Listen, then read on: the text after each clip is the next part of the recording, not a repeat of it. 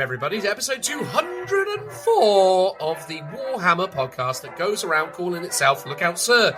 My name is Dan, and at this moment in time I would like to take a moment to introduce you to the ever so extraordinary, wonderful chap known as Phil. How you doing, pal? Having a good time? I am a shed builder extraordinaire this week. I ache all over, but the shed is built, the roof is on, but the flooring is not down. That is what I'm currently in the process of doing. Is that where the aches are coming from? The old back? Yeah, it's a lot of kneeling around, basically. Mostly on the roof, but now it's kneeling on the floor, yeah, which isn't fun. Did you not bring in any outside help? Did you not get a real man to come round and work on this with you? I did. He's called my dad. He Hey! the ripe old age of what was he, 78, and he was a trooper. He knows what to do. He was a great help, to be honest. Well, I'm glad that's working out well, pal. I think I used to back in the day. I used to get my old man to come and help me with stuff, and we'd end up just having massive barneys because we just didn't really gel very well in that. There were plenty of times where I was on the roof and I can't see him because he was down below, and I was shouting a question to him, and rather than him give me the answer I wanted, he was just telling me something else, and I was like, just answer the question because that determines what I'm doing on the roof. We got there in the end, but you know, he was a good help, so I won't diss him too much. He is a massive slave driver, though. He works very hard. Whereas really? I would have taken a couple more like tea breaks, but he was on it constantly. No rest for the wicked. That's great. Yeah. There you go. Good for him. I remember once my dad threw a hammer in my general direction out of frustration. But it was a mad thing because basically we had a bit of skirting board and we cut it to size, but it literally, we're trying to put it in, but it wasn't, obviously it was too long. But he was convinced. He was like, no, just keep hitting it. And I was like, Dad, like, it doesn't matter how much you hit it, mate. It's too big. And he was like, and I kept saying to him, could you please stop smashing holes in my wall? And he got to a point where he's like, I've had enough. And he flung it in my general, out in a moment of rage. I was like, oh, good. Cheers, Dad. After that, we never worked together again. Nor will we ever again anyway, because of the circumstances. But there we go. God, I'm talking about that again. Get over it. Right, anyway, episode 204. What are we talking about, Phil? We are talking about the Emperor's Children Codex review. We've, with long delays after the Astra Militarum one, we're now just knocking them out left, right, and centre. Next week, it'll probably be Death Guard. No, I reckon we'll do World Eaters next rather than Death Guard. Okay. Death Guard is, I don't know, Death Guard are too good. I mean, spoilers, that's what we're going to say when we get around to Death Guard, but I feel like it's better to wait for them because I feel like there's potentially some nerfs coming down the pipe for them. Fair enough. But yeah, this week, Emperor's Children. Then we have a very long, possibly one of our longest outro chats, which fills in everything else. So we do a fair bit of AOS chats talking about the new season that's coming up and the rules that they've been releasing for that. We talk about some of the new 40k reveals. We talk about Horus Hearsay website as well. All of that to come in the outro. So obviously, you know, don't skip the bits that you don't like because you want to get to the 40k bits. Listen to the AOS stuff as well. Absolutely. And of course, the 5-star review. Hang on a second, what is this? Some kind of review? A 5-star review? Well, let's get into the nitty-gritty of this Warhammer 5-star review. On this occasion, Phil, where might the 5-star review be taken from? We have all the internet to choose from. What have we chosen? I'm just going to say Apple Podcasts of Great Britain for ease of speed. So close, mate. So close. It was, in fact, Apple Podcasts of the United States of America. No less. Ooh, we do well, Phil, in the United States of America. Evidently, you know, that recent incredible trade deal that we struck with the Americans has paid dividends, and now, you know, they're enjoying, look out, sir, tariff-free. What's it? Yeah, that would be something.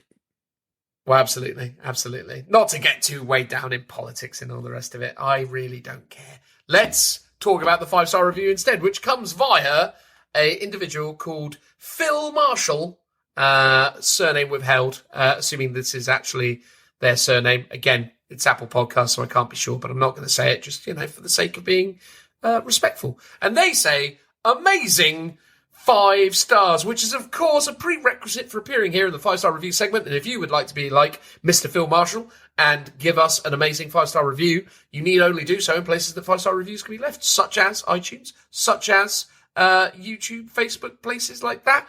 I don't think YouTube, I was supposed to say Audible, Facebook, places like that. You can also leave comments in Spotify now. I've not checked to see if anyone has yet, but you can. Maybe you would. Hey, maybe. Hey, maybe. Hey. Anyway, yes, 5-star reviews are wonderful. Thank you for everyone who's given us one in the past and are doing so now or in the future. You're amazing. But the people that are more amazing than those leaving 5-star reviews are, of course, Philip, the Patreon supporters who keep the lights on and allow us to actually buy these codexes to review, because, I wouldn't be buying this book if it wasn't the fact that I had this podcast to do, and I don't have the money to be buying it either. So thanks very much, Patreon supporters. He's so poor these days, aren't you, Phil? It's the struggling artist. Oh, mate, I tell you, it's getting worse and worse, right? The AIs are coming. Flipping heck. Basically. Anyway, yeah, that's it, right? Living the dream. What else have we got? Oh, yeah, there's merchandise as well. Talking about struggling artists, Rev Level, Lee, top guy, runs a little store doing various merchandise options. So even if you're not interested in Lookout Sir merchandise, check out the link and go look at Rev Level, because he's got a lot of really cool stuff that maybe you'll be interested in picking up, even if you don't want Lookout Sir stuff. So yeah, just to plug him. As well as our own merch also. So yeah, please check it out. But yeah, so this 5-star review came via Mr. I assume, Phil Marshall, that says, amazing, 5 stars. I know you're supposed to watch shows from first to last, but I started on the Krieg episode. Oh, he's one of those. He's one of those, Phil. Basically, he started on the Krieg episode, and he loved listening to Token You talking about Krieg, and then he was gutted to discover that the rest of it's just me and you talking about everything else. Fair. Anyway, yeah. It was one of the longer episodes, but it was very good.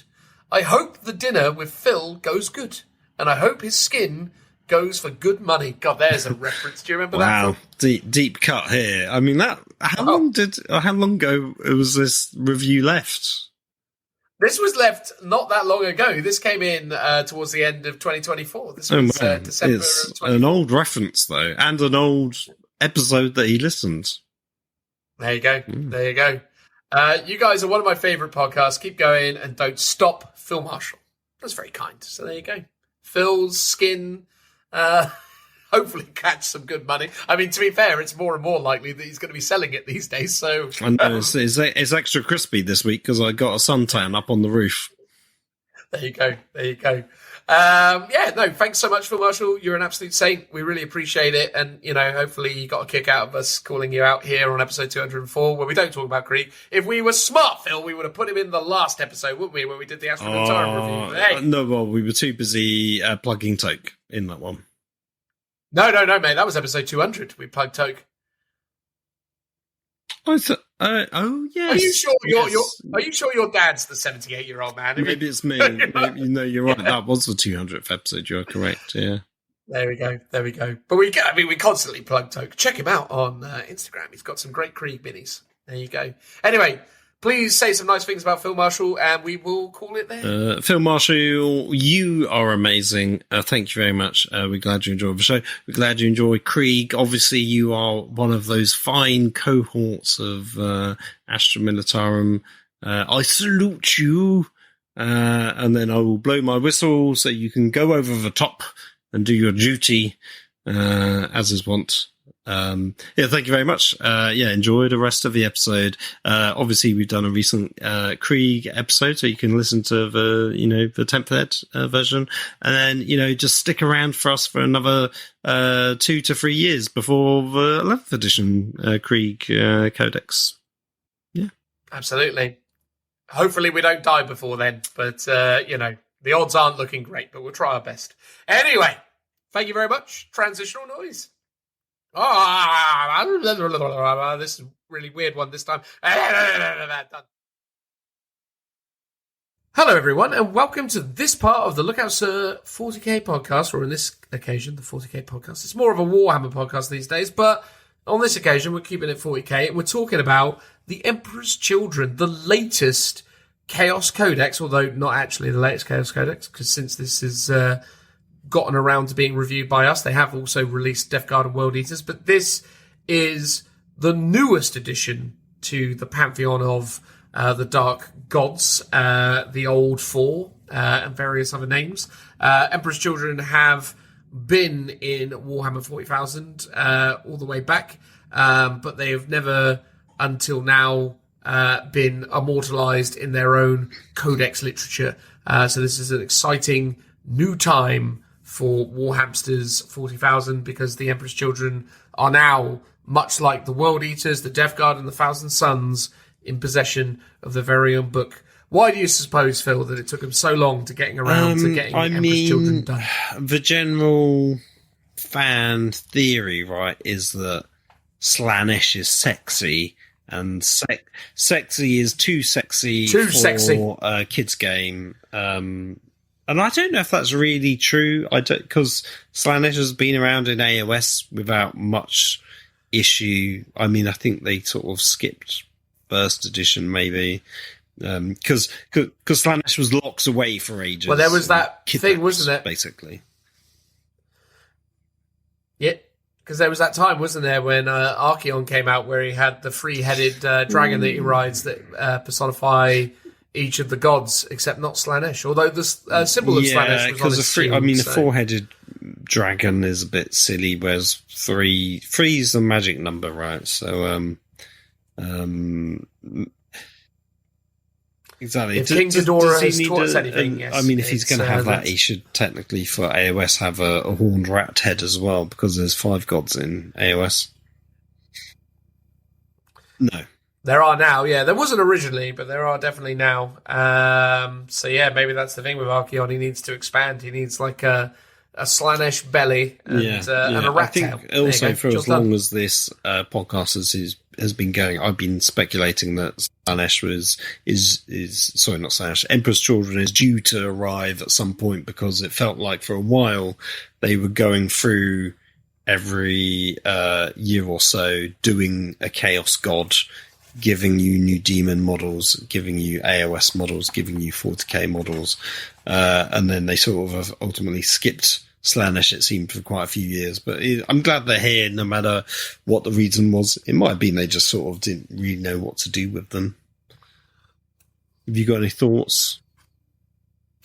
Yeah, I mean, who knows?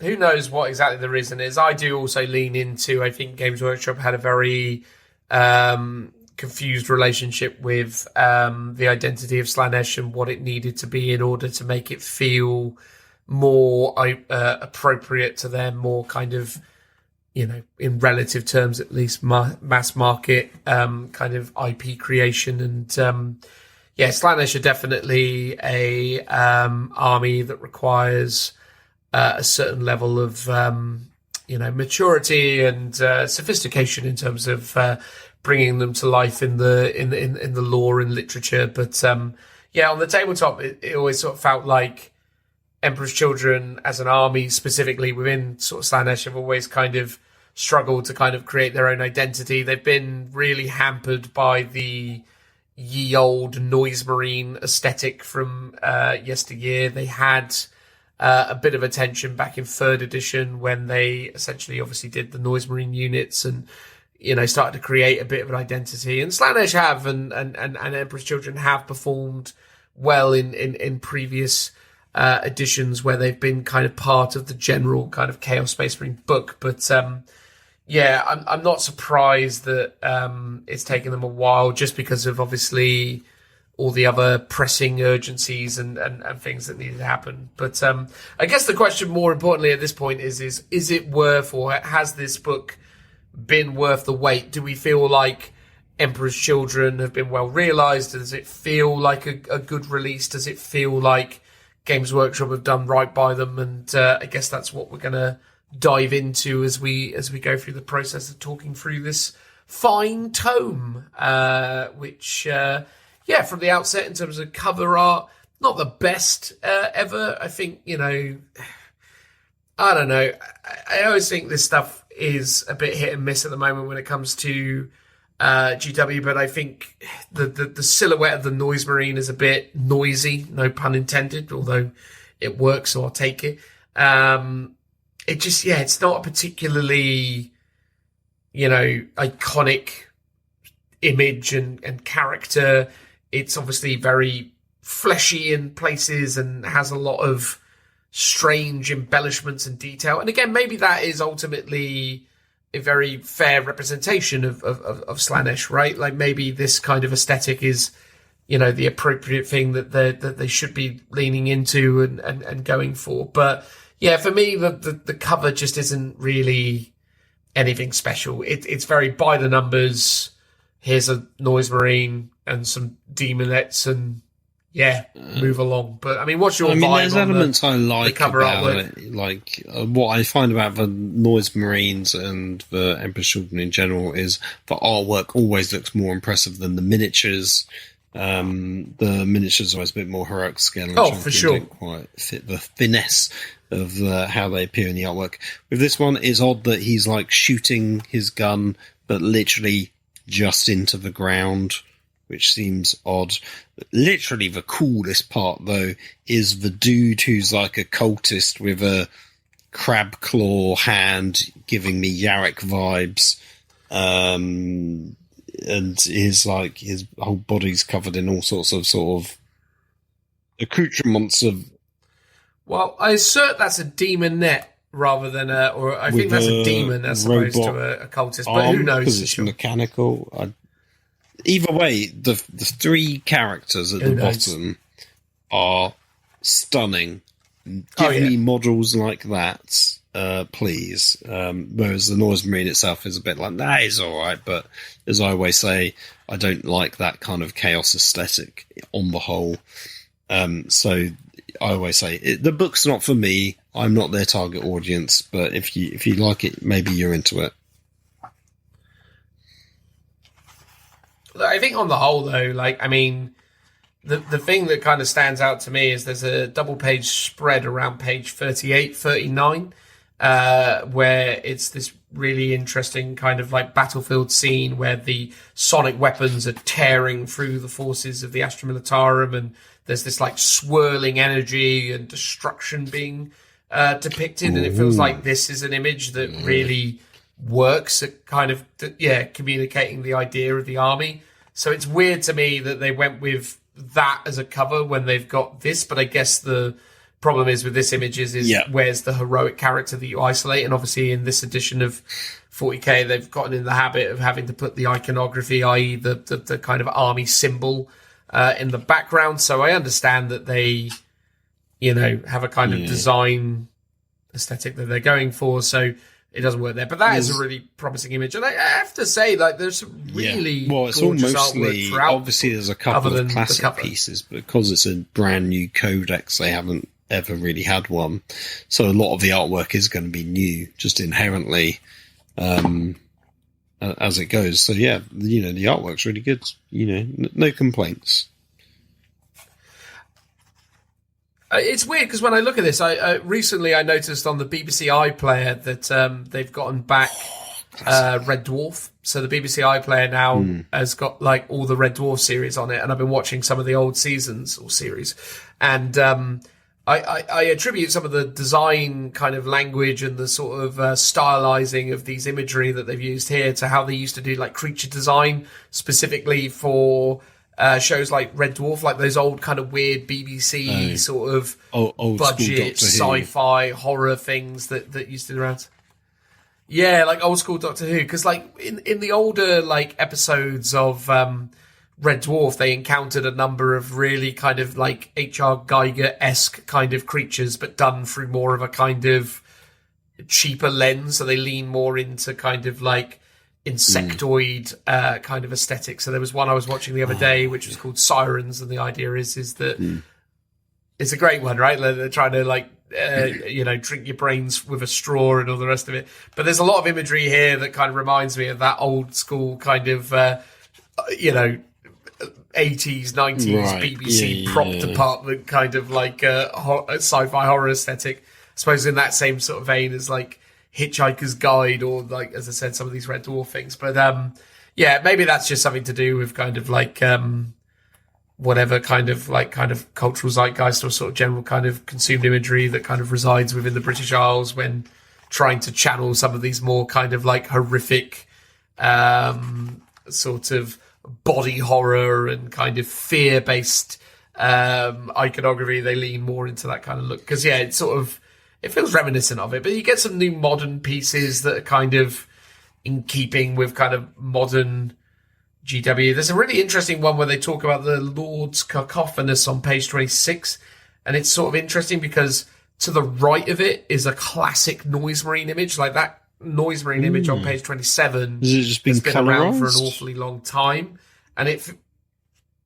has been colorized, because it was, I think, I've definitely remembered seeing that as a sort of black and white image back in the day, but it almost looks like the Lord Cacophonous has kind of been done to kind of like mirror some of those kind of like design cues, but again, in a weird way, doesn't kind of capture it quite the same. I mean, but maybe that that's just original one like was always coloured, but it was just only available in black and white print.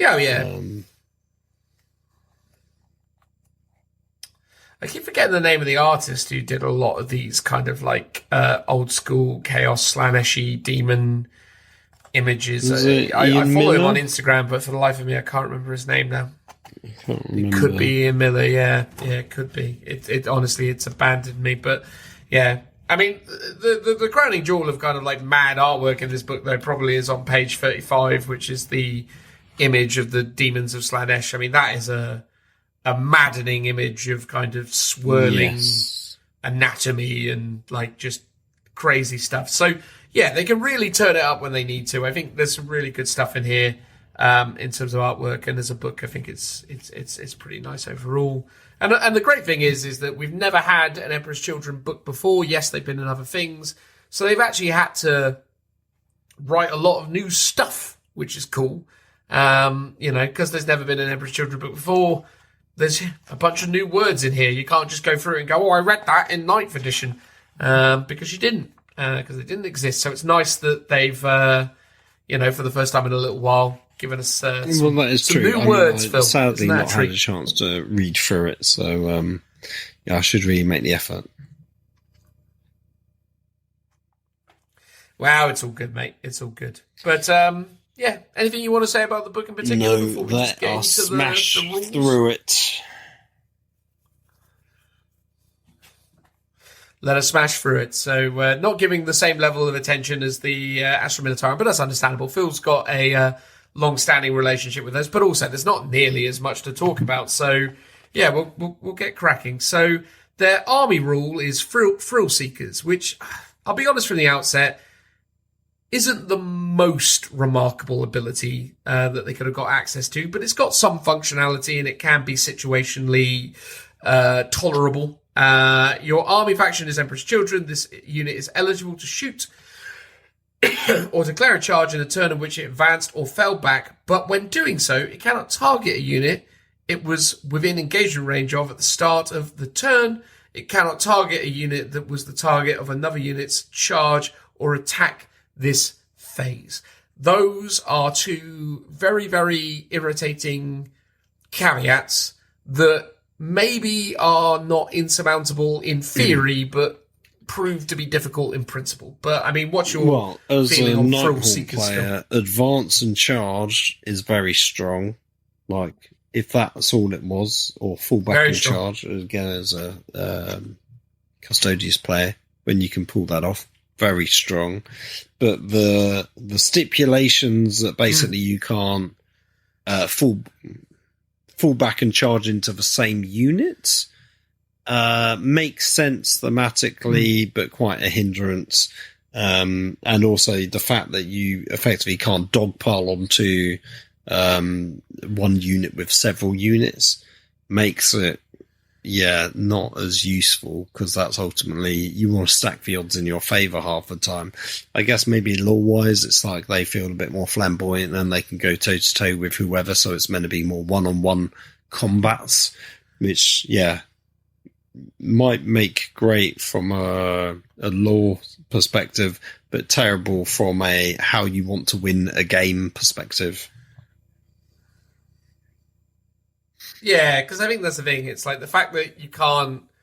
So if I've advanced, I can't then charge a unit that was being targeted by another unit's charge or attack to say. So it's like, okay, so basically, I kind of need to long bomb it with a unit and hope. I mean, obviously there are going to be circumstances where that's fine, but it's a lot of the time, and certainly when you're going into more elite opposition, you do want to soften them up with some shooting if you can. What's interesting? It's a weird rule. Hear me out. A Unit A is already in combat with your target. Unit B falls back from a different unit and then charges into the same target unit, which it's eligible to do so because it says it cannot target a unit that was a target of another unit's charge or attack that phase, which it hasn't activated, hasn't triggered that yet. However, when it comes to your combat phase, it can't target that unit because Unit A has already, let's say Unit A attacks first. It can't then attack, but the rules say you have to fight when you're in combat. How would that work? Or do you just get around it because actually Unit B, that was the one that charged in, you just attack with them first, and then Unit A is still eligible to attack? Is that a workaround? Well, I mean, the thing is, the workaround is, and you're right to point out that it's phase, not turn. So, so essentially you could fall back and charge into a combat with a unit that's already in combat on the assertion that the unit in combat isn't charging that you control. So that does happen. But then the thing is when your whole army has, in theory, the ability to fall back ideally you and want to then do that. Charge something, why would you ever be in the scenario where there is an A and B? Like, I mean, you will be because you have to work around it. To me, look, the thing is with thrill seekers, just give them advance and fall back and charge. True. Like, it's not that hard, is it? I guess I was thinking, surely they have fights first. So, but then I guess they don't, and that's no. Only Lucius has fight first. Yeah. Well, no. Sorry, Lucius has fight first when you take him as a lone op, and then if you pick one of a selection of abilities with Fulgrim, he can have fight first as well. But they're the only two things in the army that can have fight first, and they don't just get it. I guess it would be a bit too strong if it was army-wide fights first. Well, although, if everything can fall back and charge, it is also you had the ability, but it's harder to pull off. Well, exactly. Yeah, exactly. I think that's the thing. To me, one or the other. Like, if you give them all fights first, fine. If you give them all the ability to fall back and charge into whatever they want to, also fine. I'm not... Having seen it in practice, Thrill Seekers, it's not very good. And then, there's packs of excess when mustering your army, unless specifically stated otherwise. You cannot select legions of excess as your army faction. Is that the demonette specific? To the best I understand it, that is the demons. Yeah, that is correct. Yeah. No, it's not. Why is that? So under Carnival of Excess, it talks about legions of excess. It says you can include legions of excess units in your army, even though they do not have the Emperor's Children faction keywords. So it's saying basically, you can't take the demon units in your army unless you take a specific detachment. Yeah, which by the way is also really dumb, but we'll get into that in a bit. I don't know if you can read my my hot take on this book, but I don't think it's very good. It's kind of my hot take. It's weird as well because Games Workshop put out an article on like a meta-watchy type thing or whatever, where they went something along the lines of, Emperor's Children have got like a 60% win rate, but they didn't say how many people are playing them or what army they're using. So it was just literally like, they're doing really well, 60% win rate. It's like, sure, okay, if you say so. But, remains to be seen. Right. Mercurial Host has Quicksilver Grace. You can re-roll advanced rolls made by Emperor's Children units from your army. Whoopee. So that's your detachment rule. Would you like to pick I'll go for an Steeped in enhancement from this Suffering, detachment from? Emperor's Children model only. Each time a model in the bearer's unit makes an attack that targets an enemy unit below starting strength, add 1 to the hit roll. If it is below half strength, add 1 to the wound roll as well. So it's a model in the bearer's unit, right. So it affects your whole unit, which is kind of cool. Emperor's Children model only. Each time a model in this bearer's, yeah, that's legit. There's an intoxicating musk. One of those. That is something well, exactly. I don't know how much it's intoxicating, but it's certainly a musk. So each time a melee attack targets the bearer's unit, if the strength characteristic of the attack is greater than the toughness characteristic, subtract 1 from the wound roll. That is a good rule. A really good rule. Always works well. Especially when you're majoritively T4. Will come in massively helpful quite consistently. Do you want to speak to any of the specific capricious reactions for 1 CP? Your opponent's shooting phase just after an enemy unit has selected its targets. 1 Emperor's Children unit from your army that was selected as the target of 1 or more attacks. Basically, until the end of the turn. Oh, they're -1 to be hit. Not as interesting as the name implies, but again, -1 to hit is always good. Yeah. And then combat stims for 2 CP is a battle tactic stratagem. It's in the fight phase just after any unit has selected its target. 1 Emperor's Children infantry unit from your army that was selected as the target of 1 or more of the attacking unit's attacks. The effect is until the end of the phase. Each time an attack targets the unit, subtract 1 from the wound roll. So there you go. I don't know how likely that is to stack with your musk. Oh no, that's a subtract from the wound roll as well, and I think you can't subtract more than 1. Yes, in total, yeah. At least in terms of the fact effect. that you can have 2 units and -1 to be wounded in combat, that's pretty good. Indeed. Tell me about the Peerless Bladesman, Phil. This is exquisite swordsmanship. Each time an Emperor's Children unit from your army is selected to fight, if it made a charge move this turn, select 1 of the abilities below. When resolving those attacks, melee weapons are equipped with that ability. Lethal hits or sustained hits 1. You can become a custodian when you charge. There you go. The boring rules strike again, everyone. Yeah. But fine. I know. Here's the thing: when really your only choices for things like, crit hits is sustained hits or lethal hits, there's not much else you can do.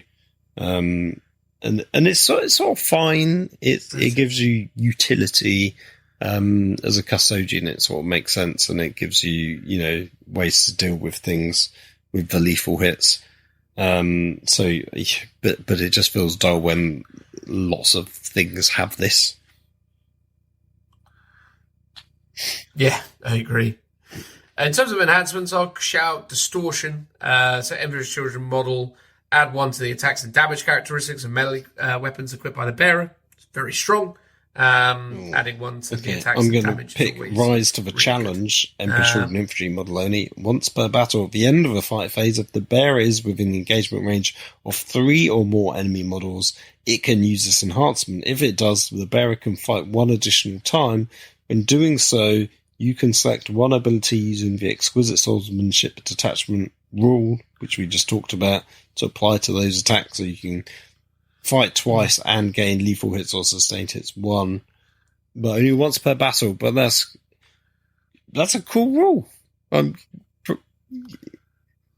It's a cool rule to their defense. I genuinely, so when I was looking through these, I feel like Peerless Bladesman is probably an okay detachment for most people's flavour of Emperor's Children. In terms of strats, I'll go with Cut Down the Weak, because who doesn't like to do that? It is a strategic ploy stratagem that happens in my opponent's movement phase, or yours for that matter, just after an enemy unit has fallen back. 1 Emperor's Children unit from your army, you can only select a vehicle if it is a walker, that is within 6 of that enemy unit and would be eligible to declare a charge against it. That enemy unit were if it were your charge phase, basically.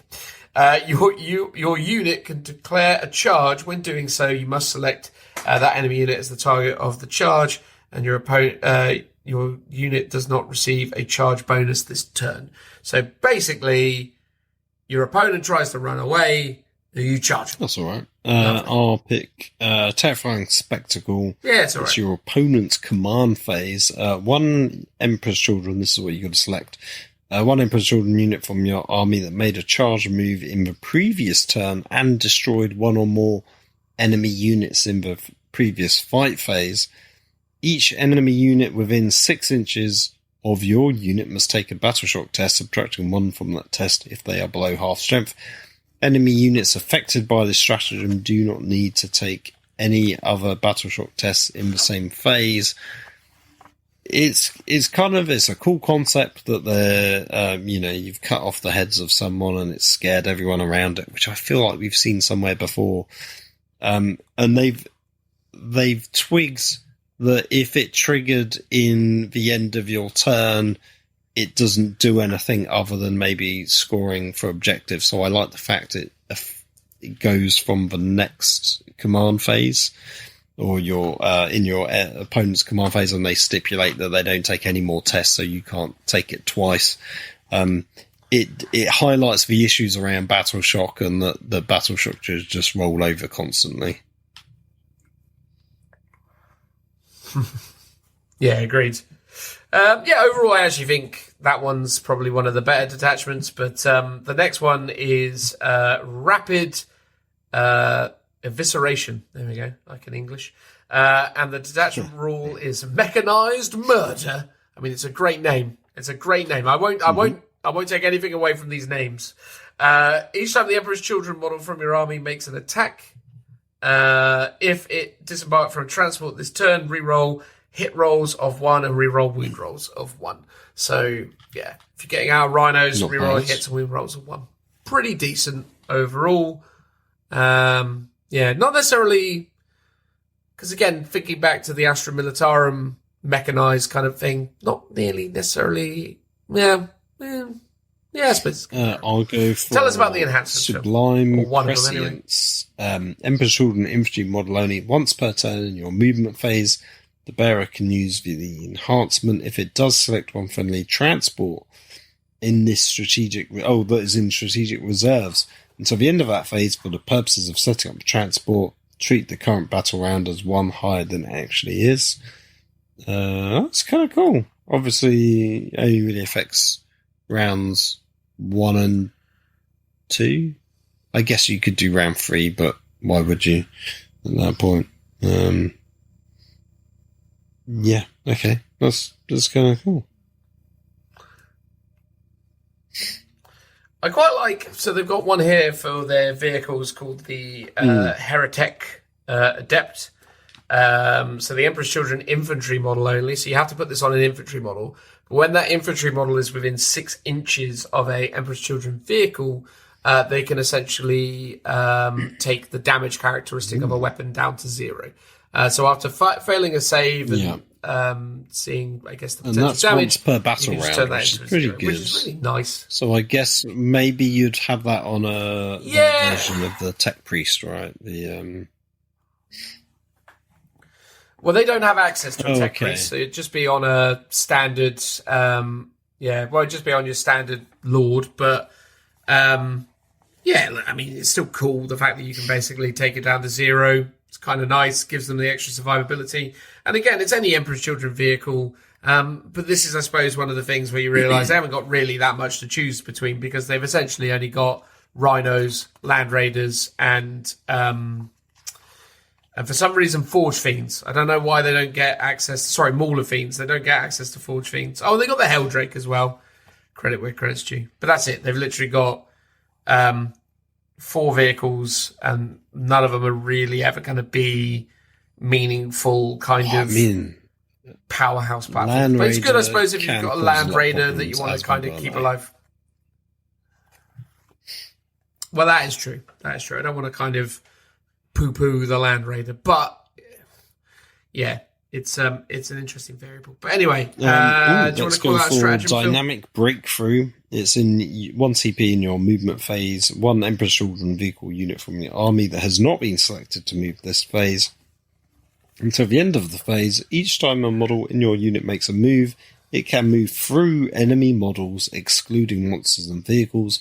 When doing so, it can move within engagement range of such models, but cannot end that move within engagement range of them, and any desperate escape test is automatically passed. So that's for the vehicle specifically, because, you select an Emperor's Children vehicle. So that's kind of cool. That's one of those rules where I go, well, why can't all vehicles have that? Because it makes perfect sense. Absolutely agree with you. Ceaseless Onslaught sounds like a good time. It's in your charge phase. One Emperor's Children unit from your army that doesn't apart from transport that made a normal move this turn. Until the end of the phase, your Emperor's Children unit is eligible to declare a charge. Okay, cool. So you can basically just get out of a Rhino and charge. Nice, so, good. Very good, to be fair, for 1 CP. Very good. Right, okay. Next, Phil, we have you got demonic empowerment. Tell us about that. Detachment rule. So it's while an Emperor's Children unit from your army is within 6 inches of one or more friendly legions of excess units, it's empowered. While a Legion of Excess unit from your army is within 6 inches of Emperor's Children unit, it is also empowered. So if you're an Emperor's Children and Legions of Excess next to each other, they're both empowered. While a unit from your army is empowered, weapons equipped by models in that unit have sustained hits 1. If such a weapon already has that ability, each time the attack is made, it basically goes off on a 5+ for a critical hit. Then you also have a Legions of Excess rule, which says you can include Legions of Excess units in your army, even though they do not have the Emperor's Children faction keyword. The combined points cost is based on the size of the game. So for a strike force, which is a 2,000 point game, you can have 1,000 points, so half your army as demons. No Legions of Excess models can be your warlord. And then for the enhancements, let's pick Warp Walker. Emperor's Children or Keepers of Secret model only. Each time the bearer unit advances, do not make an advance roll. Instead, until the end of that phase, add 6 inches to the move characteristic of models in that unit. Each time a model in the bearer's unit makes a normal, advance, or fallback move, it can move through enemy models. When doing so, it can move within engagement range of such models, but cannot end the move within engagement range, and any desperate escape tests are automatically passed. Which feels like a new trend when they're talking about those kind of rules, talking about desperate escape tests, because it feels like previously that has maybe been overlooked. So yeah, the fact you can just move through stuff for the whole unit as well, once it's on a model that can maybe join a unit or the Keeper of Secrets, that's kind of cool. It's alright. Yeah, that seems alright. You've got the Empiric Suffusion, which is Emperor's Children model only. Once per battle round, you can target one friendly Slanesh unit within 6 of the bearer with the Heroic Intervention stratagem for 0 CP. So there you go. A very odd setup, but fine. I can target a Slanesh unit within range of one of my Emperor's Children models, and then for 0 CP, they will Heroic Intervene. So I guess the idea is you are hanging out with Slanesh demons. But I guess you will want to in close proximity to be empowered. But specifically Slanesh keyword. Yes, which that's true. Yeah, I guess all of the Legions of Excess has, but maybe not. No, I think they all do. All the demons anyway will have Slanesh. Unless do the regular guys also? Does the Emperor's Children also get Slanesh as a keyword because it's a god? Oh, okay. Oh, they do too. Yeah, they do too. Okay. To be fair, so everything's got Slanesh as a interesting. keyword. Okay, yeah, that one's quite good. Yeah, that's good. Stratagem wise, just because Phil got ahead of himself and started doing enhancements too soon. I'll do a stratagem. I've started, so I'll finish. And I will go with the static slaughter. Why not? It's 1 CP and it's used in the fight phase just after a Legion of Excess unit from your army destroys an enemy unit. That Legion of Excess unit and 1 friendly Emperor's Children unit within 6 of it that is not within engaged range of 1 or more enemy units can be the target. And your Emperor's Children unit can declare a charge. If it does so, it has already been selected to fight this phase. It cannot fight again this phase. Your Emperor's Children unit can declare a charge. Huh? 5 days just after the Legion unit of your army destroys an enemy unit. Oh, okay. Fair enough. So Okay. more charging and fighting and things. I'll go for alright. Sustained by Agony for 1 CP. So it's for the fight phase, just after an Emperor's Children unit from your army destroys an enemy unit. That Emperor's Children unit is the target, but then the effect is select 1 friendly Legions of Excess unit within 6 inches of your unit. 1 model in that Legions of Excess unit recovers up to 3 lost wounds, or if it's a Demoness unit, return up to D3 plus 3 destroyed models to it instead. Which feels a lot more. That feels a lot better than just plus 3 wounds, but either way, that's quite tasty. Yeah. It is weird, by all accounts, that they are basically locking the Legions of Excess, the demons, into this specific detachment. It feels odd that you can't take them any other way. Right. Well, wait, Yeah, this probably. Is the first, I've this not is the reviewed. first one, but that's what I assume so. And because we haven't had generic Chaos Marines Codex, have we? Yeah, we've had generic Chaos Space Marine Codex, but the way they got around it was they took allies from Index Chaos Demons. So they basically add ally units from the Chaos Demon side of things. So they had specific I mean, rules. I sort of always assumed this is how it was for all the Chaos Codexes. There's just one detachment which has it in that you take them, although it's not very flexible. Like, it would sort of make sense that every detachment could take demons, but there is a demon-specific one if you want to do that. Yeah, probably. Again, in the case of Chaos Space Marines, no. Although they did have more an emphasis on, like, what do they call them now? The demon, the Vashtor stuff. Yeah. So they had like a Vashtor detachment, which was the demon engine stuff. But yeah, the way they did demons is they basically synergized with Codex, or rather Index Chaos Demons, and take them as allies from there. I think at some point, once they've done Thousand Suns, they'll probably revisit that and figure out how that works. But whatever the case, fine is what it is. Next, we have the coterie. I think that's how you're pronouncing this. Coterie of the Conceited. Mad old name. Pledges to the Dark Prince. At the start of the battle round, if your warlord is on the battlefield, you must pledge a number to Slaanesh, representing how many enemy units you will be destroyed this battle round. At the end of the battle round, if the number of enemy units destroyed this battle round is greater than or equal to the pledge, you gain a number of pact points equal to your pledge. Otherwise, you do not gain any pact points this battle round, and your warlord, naughty fella, suffers D3 mortal wounds. Emperor's Children units from your army gain bonuses depending on how many pact points you have gained during this battle, as shown below. These are all cumulative.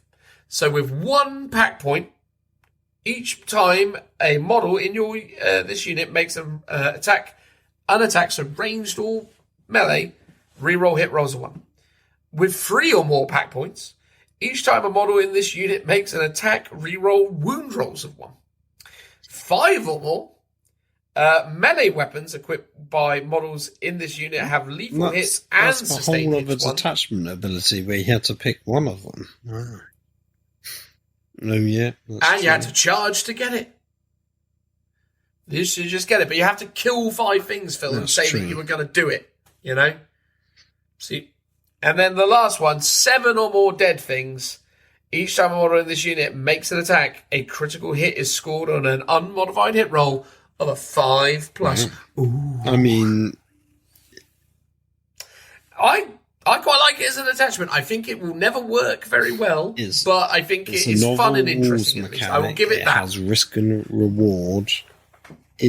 I think you could play it safe and go, well, I'll do at least 1 point a turn. So by game battle round 3 onwards, well, no, I guess you get. Wait, when do you actually gain it? I guess at the end of the turn, right? So from 4 onwards, you've got 3 or more, but you could easily, probably back round 1. You're probably going to get 0 to 1 kills unless you can, not like realistically. But turns 2 and 3, you're probably going to, kill at least 2 to 3 units. So you could rack them up quickly potentially. Yeah. I mean, again, if you're going to win a game, you got to kill some stuff and you got to trade. So I think, and again, I like the fact that there is at least a system it's where not you have to state a number. It's not a drive itself rule set. It's something that requires thought to pull off. Yeah. And based on that, I'm in favour of it. I think that's one of the things that I like about it. For me, even though I don't think it's necessarily the strongest attachment, I think it's got the most interesting rules so far in terms of options. So for me, if I was to do this army, I'd probably lean into this mechanic because it seems at least interesting. No, I agree. I'm going to tell us about an enhancement, Phil. Eternal Servitude. Emperor's Children model only. The first time the bearer is destroyed, take a leadership test for the bearer. And at the end of the phase, if the test is passed, set the bearer back up on the battlefield as close as possible to where it was destroyed and not within engagement range of 1 or more enemy units. That with D6 wounds remaining up to its wound characteristic. That's quite interesting. Yeah, it's not bad. Yeah. We've got the Pledge of Dark Glory. Emperor's Children models only, while the bearer is leading a unit. Improve the leadership and objective control characteristic models in that unit by 1. Love that. Though it's always a really interesting thing when they throw out a statement of improve, because obviously the implication is an improvement is going up. Effectively, there's context. There's context to that statement, right? Because to improve your OC is to make it more. Yes. To improve your leadership is to make it less. So now, but basically, anyway, I think it just needs a little bit of finessing in terms of the wording. But basically, what they're saying is reduce your leadership characteristic, increase your OC. But depending on how you interpret that, you could be like, oh, you're now leadership 7 rather than leadership 6. But I think so you're worse. Which one of those is being improved? Yes, exactly. Yes, I agree. But then, having a higher number is an improvement. Try that not actually. Well, no, is it in this? Exactly. So no, you said you're improving it, so it's your leadership 7 now. Anyway, I'll just give us a strat, Phil. Unbound Arrogance. So it's your shooting phase or the fight phase just after an Emperor's Children unit from your army destroys an enemy unit. It's 1 CP. You target the Emperor's Children unit. You increase your pledge to Slaanesh by 1, but you cannot use a stratagem. You can only use a stratagem once per battle round.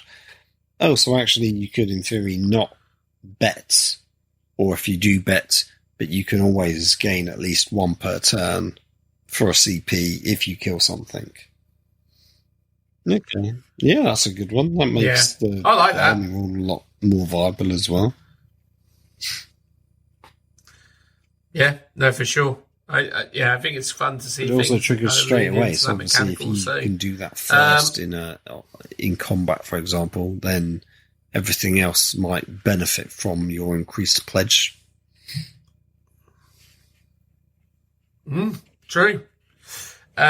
We've got Embrace the Pain for 1 CP. This is like me when I'm going to the gym these days.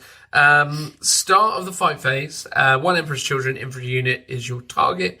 Until the end of phase, each time an enemy model with engagement range of your unit selects targets, it must select your unit as the target of its attack. So you can't target anything else. You must embrace this pain. So, yeah, it's a really fun way of preventing people from maybe, attacking more valuable targets. So if you've got some chaffy units that want to kind of perform a bodyguard function, that strat gives you that option. We've got one last detachment, Phil. One the more Slaanesh detachment chosen. than the guard Tell us about it. I am not bitter. You get internal rivalries. So it's Emperor's Children character units from your army can ignore any or all modifiers to their move characteristic and any or all modifiers to advance and charge rolls made for them. At the start of the battle, your Warlords unit is your favoured champions. The first time in each player's turn that an Emperor's Children character unit from your army destroys an enemy unit, after resolving all of its attacks, the character's unit becomes your army's new favoured champions, replacing the old one. Each time a model in your army's favoured champion unit makes an attack, you re-roll the wound roll.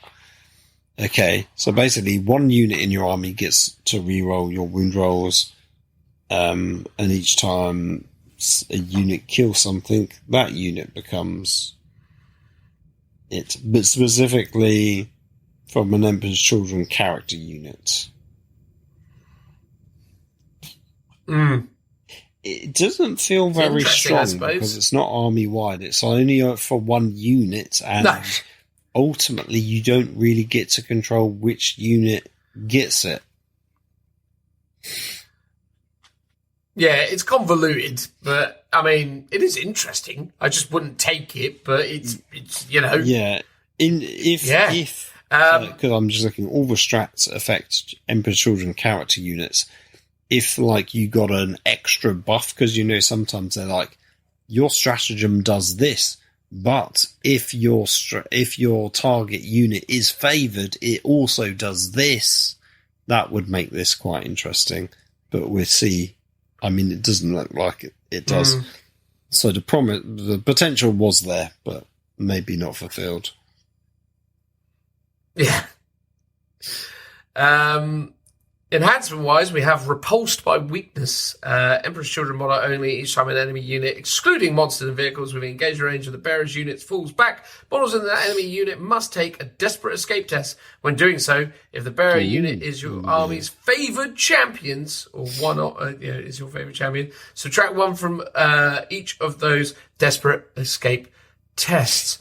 Again, if you subtract 1 from them, it makes them actually... Oh, no. No, that's right. Yes. No. Yes. Yeah, it's that is the right language. Sorry, I'm being facetious. Yes. Yeah. Yes, that's correct. Yeah. Fine. Yeah, fine. Desperate escapes, but they trigger on 3 pluses. To go with Slayer of Champions. Not bad. Emperor's Children model only. The bearer's melee weapons have precision.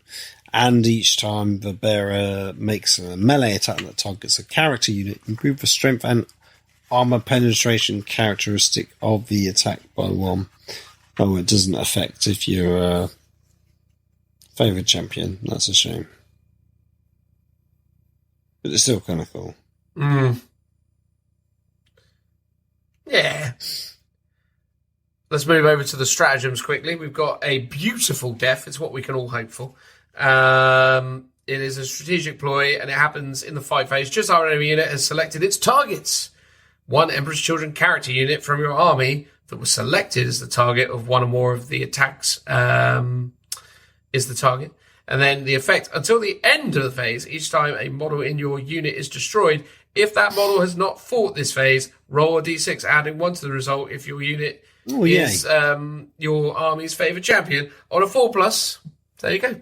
On a 4+ or a 3+ in the other instance, do not remove the destroy model from play. It can fight. Way there you go. Fight on death. A beautiful death.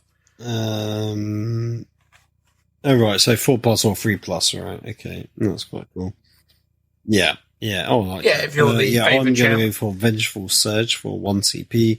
You select it in your opponent's shooting phase just after an enemy unit has been selected. You target one Emperor's Children character unit from your army that was selected as the target of one or more of the attacks. After the attacking unit has shot, for each unit, your unit can make a surge move. To do this, roll a d6. Each model in the unit can move a distance in inches up to the result, but your unit must end that move as close as possible to the closest enemy unit. When doing so, those models can be moved within engagement range of the enemy unit. If your army is not your favoured champions, you can re-roll the dice to determine the distance of its surge move.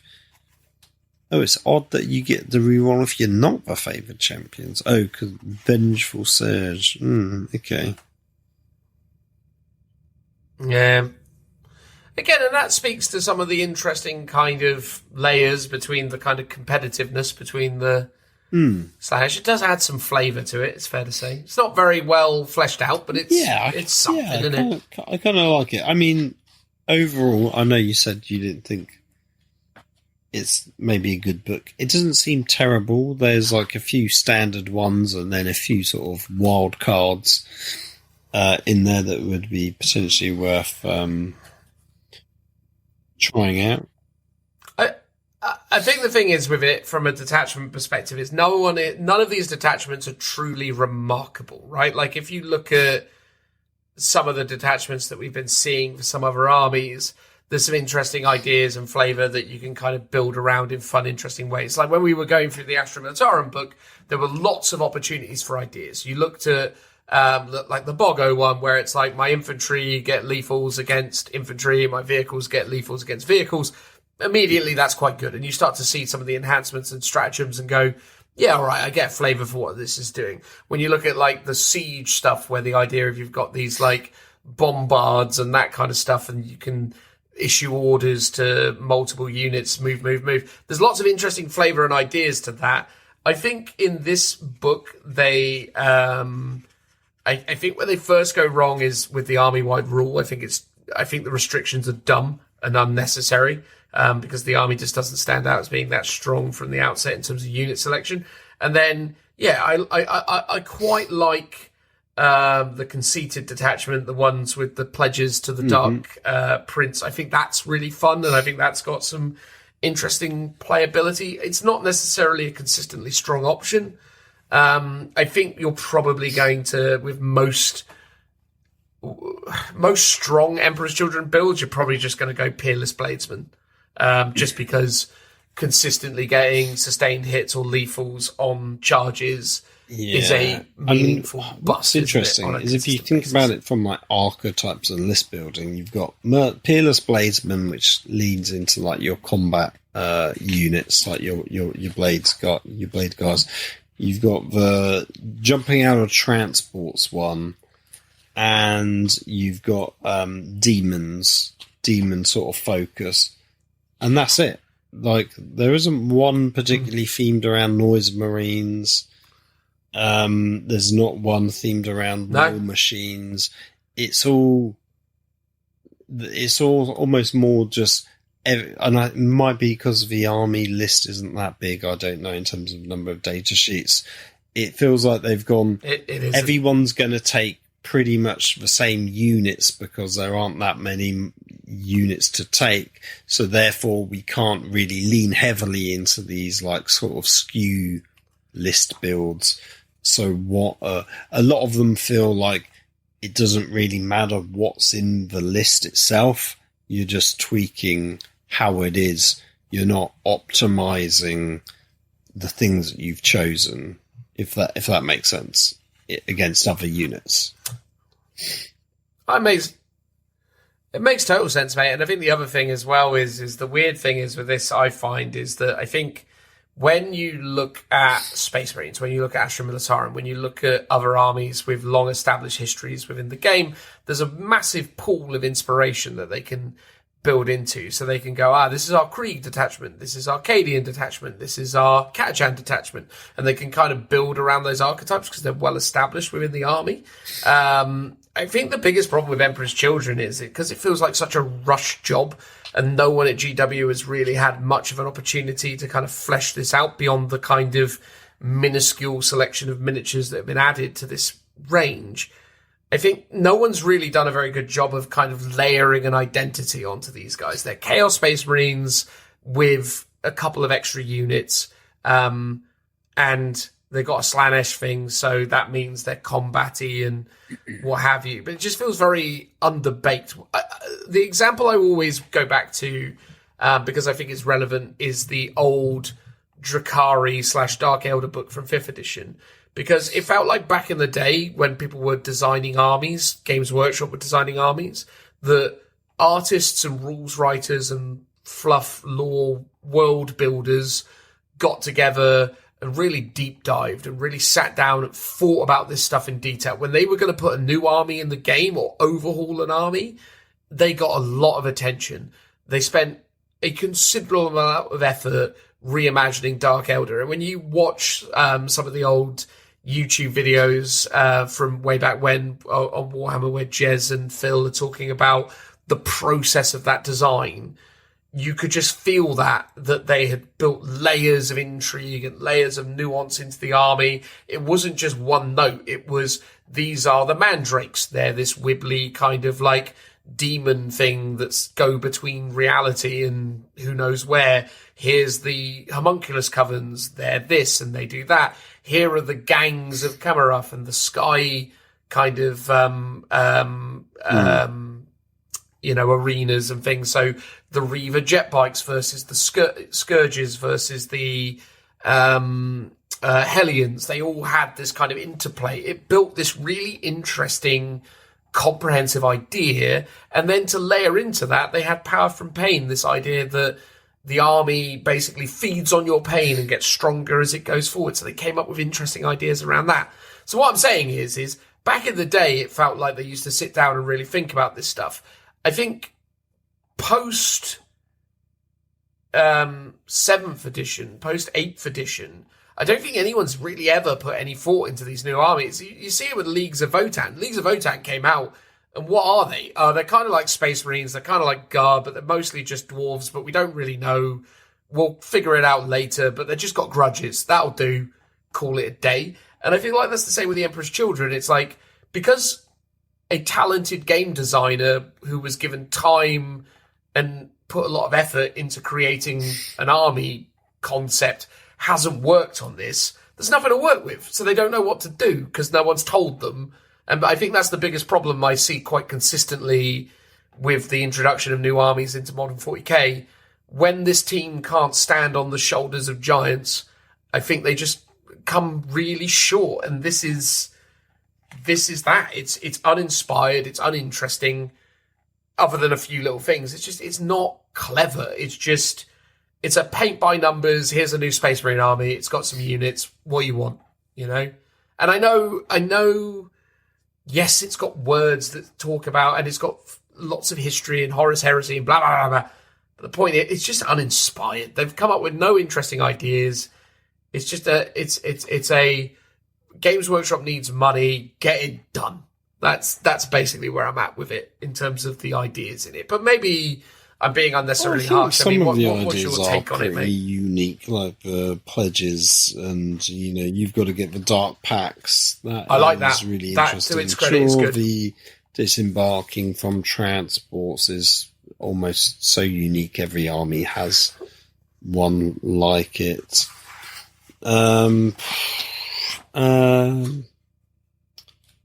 I don't know. I find it odd that here's the thing. We've literally just talked about them, and there's 6 of them. If you were to sort of ask me to describe all of them, I could probably give you 2 or 3. So I don't think they. Yeah. I think a slight grumble. Guard in their vastness, got 5 detachments, and it felt like they could have had a couple more. This one felt like maybe they were sort of clutching at straws to give you 6, just sort of almost for the sake of it, when they don't necessarily need that many, or a lot of them aren't maybe unique enough from each other. And yes, you've got ones that are interesting, like the Dark Packs, but like, how viable is that from a gameplay point of view? Because it's not necessarily an easy one to maybe achieve. But I do hope people pick those ones. I'd like to play against someone with that, because it just sounds really interesting. I agree with you, but because it's interesting, they'll want to run it. They'll just do the they'll do the stuff that's consistently good. Thought when I said it's not very paint by numbers, right? Because a lot of people, especially in tournaments, you're very sort of time starved. Competitive players like consistency, so will they just always lean towards other detachments that give you reroll your wound rolls or whatever it might be? Another chosen one again. Like, you've got this just one unit that's always being slightly better than all the others. Really cool concept, I think. So, I think they're cool concepts, but they don't really feel like they're great, like defining archetypes for that army. But then, maybe the idea of being the best unit in your army is very Slaanesh, and I think some of them do stand out. Like, in theory, like the Pact one, like, if I was being a bit mean about it, it's very generic chaos. That could work for any of them, any chaos god. It's, it's themed around killing stuff, but that's it. It's like, cool, Khorne could do that as well, right? The Slaanesh chosen one does feel very Slaanesh, because it's about being prideful as a unit. But the Blazeman one is interesting. I think more people will pick that because it's generally good, but it's super dull and generic and uses lethal hits and sustained hits, and that's what Custodes has. As a Custodes player, I don't mind it, even though it's really generic. It's just a useful toolkit to have, and it personally for me, it's super easy to learn and isn't very complicated, so it's quite beginner friendly. That one. Yeah, I agree. I think this is the thing, though. I think, and again, at the end of the day, I understand what they're up against. They have to churn these things out now, and some new models were coming down the pipeline, and they had to come up with rules, and they had to flesh this out, right? We're going to get into the data sheets in a moment, but I think just to close off on the formations, or more specifically the detachments, and the general kind of universal rules. I just think, it's not. It's weird. It feels like. To reference a statement made in, I think it was The Lord of the Rings, where I think it was Bilbo says this when Frodo meets him in like Rivendell or something. He goes like, I feel like too little butter scraped over too much bread, or whatever it is. It's that thing where it's not a lot, right, and they're trying to make it go as far as they can.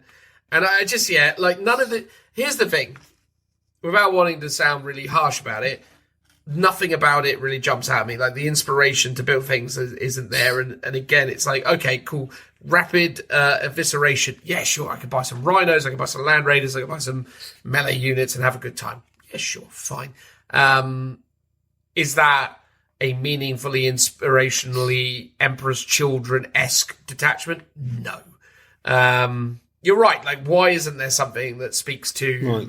I was almost expecting. Because again, right? Noise Marines are really good. Noise Marines become battle line. Take 6 units of Noise Marines. Maybe that's too broken, but Noise Marine. When you think of it wouldn't be. When you think of Emperor's Children, you think of Noise Marines, and there isn't really anything that as a detachment even references them, which just feels odd as a concept. Yeah, really odd.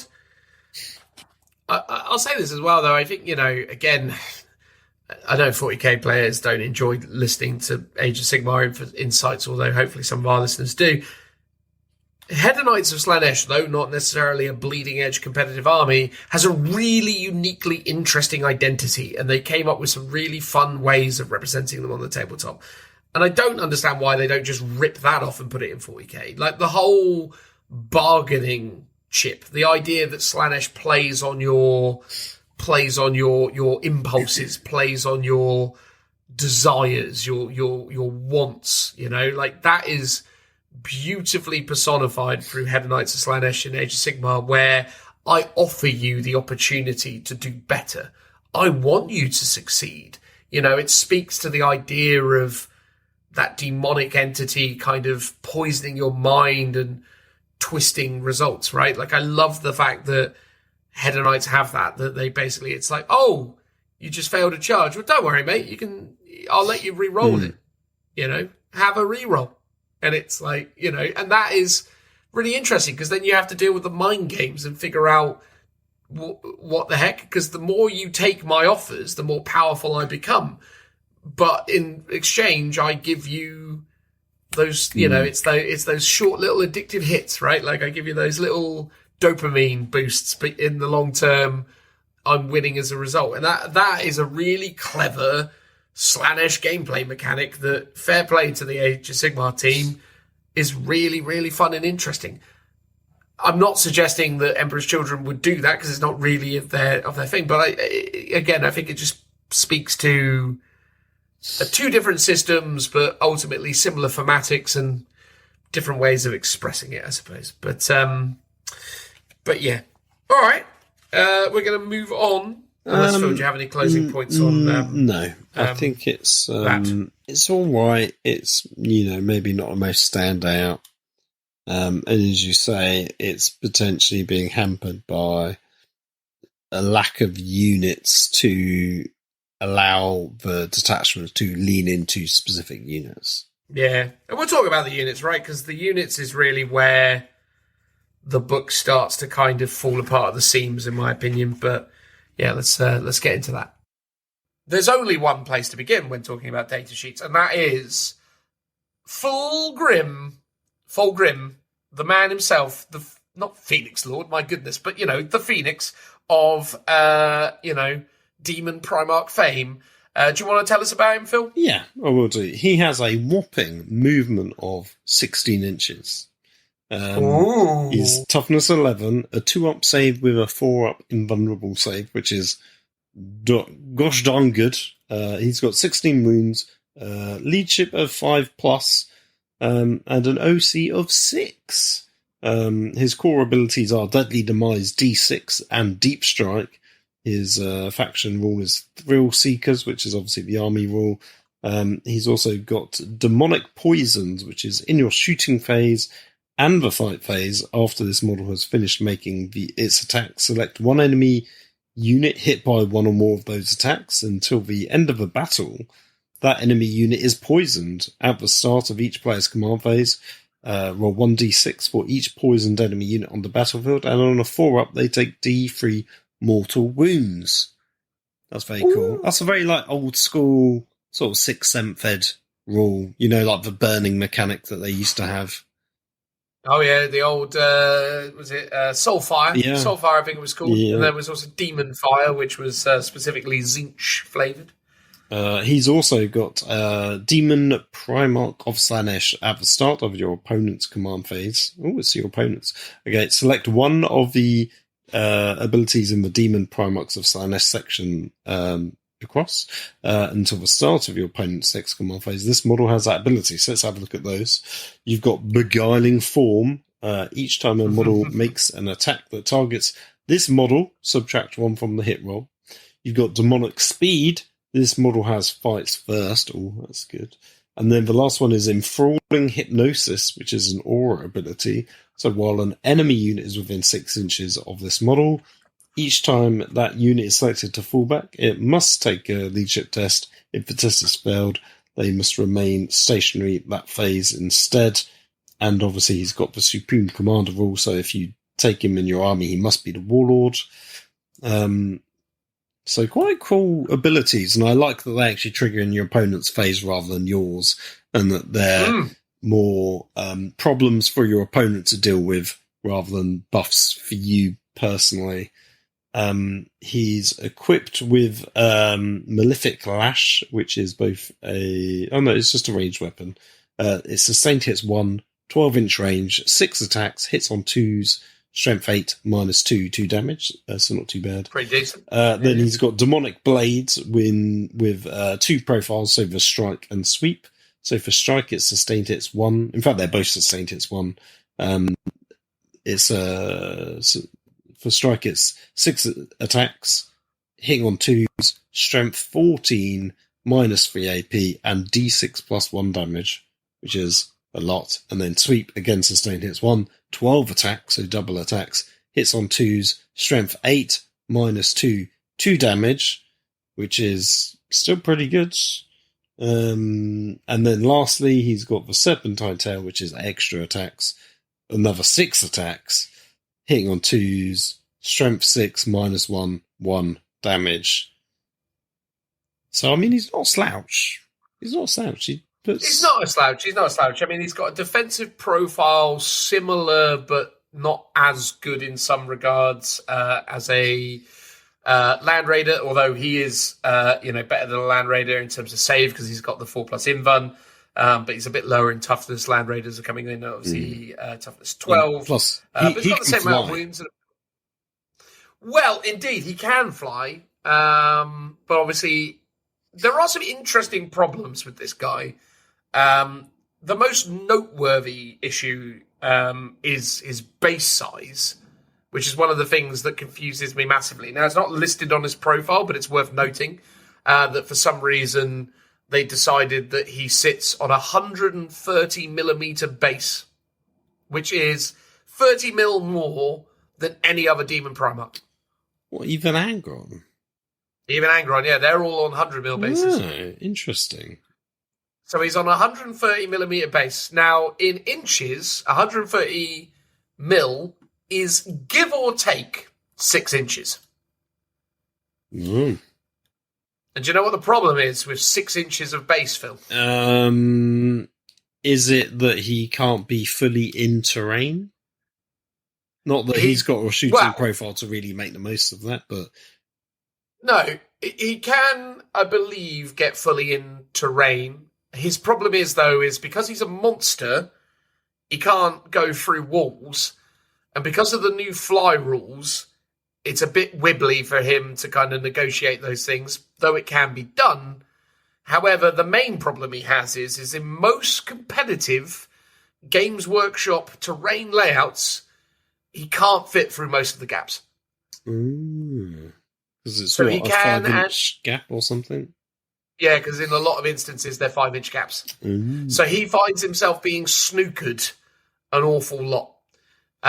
Because he doesn't have sufficient movement to negotiate these obstacles, because the problem he has is with the way that the ridiculous geometry or Pythagoras' theorem or maths of the situation works, uppy downy over these terrain features requires him to obviously go... Well, yeah, 5 up, 5 down, even at an angle. And then he's also still got across. To go...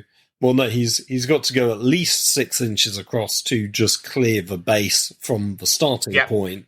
But then if there's any sort of thickness to a wall, or he wants to basically go over an entire building, he needs... he has exactly 0 inches to play with, because he's got a 16-inch move. So 2 5s plus a 6 is, he can technically go through a 0 millimeter thick wall, up and down, and and can't do anything else.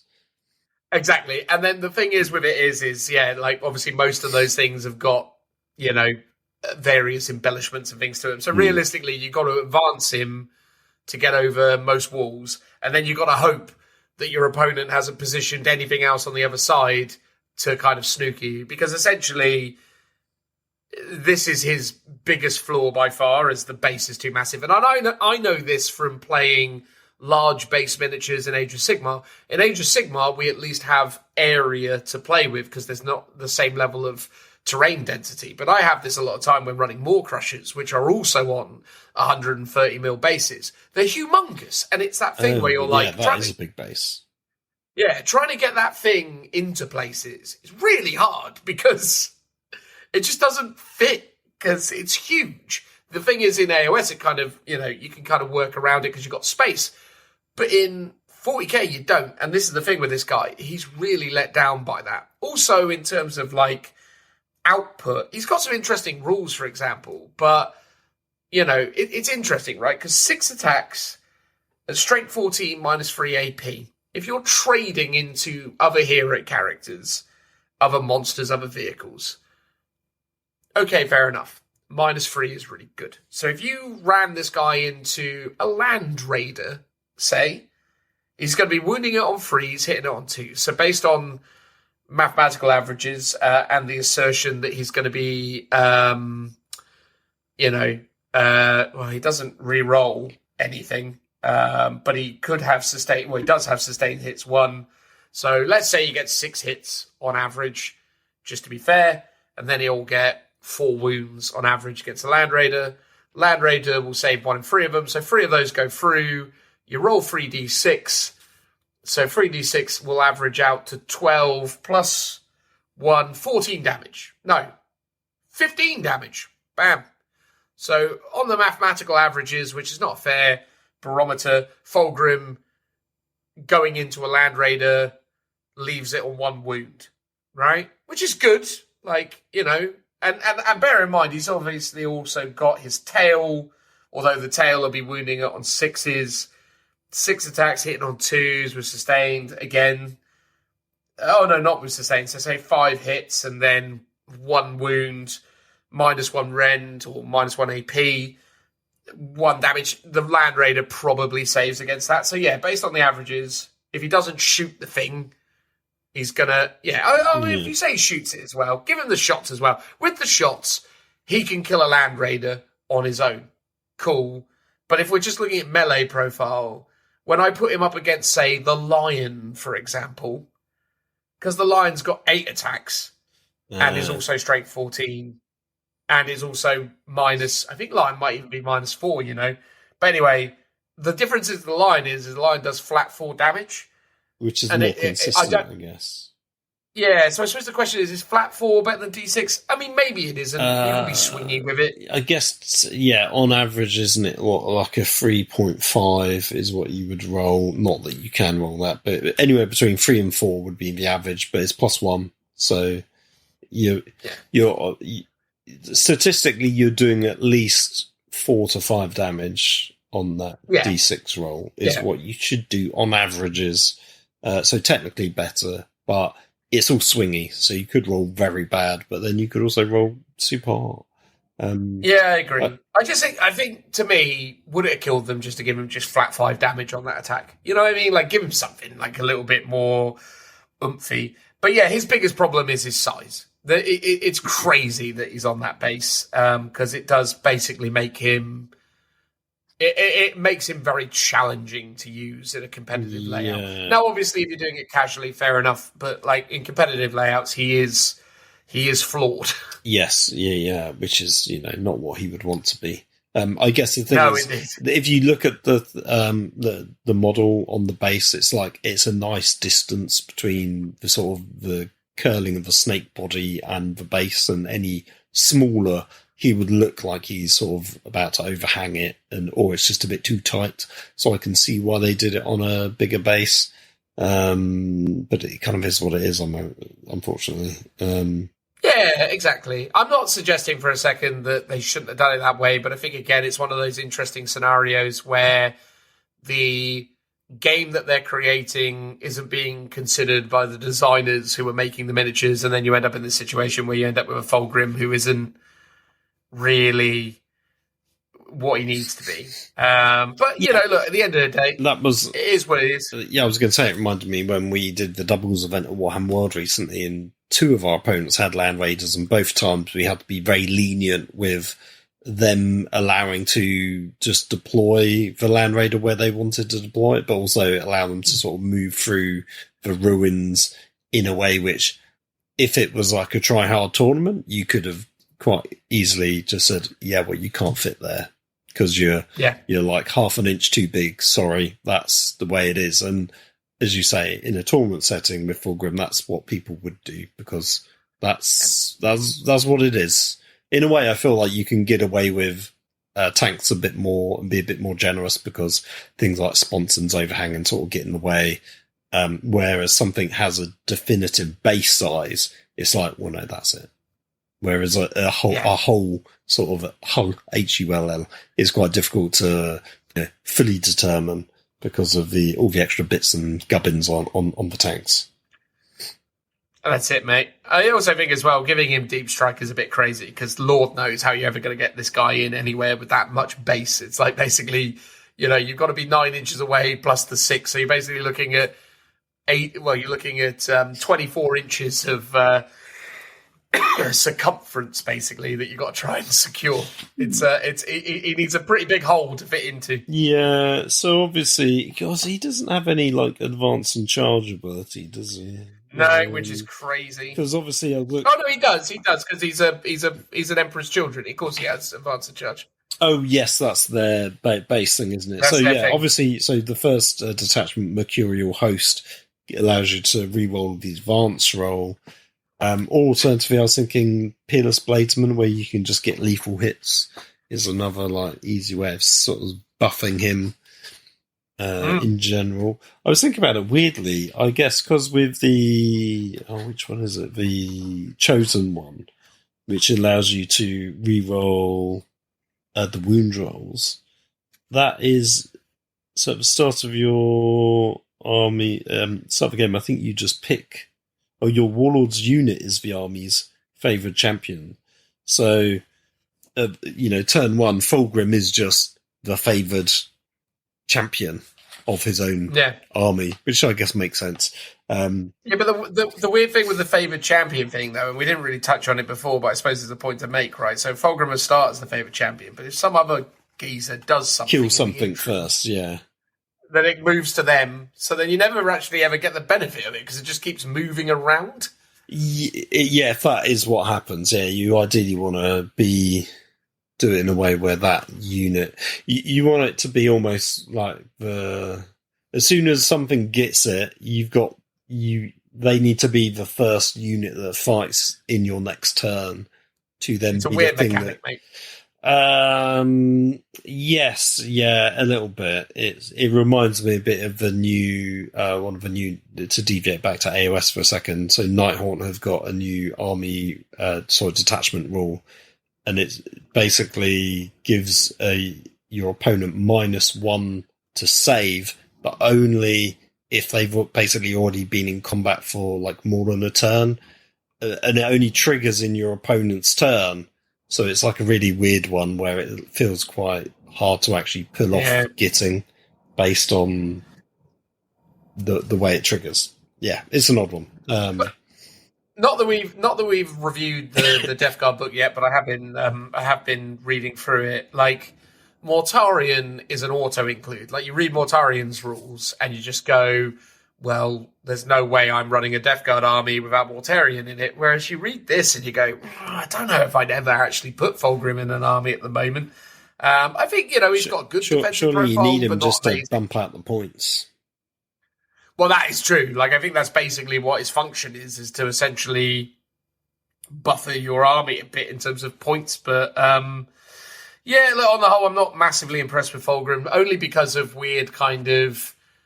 Mostly just because of the base size thing. I think if they solve the base situation and or give him the ability to move through terrain, I think he'll... Yeah, because obviously they've done that with other Primarchs, but just the non-monster ones, right? Just so the Imperium ones basically have those abilities.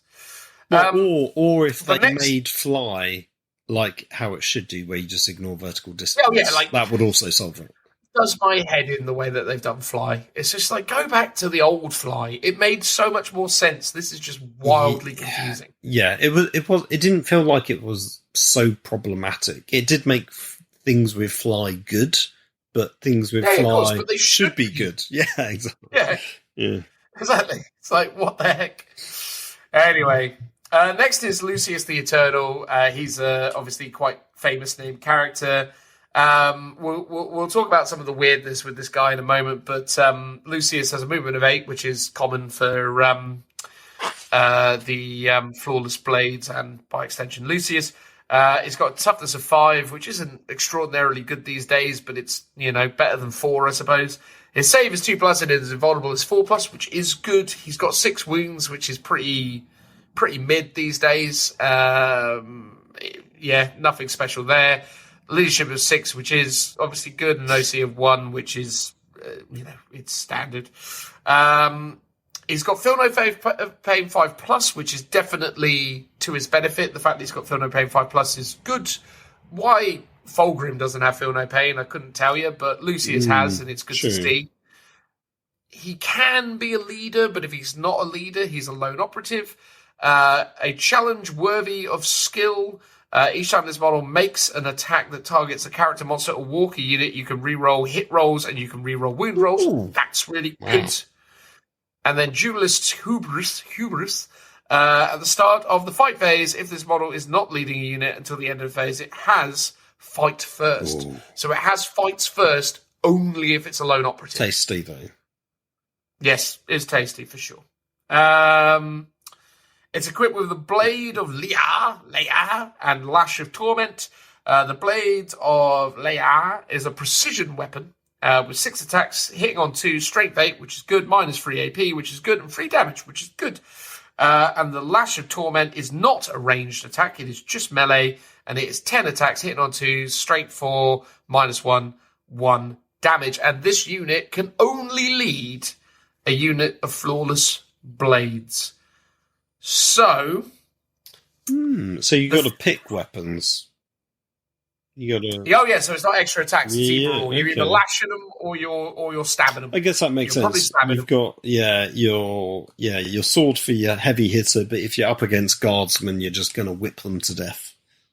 I don't know, man. I think probably against guardsmen, I'd still just use the sword because it's just guaranteed kills. So it's true, but it's only 6 attacks. But as if you're trying to achieve for a unit. Rerolling hit, rerolling wounds. I'm hitting them all on 2s, rerolling. I'm hitting them all on 2s, rerolling. So realistically, and also if I'm in this Flawless Blade detachment, or whatever it's called, you can get sustained hits. Yeah, exactly. So I'm rolling that. Yeah, outbait attack. Say I get once it sort of converts. Say I get 9 hits.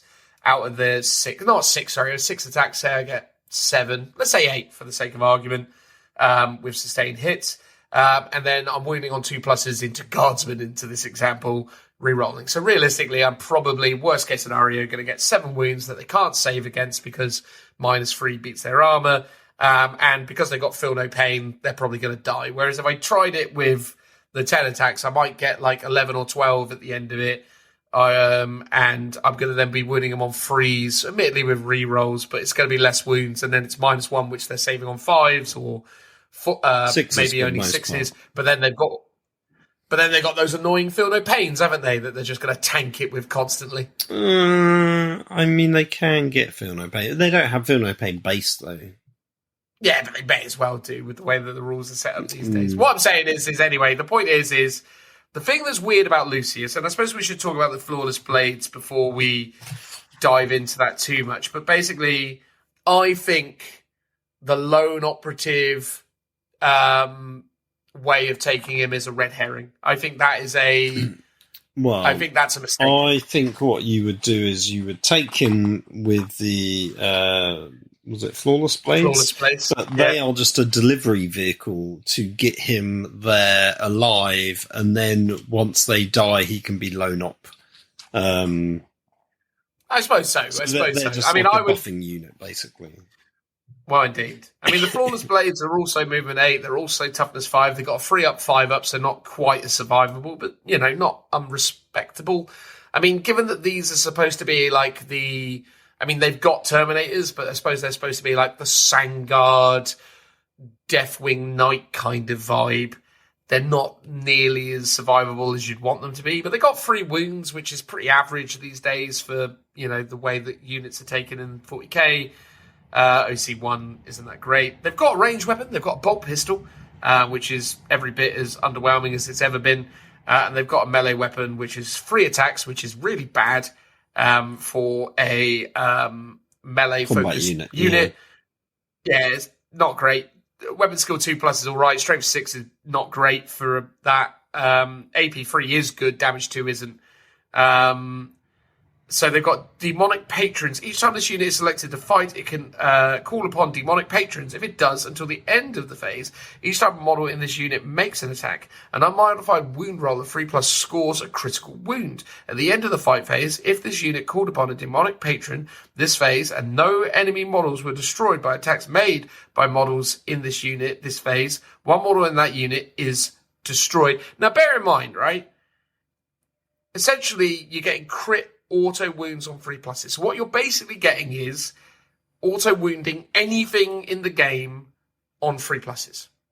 But there is no devastating hit. There's nothing, right? Like this doesn't pop anything. It just gives you auto wounds on 3s, basically. Oh, so they haven't just gone anti something or other, which would do the same thing, because it's just going to work against everything. Yeah, so you can run into a Land Raider and go, I'm going to wound you on 3s, regardless, right? Which is actually a cool rule. But when they're doing 2 damage each, I don't know, man. So each time, it's comparable to a Blade Guard, right? So the Flawless Blades have 3 attacks, hitting on 2, strength 6, -3, 2 damage. A Blade Champion has only, so it's 4 attacks, so it's 1 more attack. Hits on 3, so that's worse. Strength 5, that's worse. -2 AP, that's worse. And then 2 damage, which is the same. And that's a quintessential Space Marine combat unit. Well, yeah, but let's say, for example, that so in your example, you're talking about it just on the stat line, but then you've got to look at the whole thing, right? Because the best case scenario with this Flawless Blade, they made a charge and they're using the champion's ability to give themselves sustained hits or lethal hits, say. We'll go with sustained, right? So they've gone sustained. But they're charging into an Ultramarine Blade Guard that has Oath of Momented them, and because of the Gladius detachment, is also getting like buffs to its melee profile, and re-rolling this, and re-rolling that, and is +1 to wound, right? So like point of difference is... I get to advance and charge. Come on now. Which the Gladius gets to do as well. Without any penalties, by the way. It's only once per game, admittedly, but they can do it. That's fair. Fair point. With no penalties. My point is if you put these guys into this is the thing, right? If you put 6 Flawless Blades, which is basically a reinforced double unit, into a unit of 5 Deathwing Knights, I think the point differential between the two of them isn't that dramatic. I think the Flawless Blades are coming in at like 110 points for free. So basically 6 Flawless Blades will cost you about 220, and a unit of Deathwing Knights will cost you 230, 240. The Flawless Blades on a charge with sustain and everything, on average, I would assert, might kill 1 1/3 Deathwing Knights. And then those 4 remaining Deathwing Knights will kill all 6 of them. Yeah, that's because Deathwing Knights are broken. But what I'm saying is these why aren't these broken? Well, that's true. Exactly. I mean, why when Deathwing Knights exist, are these this bad? Why, when Sangard exist, are these that bad? Why, when Sword Brethren exist, which is the Black Templar things, like, these guys are abysmal. Yeah, I mean, I think the Demonic Patron rule's really cool. The fact that you've got to, you want to do a Demonic Patron pact, whatever it might be, and if you don't kill the thing, you lose a model. That's kind of cool. It's quite rare in 40k, I would say, where you have a real negative consequence for doing something. That is very either chaos or orky, I think, in terms of gameplay mechanics. But you're right, they could have had maybe like a strike or sweep profile, so they could cut through hordes or do some more serious damage with like a sort of strike profile instead of just a sort of generic stat line. The fact they've got movement 8's quite cool, and it's worth noting that the minimum move in this pretty much the whole book is 7 inches. So they move faster than Custodes, which I still find quite puzzling. And will be... Well, the Lord Cacophonist and the Noise Marines move 6, I think. Yes, and same with Terminators. So Terminators move 6 as well. Yeah. But most like sort of standard, in air quotes, you can't see me doing them, standard units have a movement of 7, which is pretty cool. I will say this as well, though. The thing that confuses me about the Flawless Blades, who really should just be called the Flawed Blades because they're terrible, is that the Lord Exultant, which is like the Captain mini they've added, can't lead them. Right? So you can't put the Lord Exultant into Flawless Blades, and he'd actually make them a little better. Well, here's the thing. You can't put, and you can call me out on this if I'm wrong, you can't put a generic Spaceman Captain in with Blade Guard. You can do a Blade Guard Captain. Yes, you can. No, you can do a Captain. Really? There is no such thing as a Blade Guard Captain anymore. It's just a Captain, and it's a specific loadout. And you can put chaplains in them. So any Captain can go with them. Any Captain. Marnius Calgar can go with them. Well, yeah, okay. Okay, that is weird. And when Marnius Calgar goes with them, they slap. Well, I'm not surprised. And then they've always got advance and charge or fall back and charge. No, that is true. And then they got the 2 Victrix. Honestly, it's just not... This is when this book starts to fall apart. When you compare it to every Space Marine equivalent, it just falls down. Like, if you look at every Specialist Marine unit, Sword Brethren, Deathwing Knights, Sangard, all of them, none of them compare to this. This does not compare to any of them. How weird. It is... So I've searched just the word Captain. Oh, wait, hold on. Is it going to change once I put that space in? What's this? Oh, no, right, yeah, sorry. It's because I did Captain Space, and then the search was not bringing up standard Captain. It just given me Captain in different armours. In space. Yes, yeah. No, you're right, it can do. Oh, how weird. There you go. Oh, wait, no, but it's got to. This model cannot be attached to Blade Guard veteran squads unless it's equipped with a relic shield, which basically means it's got that fancy stuff. Fancy armor. Which, to be fair, it wants anyway, right? So it's all good. It's all good. If you got your marching orders, you're right. No, it's all good. All good. Exactly. We're going over at 9 p.m. Charge! Anyway, the point is the Lord Exultant, right? So he's got the ability Perfectionist. While this model is leading a unit, weapons equipment models in that unit have lethal hits. Okay. That'd be great. That would be lovely. And then, anyway, the Euphoric Strikes once per battle at the start of the fight phase. This model can use this ability if it does.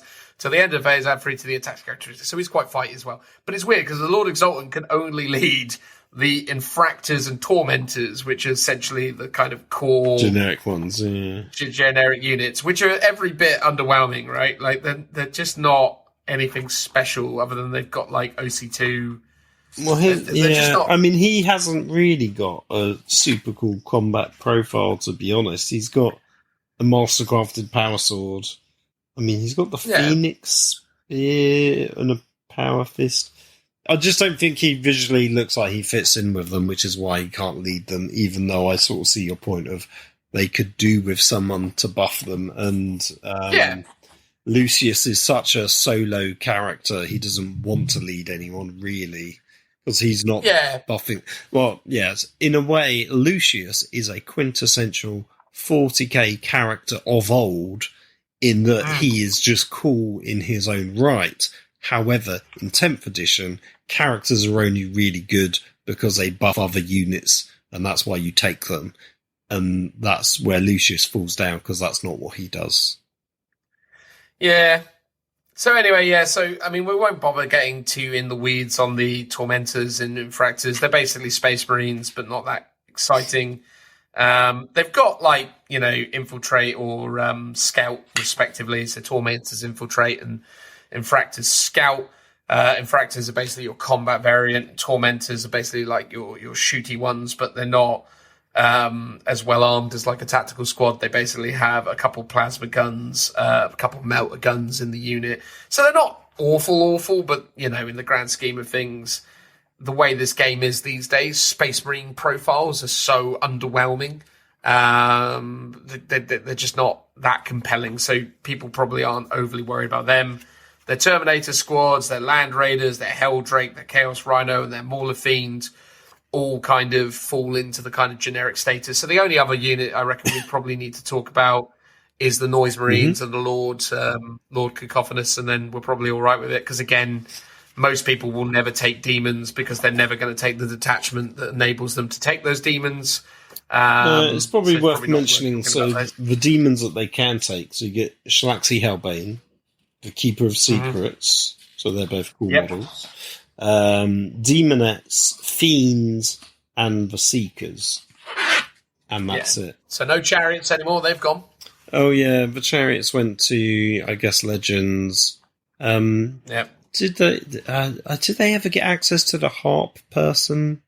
Was that ever a 40k model? Because I know it was in AOS. Well, they used to have. Well, it's still in. So in the index, they've still got Shalaxi, the two the twins, people, the twins, and they also have the mask. That's not in here either. So the mask isn't in here, nor is Shalaxi. I believe you're right. I think they did used to get access to the harp, although I'm not 100% on that. It's a greatly reduced selection of demons. But tell us about the Noise Marines, Phil. Yeah, sure. I want to hear about them. So pretty standard stat line: movement 6, toughness 5, strength. Sorry, not strength. A save of 3+, 2 wounds, leadership 6, and an OC 1. They've got terrifying crescendo. In your shooting phase, after this unit has shot, select one enemy unit that was hit by one or more of those attacks until the start of your next shooting phase. Each time a battle shock or leadership test is taken for that enemy unit, subtract the test by 1, which is alright. Obviously, you need something to trigger battle shock, or you've got to reduce them by half. Let's look at the ranged weapons. So you get 1 Disharmonist plus 5 Noise Marines, which is interesting because it's a squad size of 6, not 5.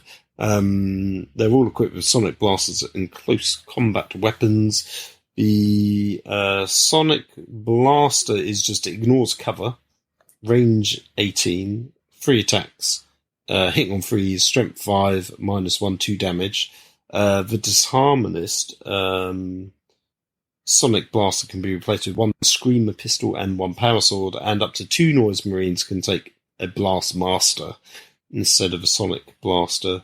So the blast master has a twin profile, so single frequency or varied frequency. They both ignores cover. The single frequency is range 18 inches, 3 attacks, hitting on 3, strength 10, -2, AP 3 damage, and then the varied one is again ignores cover, 18-inch range, 6 attacks, so double attacks, hitting on 3s, strength 6, -2, 1 damage. And the pistol is basically the exact same stat line as the sonic blaster, but it's only 12-inch range. Has also ignores cover. They all have ignores cover, but it's obviously a pistol. And then power sword is a power sword, and a close combat weapon is a close combat weapon.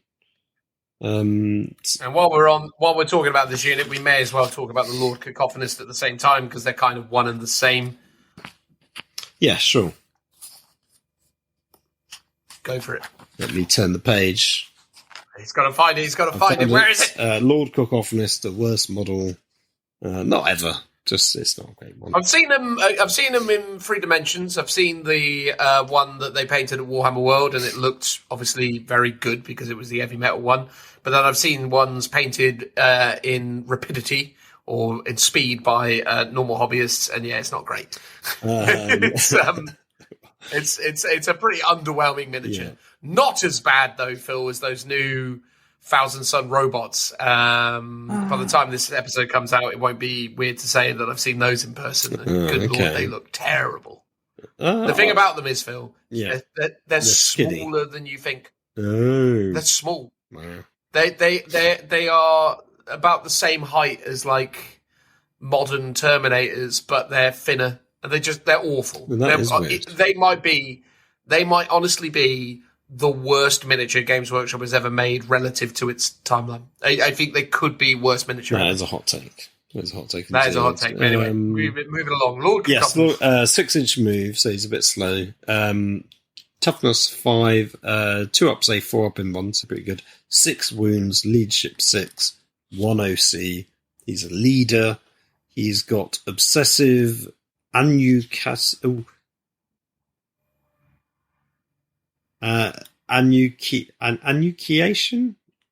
Enunciation. That's it. Right.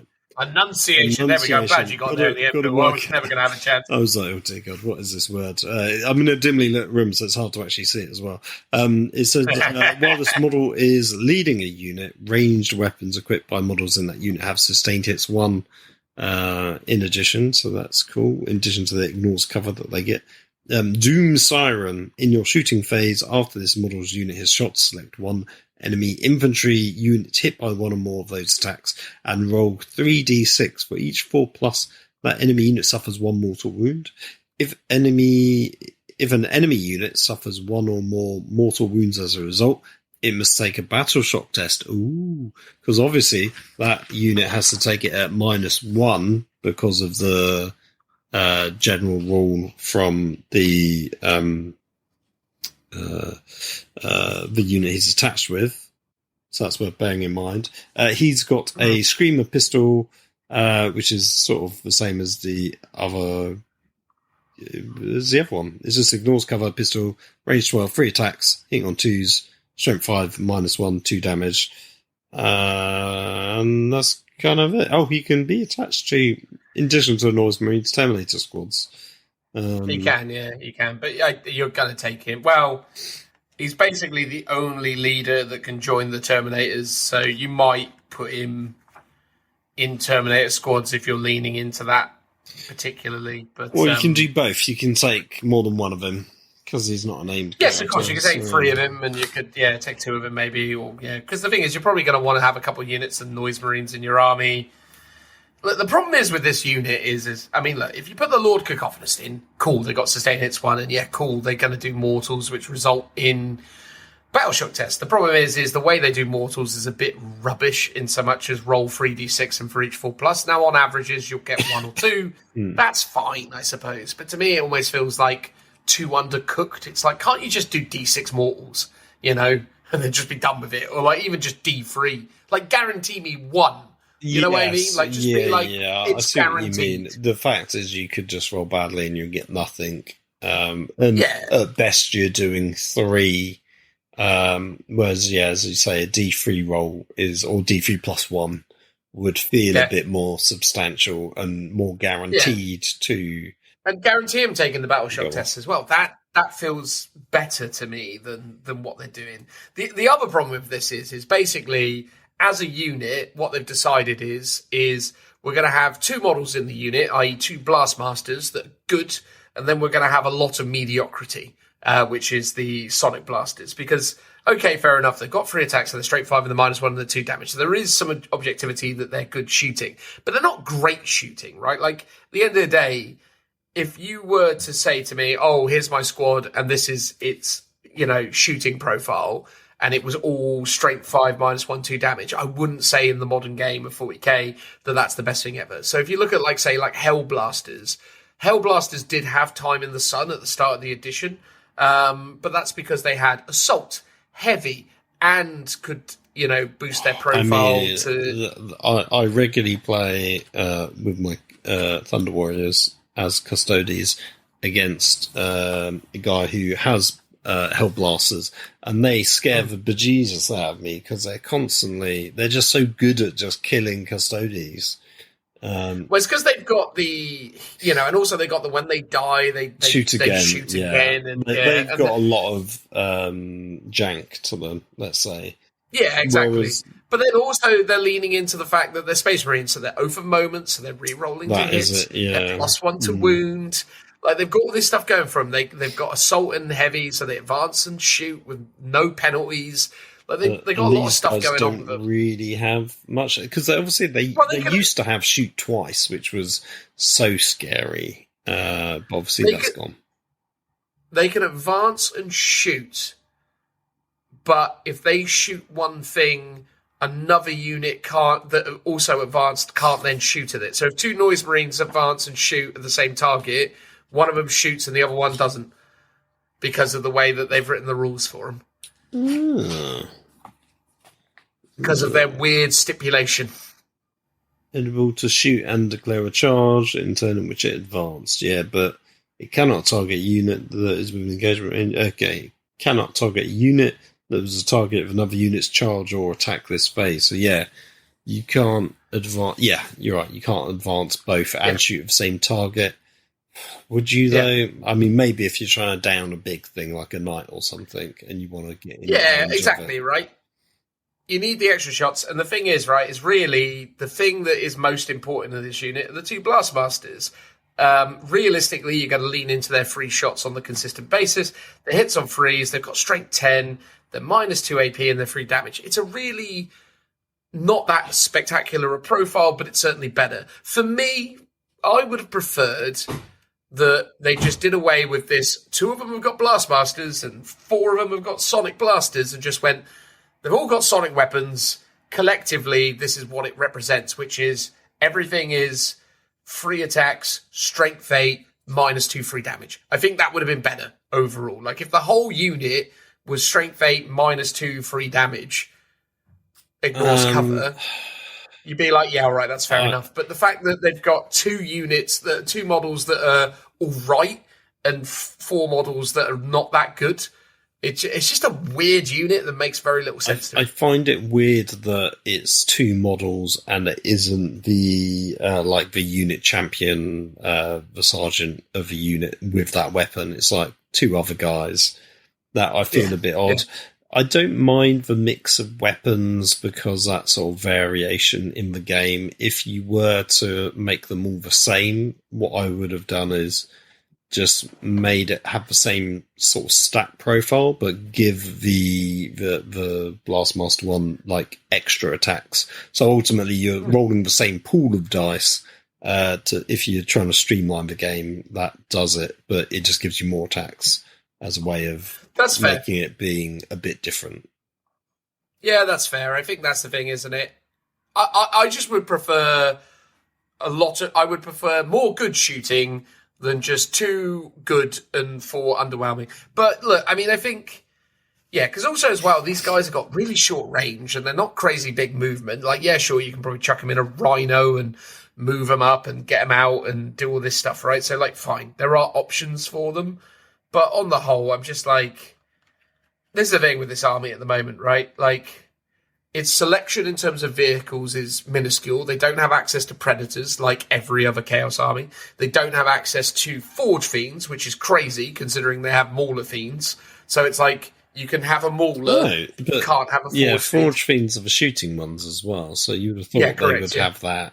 It depends. It would be cool if they had like a Noise Marine version of the Forge Fiend, or at least if I was to do that, that's how I would convert it up. But I think maybe they've gone, well, there's Emperor's Children are mostly close combat, so we're only going to give them close combat stuff. That's why we're not giving them predators. But they're not exclusively close combat. No, exactly. Crazy. That's the thing, and I think that's almost a mistake of taking those shooting elements out. Is to make it's either close combat or it's the Noise Marines, and there's no other real shooting in the army. Well, this is the thing, isn't it? It's like through the stories in the Heresy and other things, I think the way that the rules team have interpreted it is they become granularly focused on the fact that characters like Lucius was obsessed with being a blade master, and essentially they've taken the archetype of Lucius and his obsession and his perfectionism in that particular space and interpreted it as these are the fighty ones. But the problem is with that is actually when you look to Emperor's Children as a whole, they were all kind of proficient and obsessed with being the best at all the things. So there will be Emperor's Children that are all about shooting, and they're very, very proud of the fact that they're expert marksmen and all this kind of stuff. You know, they will take that stuff as seriously. So it's just weird to me that this is the way they went with it. And yeah, like the fact there's no Predator in there, but every other army has it. There's no Hellbrew, which is crazy. Like, where's the Dreadnought? It's just, it's a really odd selection. And all their specialist units aren't very good. Like, literally, Fulgrim could be good, but is flawed because of his base size. Lucius, actually, to be fair to him, is good, but has to lead a unit that is really bad for what you pay him for. The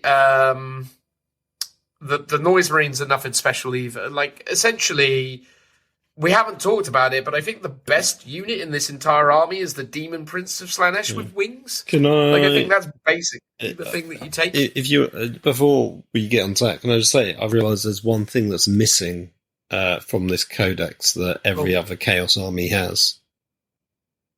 Can you guess what it is? The Predator, the Master of Executions, the Dark Apostle. No. Cultists. Cultists. Yeah, there's no Slaanesh cultists. Yeah. No Slaanesh, which is again crazy. Like, what happened there? Yeah, that's maybe they just didn't make the models, and they don't want to give them the generic, a generic one. My assertion on the models missing in this is, I think Wave this 2 or is Kill them Team. telegraphing.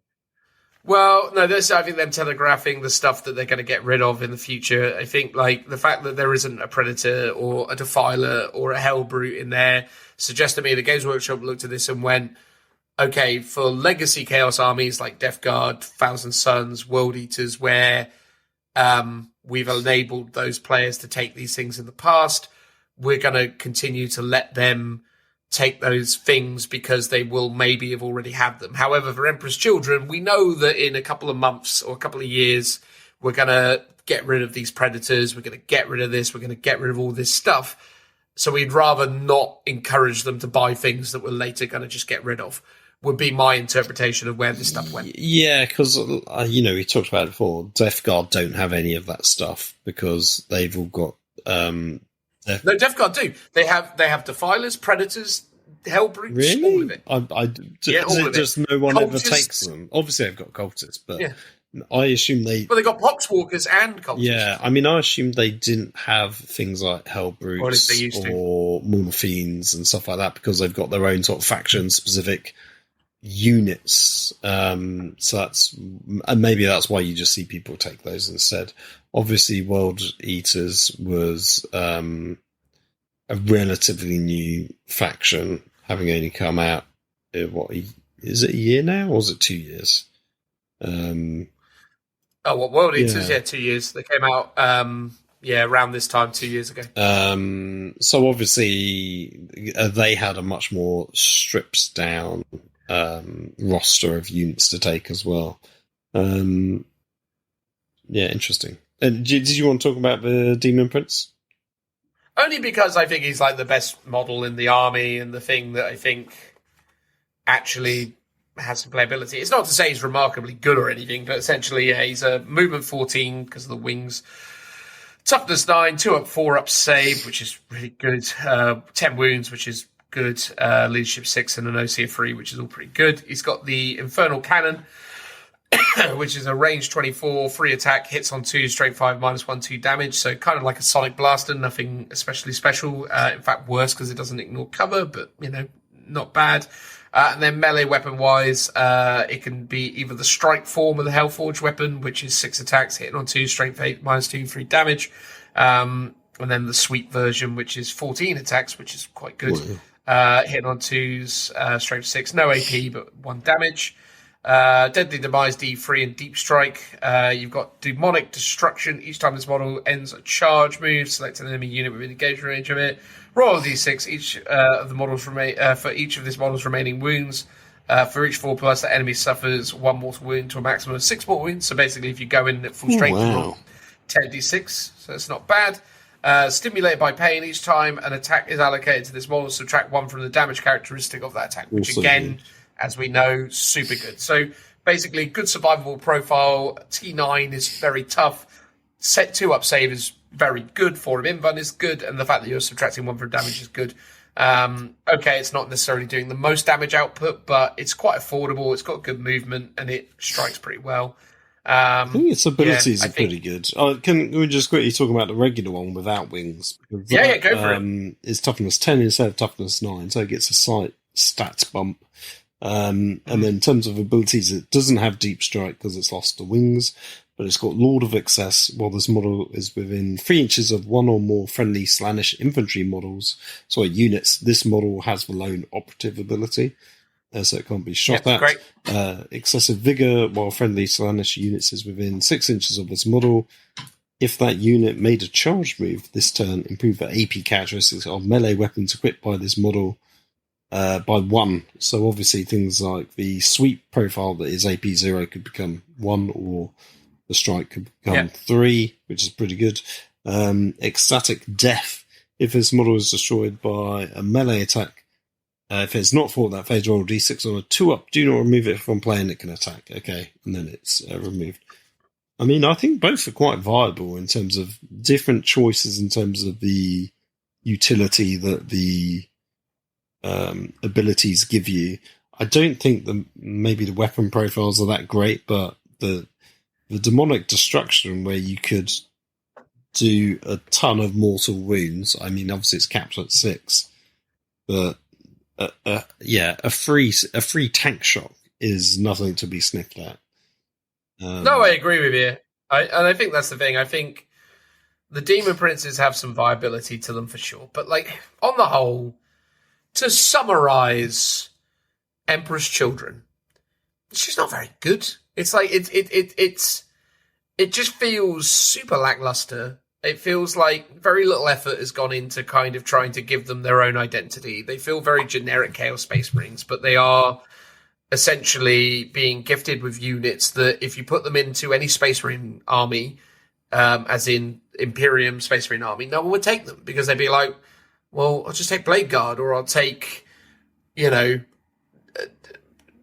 Desolation Marines, or whatever it is. It's like, it's crazy to me that for whatever reason, they felt like these profiles were appropriate. It's like they don't have any idea of what their game is doing. It's like they're just doing this stuff in sort of almost like complete isolation. They go, oh, that looks about right. Completely forgetting the fact that they've got, comparable units that do way more. And it's just, I just think that's the thing. It's one thing to have bad data sheets, but it's another thing to have bad data sheets combined with really bad army rules. It's like the whole thing is just, it feels like they were worried about over-tuning them or giving them too much ability, but in the end just gave them nothing. And I think this is the thing. I was saying it midway through. It just feels like this is just a made-to-order. We had to do it. We've got no real ideas about how to do it, but we're going to do it because we need to hit a sales target by the end of, the first quarter or whatever the sales terminology is. And this is what we came up with. And, the studio gave us some sculpts and we did some rules. It was all a bit of a rush and here it is. But it just sort of feels like such a disservice to what this should be. We're always excited and have been historically excited as gamers about the prospect of new armies and new ideas because we expect a level of quality. But what the Leagues of Votan and then this has sort of shown me, and to a certain extent also the World Eaters, it's just Games Workshop at the moment with the release schedule that they're operating for 40k. Just, they struggle to kind of, come up with an identity for this stuff. I think World Eaters massively benefited from the previous Khorne Demonkin book having some interesting ideas because a lot of World Eaters is kind of lifted from the old Khorne Demonkin book back in 7th edition. But it's just this thing where it's like, it's just really uninspired. And ultimately, I read this, and right now, I couldn't meaningfully justify anyone going out and buying this or collecting this army. It's like, do you like losing games? Do you like incredibly frustrating, gameplay scenarios, do you want to just be annoyed all the time that all your stuff's terrible? Then this is the army for you. It's just... It's odd. It's really bad. I don't know if it's necessarily that bad, but it definitely feels, as you say, a lot of it is distinctly average. Nothing stands out as, oh, this is a bit busted, or this is very strong. It's just more, this is okay. It's all right. It's not the worst, but it's definitely not the best. And yeah, maybe we're seeing, because there is a lot of churn with 40k codexes, a lot of codexes they've got to put out and write rules for. So maybe this is where we're starting to see the quality suffer a little bit, because they're just pushed for deadlines. That is how I would give them the benefit of the doubt and say that's why it's maybe not hitting home as much, or hasn't been internally play tested as much as, previous stuff has been. So yeah, those things do happen. I think some of the detachment rules are pretty interesting. The army rules a bit average. It's weird. I could have sworn when they previewed these on Warhammer Community, the rules seemed really busted and like very strong. Unless I'm just completely misremembering, and that was actually something else. It sounded strong because you asserted that they were going to have powerful units, and the reason why they were neutralizing some of this stuff was going to be complemented by the fact that other things were going to be good. But I think the problem is at the moment is, right, just to use a very simple, straightforward point of comparison, if you take a Blood Angels army and you take the new Grotmus detachment, your army innately gets Oath. Now, okay, fair enough. For Blood Angels, Oath at the moment doesn't give you +1 wound, but it still gives you reroll hits on everything. So you got Oath, which is a powerful ability out the gate. And then if you take that Blood Angel detachment and every one of your units is led by a character, which they typically are in the modern game, your entire army has fallback and charge, and your entire army has rerolls, hits, and wound rolls of 1, right? So you compare that to anything that these guys are getting, even if you want to look at them from the combat perspective, right? So you can have the detachment where you're re-rolling advance rolls. Well, an average advance roll is going to be about 4 inches, and you can advance and charge, fair enough. So with a re-roll, say your average works out to 5. Most of the Blood Angels are moving 12. So with your average movement being 7, basically that army rule, and advance and charge means that you're basically going to get to move 13 in charge, which isn't dramatically better than what the Blood Angels are doing. And then that's all you're getting. Whereas the Blood Angels, by comparison, are all moving 12 because they've all got jump packs. They're all re-rolling hit rolls and wound rolls of 1 if you're not the Oath target. But if you are the Oath target, they're re-rolling all their hits. And they can fall back and charge with impunity. So it's just that thing where it's like, that's just one point of comparison. And that's not even a good army at the moment in Space Marine. Yeah, but in my mind, those things are busted and should be... I agree. I think almost if Emperor's Children was the standard baseline, because they're average, they seem all right, they're not too strong. That should be the baseline for most armies, with a couple of units being a bit stronger in terms of their weapon profiles. So everything, an army getting... Everything can re-roll to hits or re-roll to wounds, advance and charge. All of these things that Oath's units can get just seem a bit too oppressive and a bit too overpowered. I agree. So, in a way, it's the Emperor's Children is a pretty solid, good codex, but the rest of the game is too crazy. That is the problem. Oh, yeah, I agree with you. I agree 100%, but that's the thing. When put up against its peers, it's abysmal. Like, at the moment... If you're an Emperor's Children player and you are hoping to go 5-0 at a tournament, you've got to hope that everyone else at the event has brought Drakari, very specific flavours of Eldari, not the good stuff, like bad Eldari. Drakari, Eldari, and maybe Adeptus Sororitas. You might be okay into some Adeptus Sororitas builds. But if it's a Space Marine army, you can't beat it. Like, there's nothing you can do with this army to beat a Space Marine army that's halfway tooled, other than if your Demon Princes get super lucky. But if you're taking, like, Noise Marines and Flawless Blades, you absolutely don't have a shot in doing that. Imperial Knights, Chaos Knights, no chance. as I say, as you go through the stuff, Necrons, my God, you can't do anything into Necrons with this army. Like, Necrons will just laugh at you because it's like, it's just like splatting them with like a wet noodle arm. It's just the Necrons you can't do anything against. Like, yeah, this is the thing. Like, once you go through like the army list, like basically all Space Marines beat them. Most Xenos other than the T3. So, they do okay into Tau. Credit where credit's due. Tau, Drakari, Eldari of certain ilks. Basically, hope to God they haven't got an avatar, which they will, so you probably can't beat most Eldari. But basically, if it's a T3 elite one wound army, so Adeptus Sororitas, Eldari, Drakari, you'll do all right. But Nids will absolutely rinse you. Like, this isn't it, essentially. And to top it all off, the models aren't even really that nice. True. A pretty big L. Yeah, I will confess, the Fulgrim model has grown on me. Since I I've agree in person, I think it's got a great silhouette. I think some elements of it is still a bit dodgy.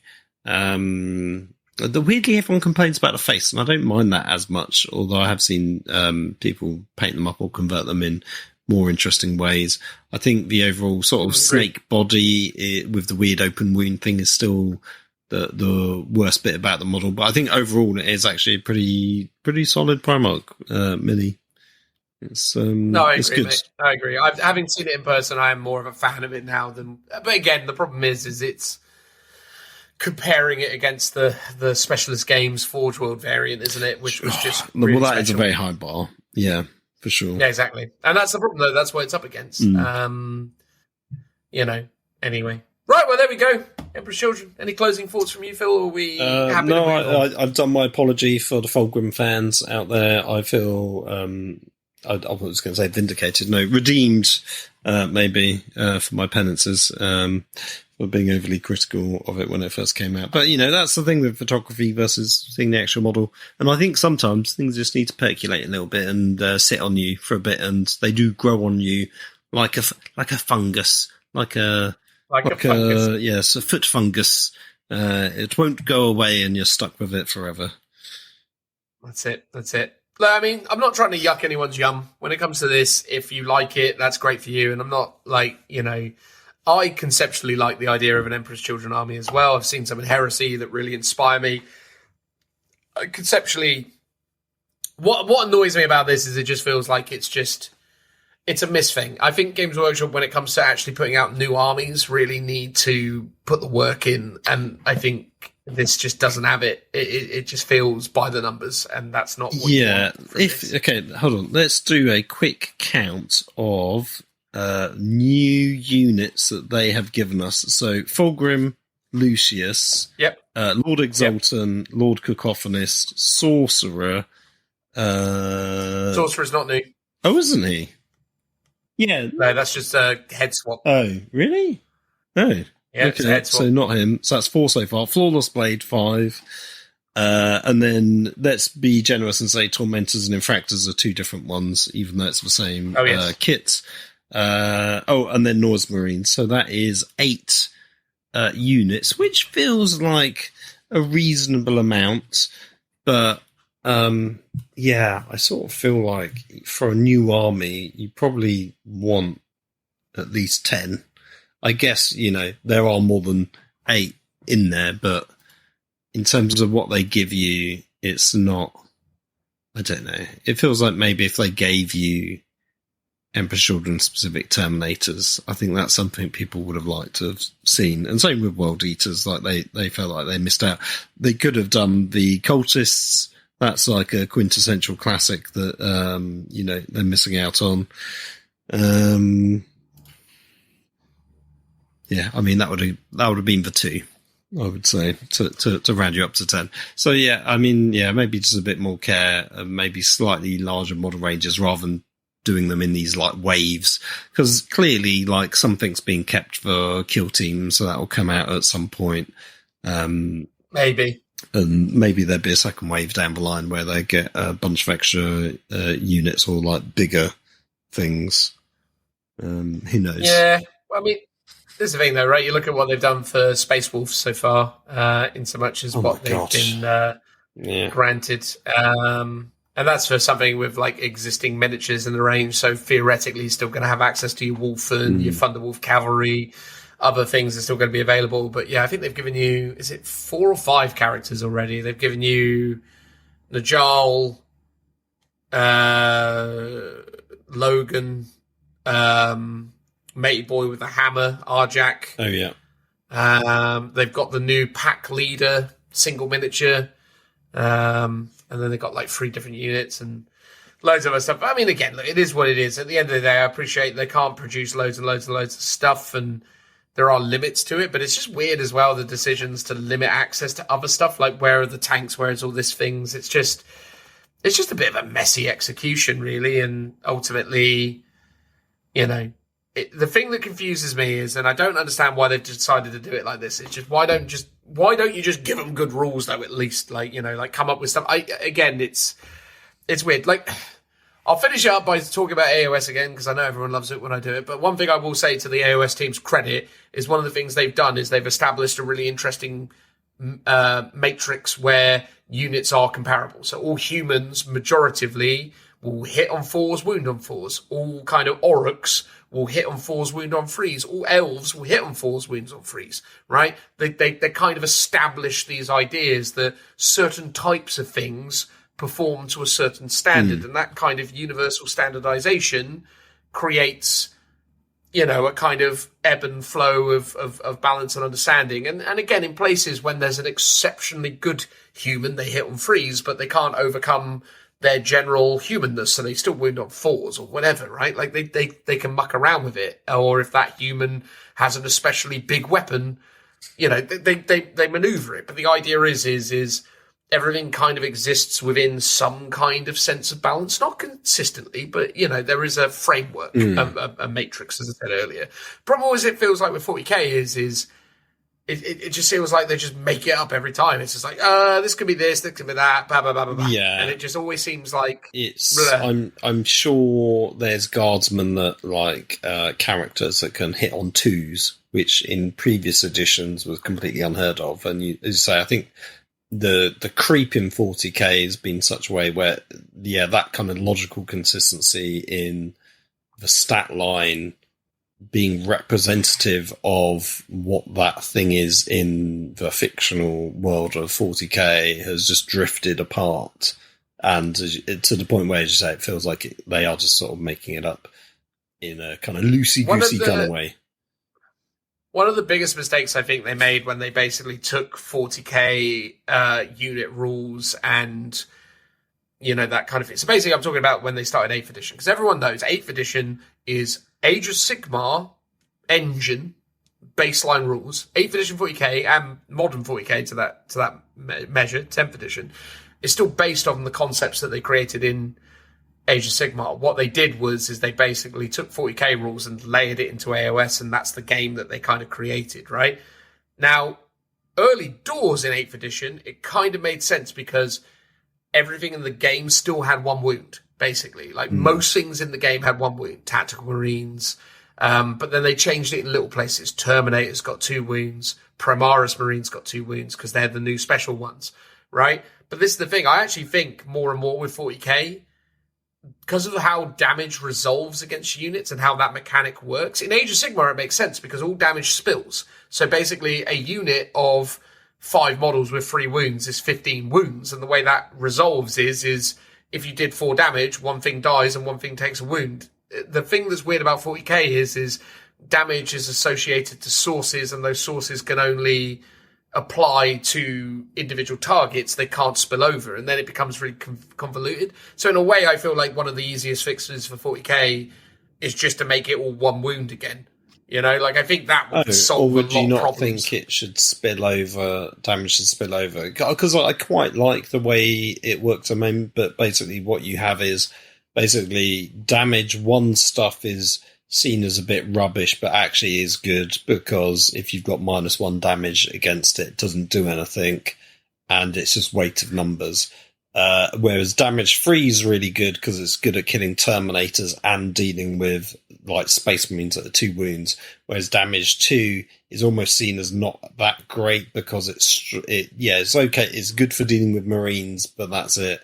It's a waste on Guardsmen, and it's not good enough to deal with Terminators. Whereas if it just all spilt over, it wouldn't actually matter, and suddenly those sort of those good weapons actually become better. I think the issue is it becomes more about how these things resolve and the sequencing around resolving the damage and how that stuff happens. And I think the thing is with where 40k kind of works, but I think again it's sort of diverged away from what it was originally anyway. And I think that's always the problem. I always come back to it. I feel like 8th edition made a lot of sense because they just ported a bunch of cleverly crafted profiles into a system that struggled to sustain it, but got away with it because what they ported across made sense against each other. Yeah. But then over time, they've just kind of lost the sense of it. And I think this is the problem and where their head goes a bit, where they're starting to assign damage characteristics to stuff. Because all of a sudden, you're starting to look at damage 2. Like, damage 2 is like the norm now for most people's armies. Yeah. And then to counter that, most of the stuff in the game now that people are running has 3 wounds. So it's almost like, why did we bother? Like, why did it come to I see what this? you mean. Like, if everything's damage 2... Yeah, I have to say, I think the wheels did fall off when they went from... Not actually, it wasn't when Space Marines went to 2 wounds. It was when like heavy bolters and other weapons went to 2 damage, because suddenly having 2 wounds became not almost meaningless, but it just meant everyone tried to lean into that as much as possible as the baseline for stats, because otherwise it was a real struggle to kill Marines. But that was the whole point, why they gave it to them in the first place. And it's basically taken them 2 whole editions to get to a stage where they sort of fixed all of those knock-on problems that were created by making damage go to 2. Because all of a sudden, heavy bolters could just machine gun to death tanks, which isn't what they wanted. And, you know, toughnesses had to go up, and there was all these other effects and all these other sort of knock-on issues, and it feels like we're in a stage where it feels much more stabilized, where those things aren't really prevalent anymore. But as you say, maybe as you say, damage 2 is now really the baseline for most armies, rather than it being damage 1. But the problem then becomes is like, and that's where the issues where I think this book comes into effect, because they don't really know, because they're writing new profiles and they haven't got like any baked in kind of history to it. It's almost like, they don't really know what to do to sort of, because maybe they were like, oh, if we give Flawless Blades damage 3, we're over tuning them. But then it's like, but then good, like do that. Like, I don't like, just make them expensive, but like really lethal. 4 attacks, 3 attacks each is terrible. Like, that's terrible. Like, if you're going to be 2 damage, fine, but be 5 attacks. Why are they 3 attacks? It's madness. Anyway, there we go. Look, I mean, on the whole, underwhelmed. Sorry, but, I didn't do it. I'm just talking about it. Transitional noise.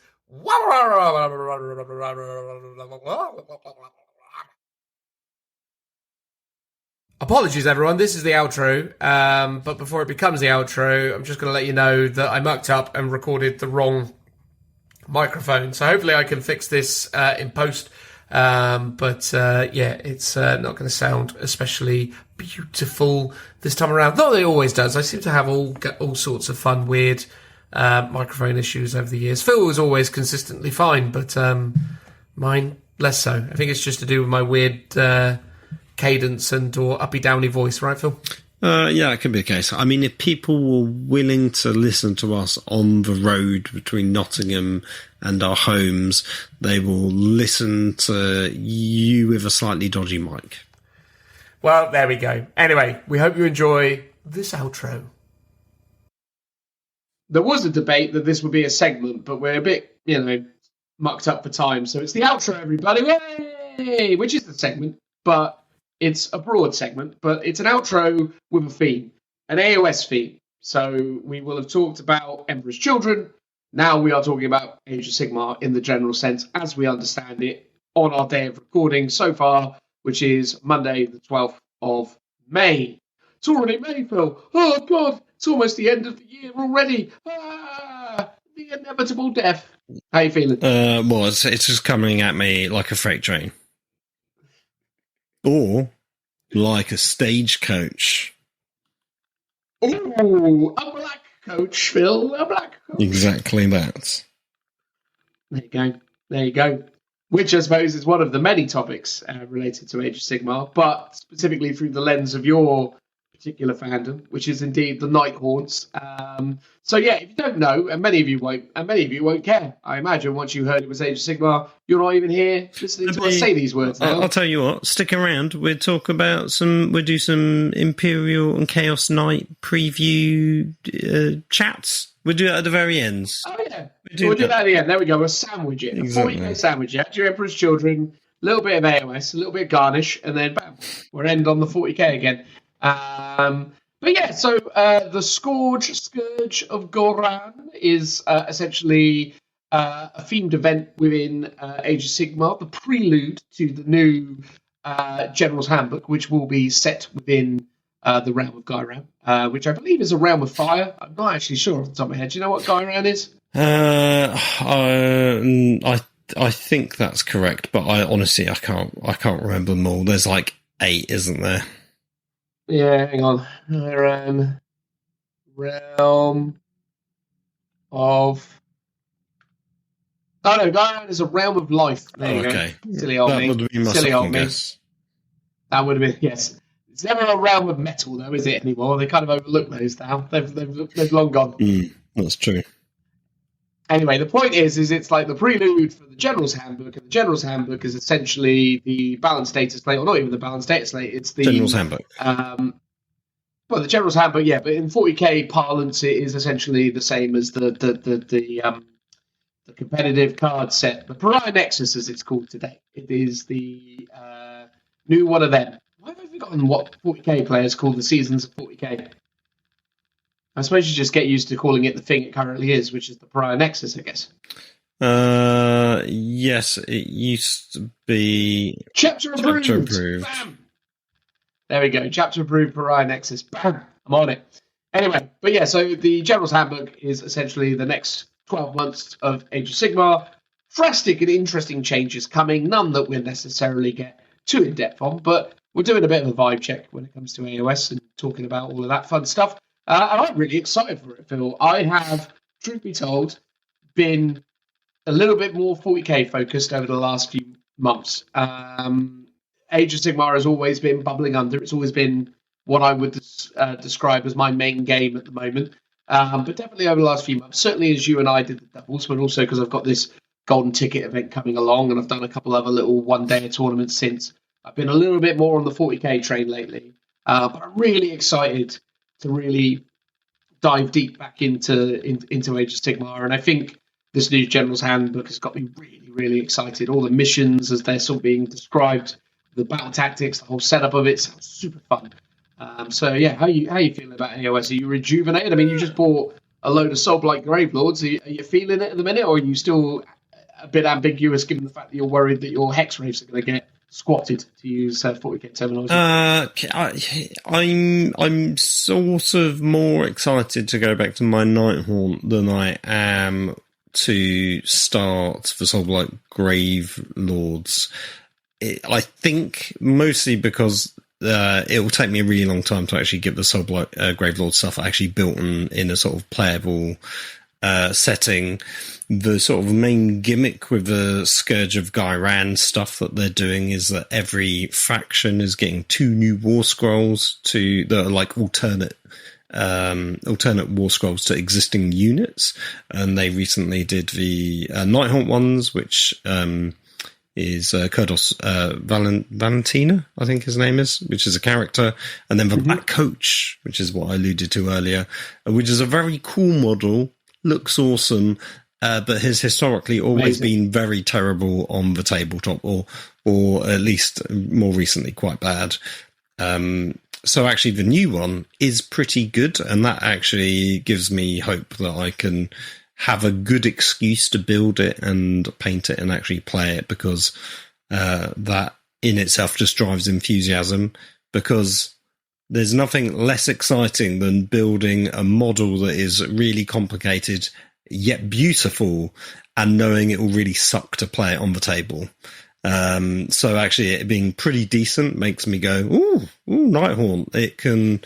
That was sort of the one unit I've been wanting ages to build, but I've just been putting off, basically. So yeah, that might be something fun for me to do once I've got my cabin back, my shed. You do own the Black Coach already. You've just not got around to doing anything. Yeah, I sort of managed to actually. I don't know how someone was sort of selling just for sprues on its own on eBay. So I think they bought it from one of those Christmas Army boxes and didn't want it. So I got it for like way cheaper than it should have been, because it's just an expensive model. So I've been sat on that for a while, basically. I mean, I'm just looking at it now. I'm genuinely surprised to see it's coming in at £87.50. I mean, that is a pretty hefty price tag. That it is. I mean, it's gorgeous, but I mean, it's complicated. Yeah, personally, if it was like 65, I would be like, yeah, that's a decent price, and I think that's probably what I paid for it, or maybe a bit less. I can't remember now. But yeah, no, it's a cool model. I've always gone with the like cavalry themed army, so that's the one cavalry unit I've not built yet. The thing that's always super interesting about Black Coach, and the reason why I actually really like the fact that you're doing Soulblight Gravelords now as well, is the fact that as a unit, it has always felt a little bit misplaced within the forces of Nighthaunt. Even though the greater majority of the sculpt is Nighthaunt, it is almost like, you know, an ode to times of old, where there's that synergy. Yeah, right? the thing inside the coffin in the Black Coach is a vampire, as all intents purposes is, and the original model was like a kind of classic Bram Stoker Black Coach with a coffin and a vampire inside. So that's why it was in a Soulblight Gravelords army. Well, not then, but in the old, undead or vampire counts army of like Warhammer Fantasy. And in AOS they sort of took it and they sort of ghostified it and made it Nighthaunt. So you make a good point. That is a good link between the two armies, actually. Yeah, like if you now were to start taking your Nighthaunt and then adding in the sort of like Gravelord Regiments of Renown, some of those quite interesting. Obviously there's the new triple heroes. Hollow Knights. The Hollow Knights, yeah, absolutely. Which, I know you're a little bit mixed emotions on because of the fact that you bought the original sculpt, but yeah. Yeah, if it wasn't for the fact that his new sculpt is so cool with a like Lady Ghost, if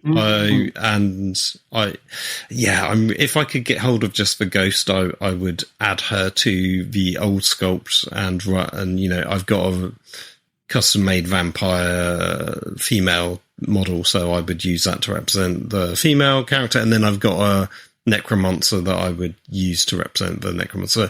I could just swap them out, but the new kit, with the exception of necromancer, is quite cool, I think. So I'm a bit on the fence, but that would be an easy addition to sort of add a unit to my Nighthaunt without having to build more Nighthaunt, and in fact sort of starts part of my Soulblight army. So that is an interesting way about going about it. But as you say, the stuff that they've announced so far gives me hope for the sort of health of the game in terms of how battle tactics are going to work, but also the bringing life to units. Bearing in mind that the Nighthaunt Battle Tome is sort of on the cusp of coming out relatively soon.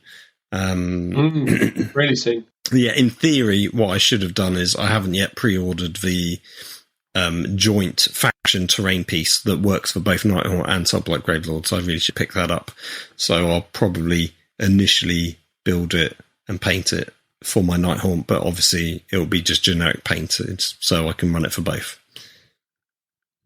Yeah, because as I understand it, the sprue is made in such a way as you can kind of build it inside out, or is it just a colour? No, it's inside out. So on one side, you've got slightly different wall patterns, and I think more vines, which are the style of. So you've got the rose thorns, which is a sort of motif throughout the Nighthaunt army. So one side has that, and then the other side is just more of like a generic sort of stone one, which I think is the version I prefer, so I'll just build it as that. But for all intents and purposes, it's the same model. Yeah, absolutely. I don't think anyone's going to get... I was going to say, their scheme that they did for Nighthaunt's quite cool, because they've sort of made the mausoleums look more ghostly, like they're not actually there, which is more in keeping, and actually gives you some nice kind of brightly coloured things to sit in your army, and actually would almost look more interesting, I think. But personally, I think I'll just go for just paint them as stone, because then they're just normal terrain pieces as well if you want them like that. I think for me, if I was doing them, I'd definitely chop off the torches, though. Those feel like an unnecessary embellishment and a lot of extra faff. Because they've got like the torches in the four corners, at least on 2 out of the 3, because there is the one that is essentially more rubble than building. I'd probably chop off the flame effects just to kind of ease up on some of the painting finesse. But again, someone like yourself will probably revel in that kind of challenge. But no, I do agree with you. I think if you do try and create something in with a bit more of an ethereal tone to it and more of that kind of colour, similar to how you've done some of your endless spells or manifestations. So I know with you at one point you had painted up whatever that wall's called, the crystal wall thing that they did, and I thought that was quite a nice achieved on that. Yes, I know. I think it was called as well. The wall. Yeah. But yeah, something like that I can see working really well on those. But yeah, you should totally pick those up, mate. I think it only makes sense because, I mean, it's going to become a quintessential part of your Nighthaunt army moving forward, so probably worth getting that put together and then, figuring out if there is some Soulblight additions that you can make. Because what other regiments are renowned at the Soulblight House? It's the Revenant Draconif, so the zombie dragon. Which is a big chunk of plastic. Looks quite cool. Rules are pretty interesting. It's sort of strongish, but not like a complete beat stick. I think Prince Vordry on the dragon is obviously much better than the standard one. The Draconif can sort of has an ability at the end of any turn to sort of go back into the sky, so it can effectively deep strike any turn and then disappear, come back down. So it's got some sort of maneuverability buffs, but I sort of feel like that's it.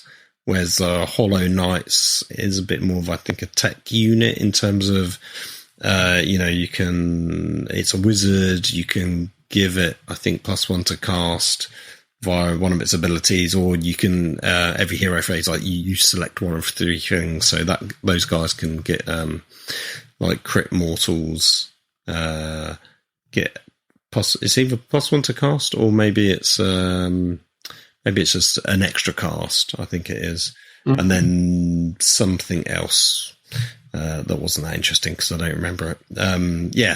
Those sort of seemed quite interesting, those guys, and weirdly I think are more expensive than the dragon combined out of the 2 as regiments of renowned. Makes sense, though. I think that one dragon, having seen how other similar sort of spec units or combinations of characters kind of work, it makes sense to me that they would be more expensive than the single dragon. Again, having played a lot of doubles games and games in general with yourself with the Nighthaunt, but more specifically like Sean or Danvers with his Soulblight Gravelords, and Joe, to be fair, as well. We have a lot of friends who rock the Soulblight Gravelord, so I've seen a lot of the zombie dragon in use as it was, and it was never amazing. it was good. It was just wasn't. It's very much, again, to use the 40k parlance, it is the distraction card effects type unit. Yes, I think it probably looks more imposing than the rules are for it, basically. And you are right. It's funny that a lot of our mates play. Basically, everyone that plays AOS, everyone but you have either play it or express an interest in it, because both Richard and Tim, when the new book came out, were both very tempted. And I think, I can't remember if Richard actually did go in the end on the Death Rattle Army box, because he was gutted that it sold out, and then I found that Element was still sending them, so I told him about it. So he might have bought it in the end, but I don't know if he did or not. Who knows, mate? Who knows? Well, I mean, Richie does, but we won't ask him on this occasion. We'll find out at a later date. But yeah, man, I love the look of it. But I've definitely, with AOS, what I love about AOS and my army selection with AOS is that with Auric War Clans, I essentially have 2 armies, which is amazing. And the fact, I actually have 3 armies. I have Cruel Boys, Iron Jaws, and the amalgamation of both. And that's awesome. Love that. Very happy with it. I've sprinkled in a couple of collections of Regiments of Renown. I've got Mega Gargant. I've got the Rabble Rouser and his little cohort.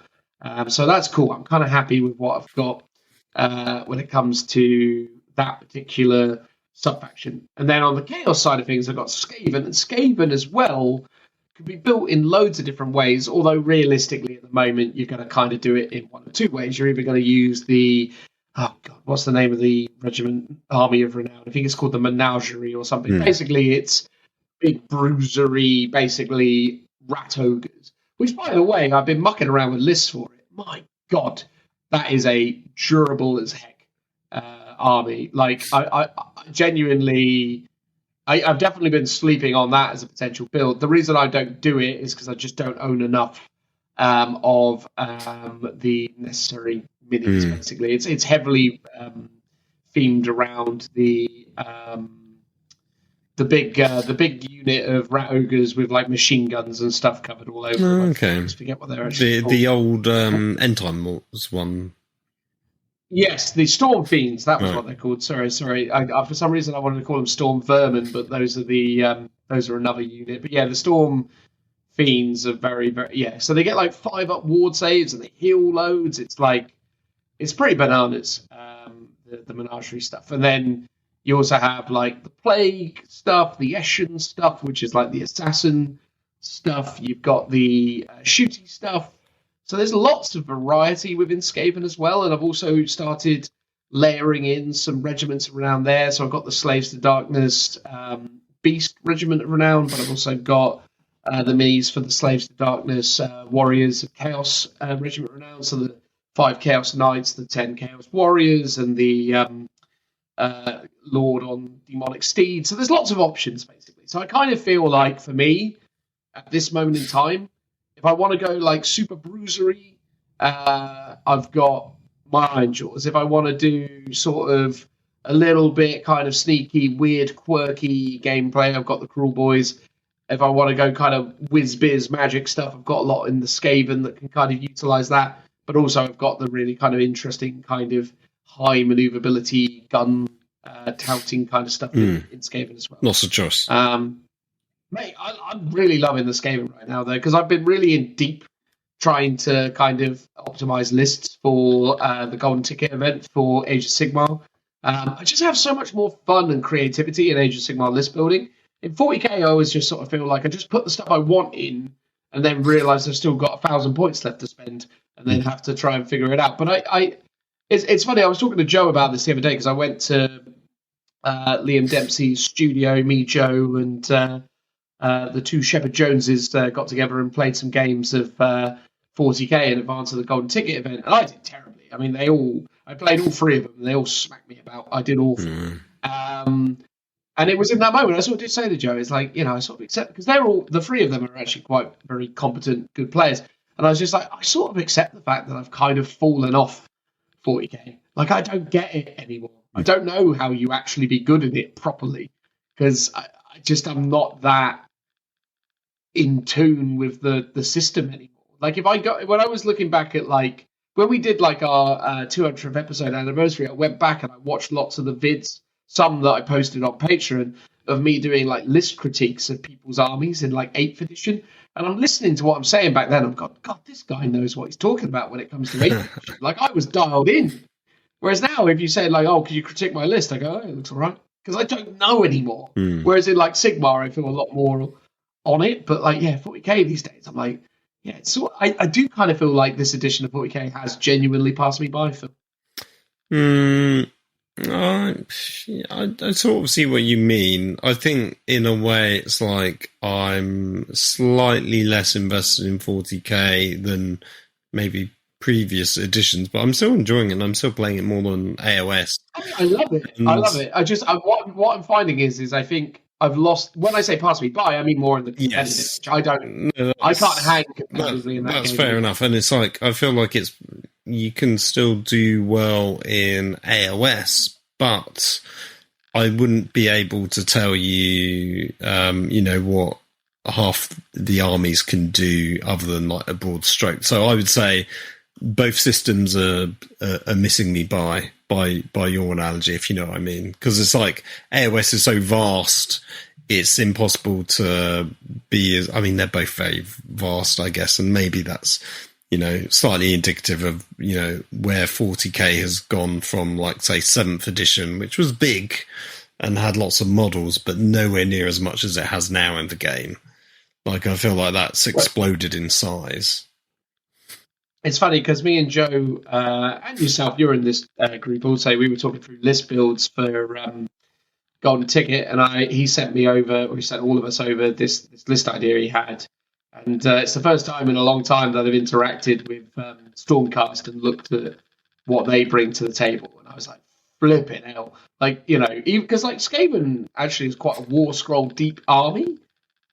My God, when you start trying to get your head around what Stormcast Eternals bring to the table, wowzers! That is an army and a half, isn't it? In terms of miniatures, it's bananas. Like, yeah, and I suppose that's the thing with 40k as well. There's so much to it.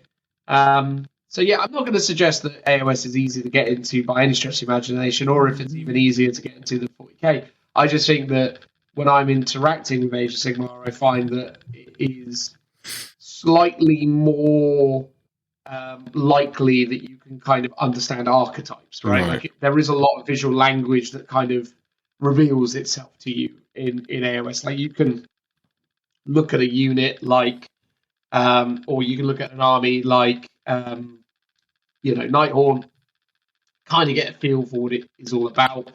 Vice versa, you can look at Iron Jaws, kind of get a feel for what it's all about. But yeah, I do agree. I am still not completely up to speed on some of the nuances there. We've diverted massively from the original topic, which was the Scourge of Gairan. Scourge of Gairan. I want to say this as well. One of the things I actually really love about what happened with the Black Coach, but also is what happened with multiple units. So in the case of the Skaven, they've updated the Screaming Bell, so Grey Seer on Screaming Bell has been updated, as has also the Brood Terror.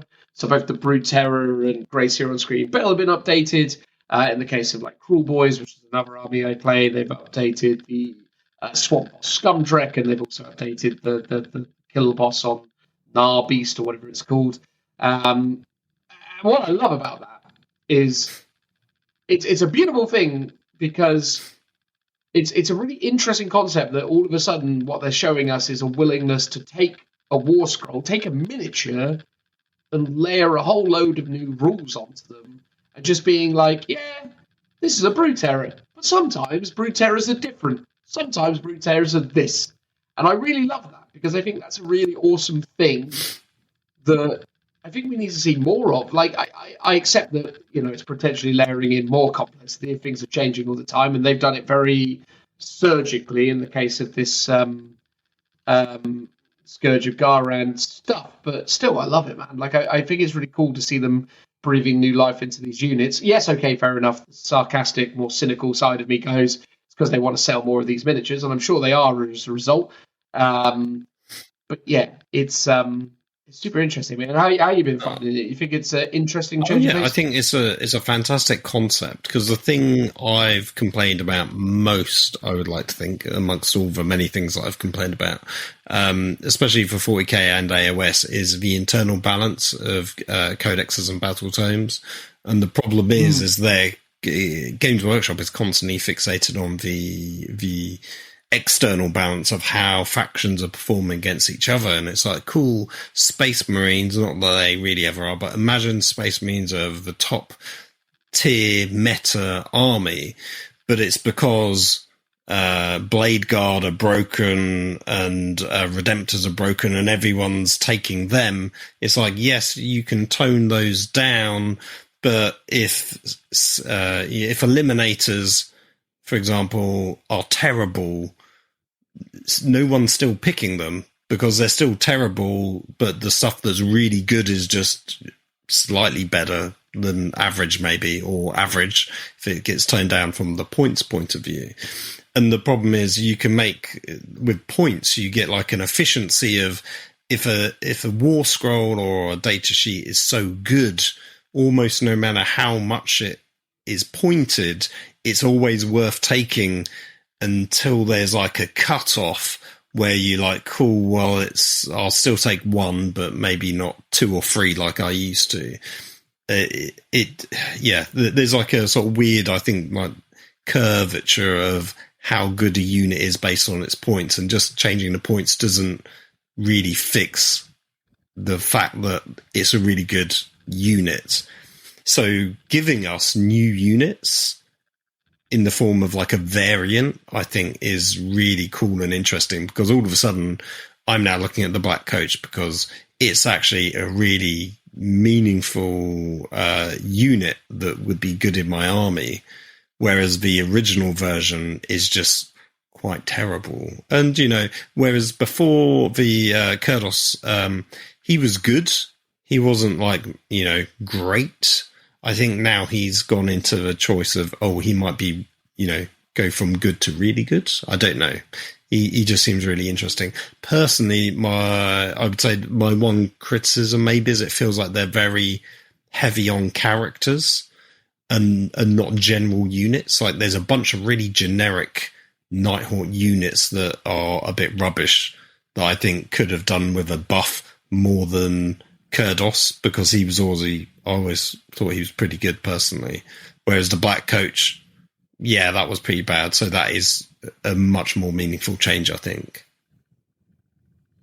I mean, obviously, you are due a new battle tome, and that should hopefully address some of these issues. Although, to be fair, I was going to say, historically, when you look at Warwick War Clans, when you look at any of the other more kind of recent releases, Gloom Spike Kits, what I've noticed with the latest string of releases is that actually in battle tomes, they tend to actually tone down some of the elements. So, like, for War Clans, much of our stuff got worse. For Gloomspike Gits, very similar. Like, it seems they lean more towards toning stuff down than turning it up. Yeah, and you go... So it's basically been a year since AOS came out.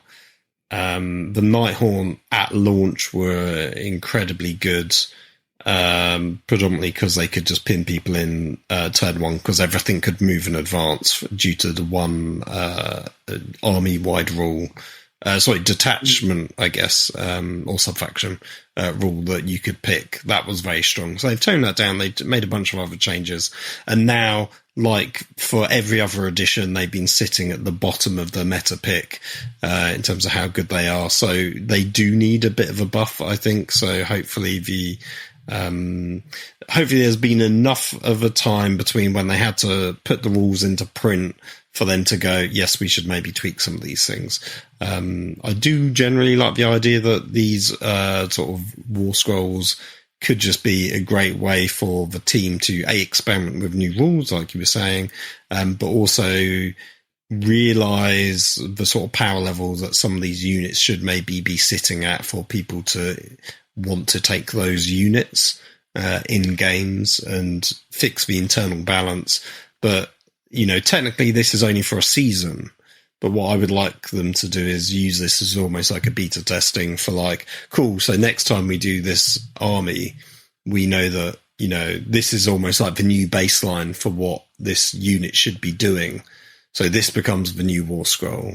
It might not be for this edition, maybe it'll be for the next one or whenever they get around to it. But yeah, I think there's some lots of options. Not just War Scrolls they've given us.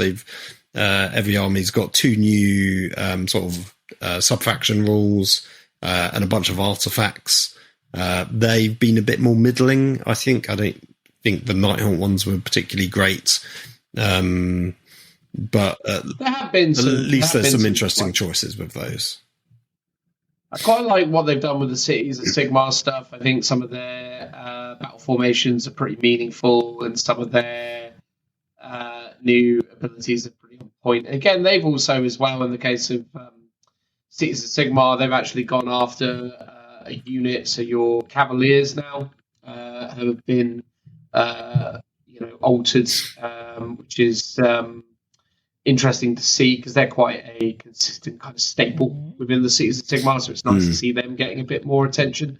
So I quite like that one. Although, because that's the thing, the cities of Sigmar one's quite interesting, I suppose, in the case of the fact that they basically did a really, really kind of like blunt one, which was up to 3 cannons get to reroll 1s to hit and wound. Now, I'm not a big advocate for rerolls in general, but in Age of Sigmar, they're so rare to get rerolls in the modern game of Age of Sigmar.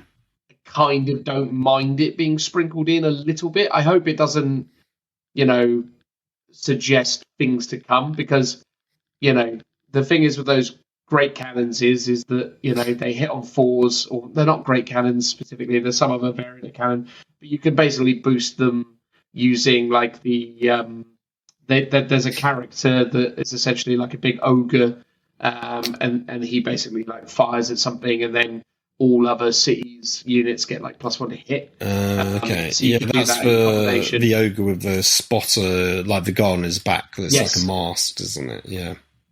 Correct. Yeah. And that's the thing. Like, so those cannons will get sort of bolstered by that, and then they're rerolling the 1s. I think that's cool. I just hope it doesn't showcase a potential trend for what cities might get in the future, because I really, really don't like the reroll mechanic in the general sense. I think it's too much of a crutch. I understand that Games Workshop may start introducing it into the game of Age of Sigmar again, because it's one of the things that, is perceived as being a negative, I suppose, because when you're a 40k player, you're used to things working all the time because of the rerolls, and you're used to rolling buckets of dice, whereas Age of Sigmar is not like that. I think they should preserve the purity of the game and not do that, but who knows where they might go in the future with that.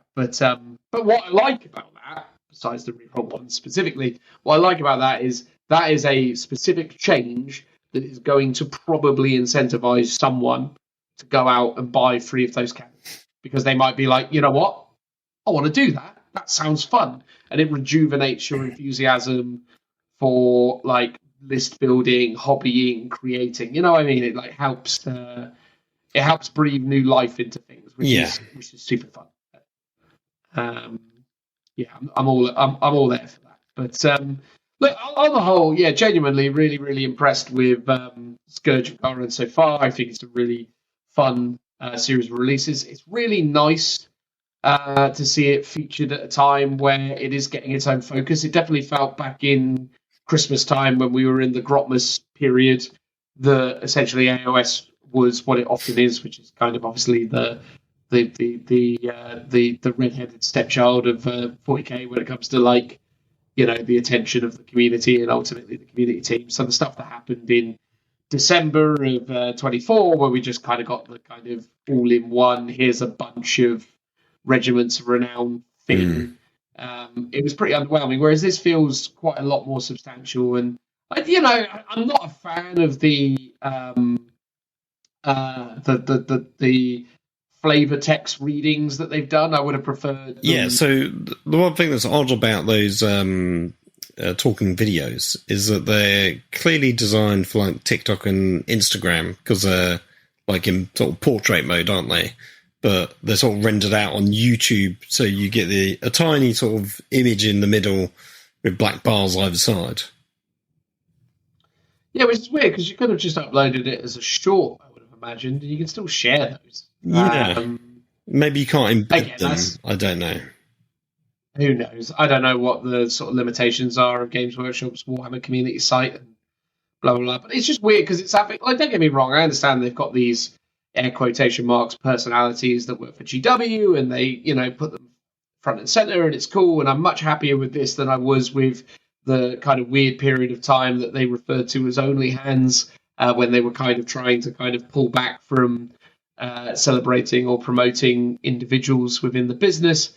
So I think it's great that these people are given the opportunity to kind of, you know, do more and contribute in the way that they are.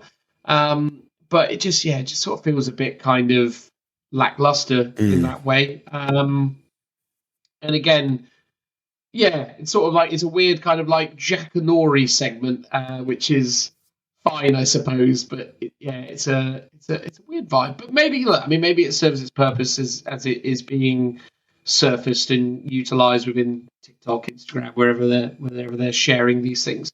But yeah, it's the only thing that sort of didn't quite hit with me. But yeah, otherwise, I think it's great. I think it's cool that they're putting a bit of effort into it. I genuinely am legitimately excited for the General's Handbook. I'm excited to see what comes next for AOS. We've definitely been on a 40k kick of late with the GW releases. Space Wolves are around the corner by all accounts. They announced this week that they're going to be doing pre-orders for Thousand Suns this weekend, so it's cool that they're going to start to see the light of day. So it feels like get the Thousand Suns out the door. They'll probably follow up with Space Wolves next week. I'm guessing they'll probably be like, here's the Space Wolves. Once Space Wolves are done, then bam, we'll have a bit of an opportunity for Age of Sigmar to have its moment in the sun. Games Workshop will have made enough 40k money that it can sustain an Age of Sigmar summer with a bit of Horus Heresy thrown in for good measure. I was going to say, because we were talking about the Warhammer community, there's the Horus Heresy website,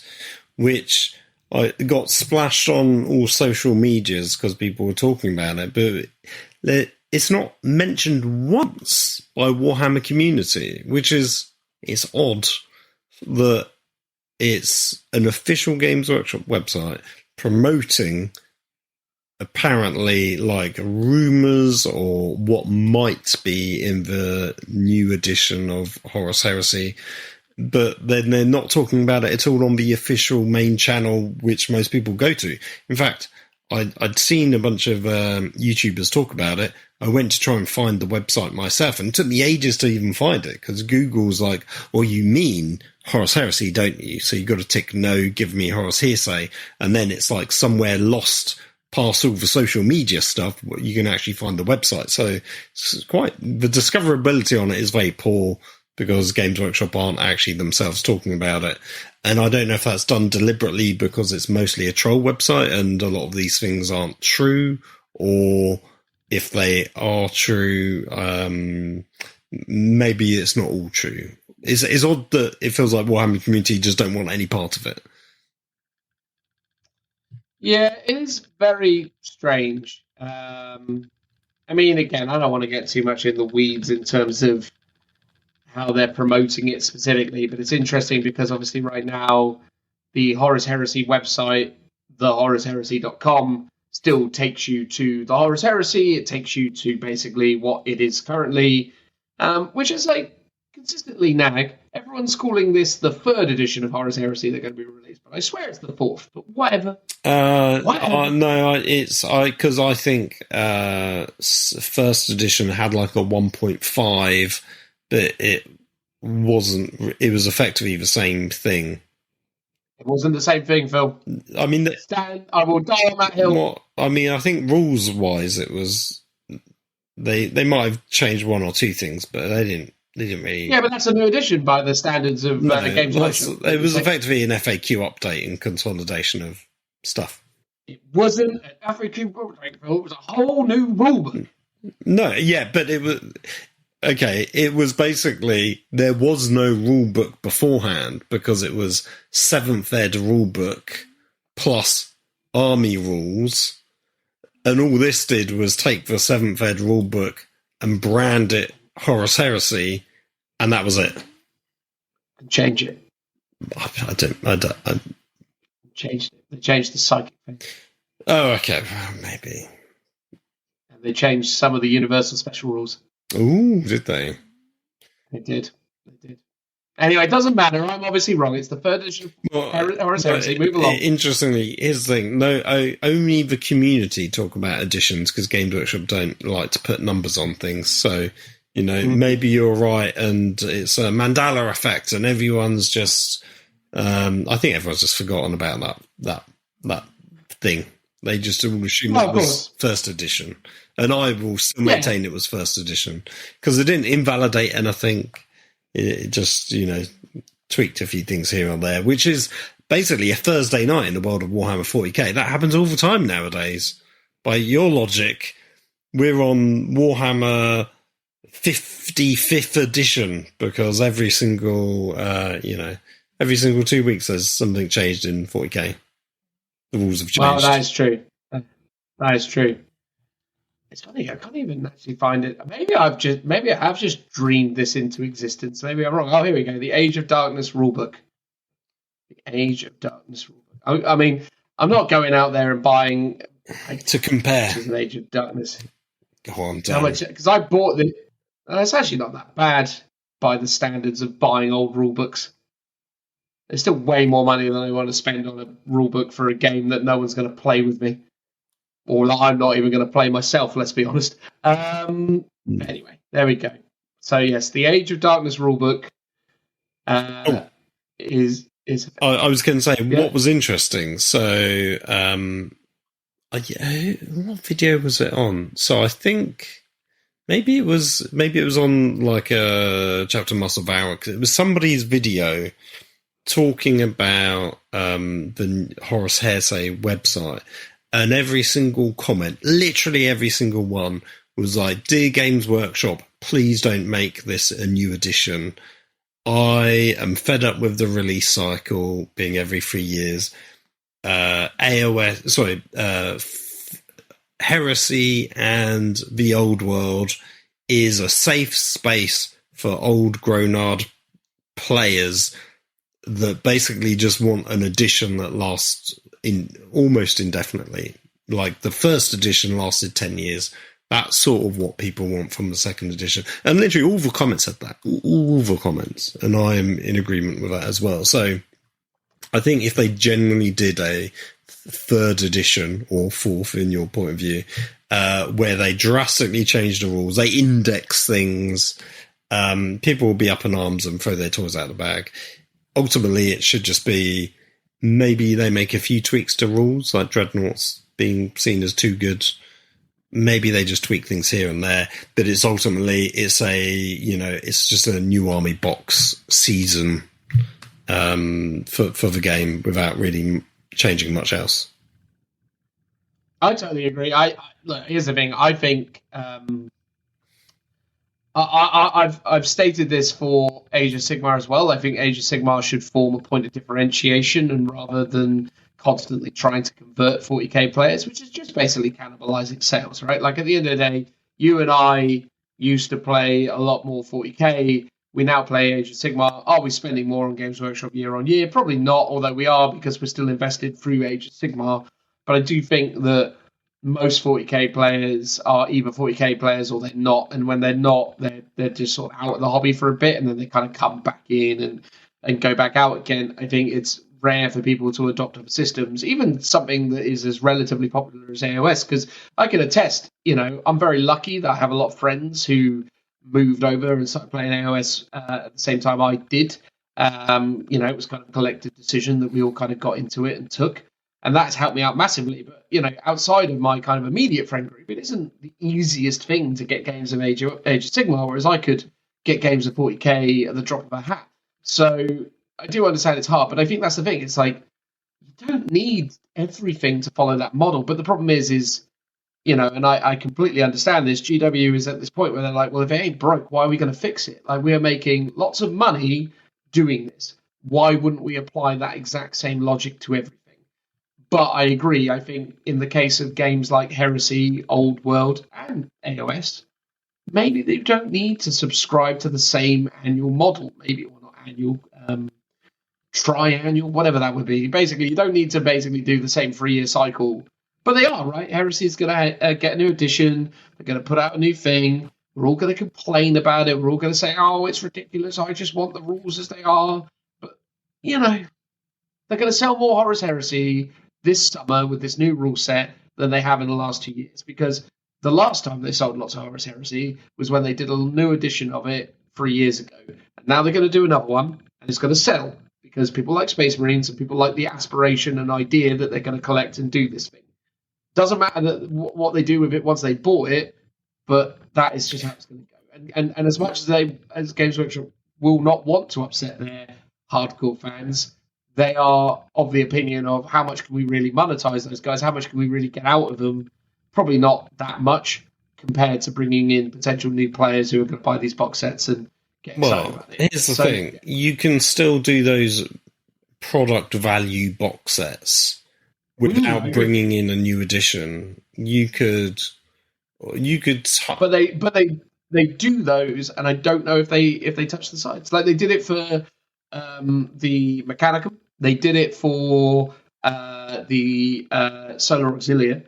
Were they as successful as the launch of second edition Heresy? Well, here's the thing. I think you can't. They're apples and oranges. You can't compare them because one, plastic Heresy Space Marines from second edition was like especially in the scale that they're in, a relatively new concept. Yes, they had Betrayal of Kauf and Burning of Prospero, but these are like brand new sculpts, much better kind of quality, and the sheer volume of miniatures you got in that box set dwarfs like what you got on those Mechanicum and Solar Auxilia boxes. It's pretty much like double, I would argue. So I would say, and plus obviously Space Marines sells more. So will this third edition one do as well as second edition? I don't know. I think it would still do well.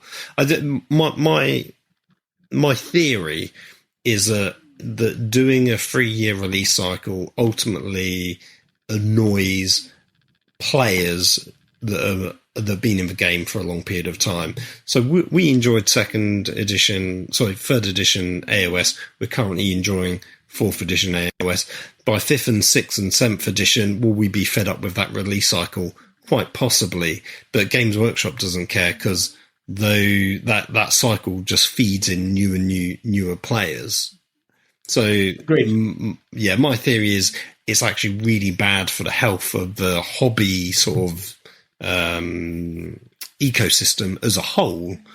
But because they're funneling in new people into it constantly, they don't see that as a hit on their bottom line, even though it probably does create some sort of fall off. It's like where, there was a great Jordan, was it Jordan Sorcery, or was it the old Painting Phase podcast where they're talking about the hobby trumpet? And basically Games Workshop just cares about the people at the very top end of that trumpet, the funnel of new players. And we at the mouthpiece of that trumpet get the spits basically of your trumpet built up. And don't get to enjoy it in quite the same way. Yeah, I think that's the thing, isn't it? It's very true that they, as a business, are going to be focused on that side of things, and I don't blame them. And I think the thing is, though, is that I would argue that Games Workshop's business model, in the general sense, is actually kind of non-sympathetic to actual hobby. I think what they've done is a really good job of creating a sense of FOMO. Fear of missing out, essentially driving this kind of relentless purchase necessity by people who really don't need to buy anything. Yeah. Like, I'm a victim of this. I'm guilty of this. I buy so much Games Workshop stuff because I'm excited about it in the moment. But every time I get those boxes, every time I get that stuff, it just piles up around me. Exactly. And I'm the same. So, for example, I bought the Death Rattle box set, super hyped for it, but then, as I've said a few times, slightly disenfranchised because they got rid of all the Curse City stuff from the game, as well as a few other things here and there. And currently, my hobby space doesn't exist. I'm building a new one at the moment, so that Death Rattle box is just going to sit on a pile of other boxes that I haven't built, and when my new hobby space is ready for me, am I going to touch that box first, or am I going to go, well, actually I'm going to an AOS event with Richie and Tim in August, so therefore I've got to prioritise my night horns. If you can make it, that would be nice. I was talking to Tim about that today, actually, and I was like, it's going to be a tough one, but we'll see, because I've got so much in short succession, but I'll see how. But my point is, for the next few months, I'll probably be prioritising stuff to build and paint to take with me to events, because I've got this shortfall on Nighthawk minis. So it'll actually take me a while to do that Death Rattle army, and then October's looming. That will be no retreats. I'll be doing more stuff for my Thunder Warriors probably. So maybe I'll never get around to the Cursity / Death Rattle stuff, at least for a fair few months of the year. But I would like to get around to it and build them, because they are really stunning minis. Yeah, I think at the very least you should try and put one of those regiments of renown in. It's a shame that they don't seemingly have. They don't have a Death Rattle one. That would be ideal. Annoyingly, what they've done is the regiments of renown for death are, in the new book, they are effectively characters. There's a unit of 3 models, and there's a big dragon. There was an old one that I was going to talk about, which was Manfred. The corpse cart. Oh, well, so there's a corpse cart one with zombies, which I could do, because I've got I've got a corpse cart, which I used bits of, and I've got a unit of zombies from Curse City, but I think I'd need another 2 units. It comes with a bunch of units, but there's a Manfred von Carstein, plus I think it's 2 units of Death Guard, which are the new Barrow Guard minis, and I think it's a unit of bats it comes with, which I also have. So I could do that one, and I've been percolating ideas for converting up Manfred, because that's a terrible model. So yeah, I don't know what I would actually do for him, but I've got a few different ideas. So I could run that one, and that would again be a good excuse for building up some of my Barrow Guard while incorporating it into my Nighthawk. I mean, the thing is, though, right? It's like, if we can mildly just go back to the topic of the release cycle of things. Although I agree with all that, and I think you should totally look at layering in what kind of thing, some of the Soul Blight stuff you can. But again, once you get the new battle tome, once you start mucking around with the list, once you start seeing what the new General's Handbook offers, I think it's going to be interesting to see what kind of creativity that can create. But yeah, the release cycle. Yeah, Games Workshop, I think there's the reality of it is that Games Workshop don't really care about keeping you in it. They just want more people to come in. I think, if you are more interested in expressing and exploring more of the big, grand kind of hobby ideas, I think you either need to align with a group of friends and draw lines in the sand where you are essentially as a group of gamers happy to kind of stay in a particular play space. We've been doing this a lot at the club that I frequent, where we have opted to play older editions because they offer more kind of creative opportunities where we can explore those editions more completely. So that's super fun. Or other systems, Corpus Belli are doing some really good work at the moment with Warcrow. That looks really good. I've been playing around with a few of the or reading a few of the kind of rules and things on that. I picked up Warcrow Adventures, and it seems really fun. I was really pleasantly surprised by that. That seems cool. Really impressed with Mantic at the moment and the work they're doing on the Halo series. That looks really fun. I think that looks like a really compelling, fun game with lots of potential for hobby, but also really kind of nice, fun, streamlined rules that are quite accessible, as well as obviously giving you, the opportunity just to kind of get in there and play, but also potentially pursue it from more of a hobby perspective.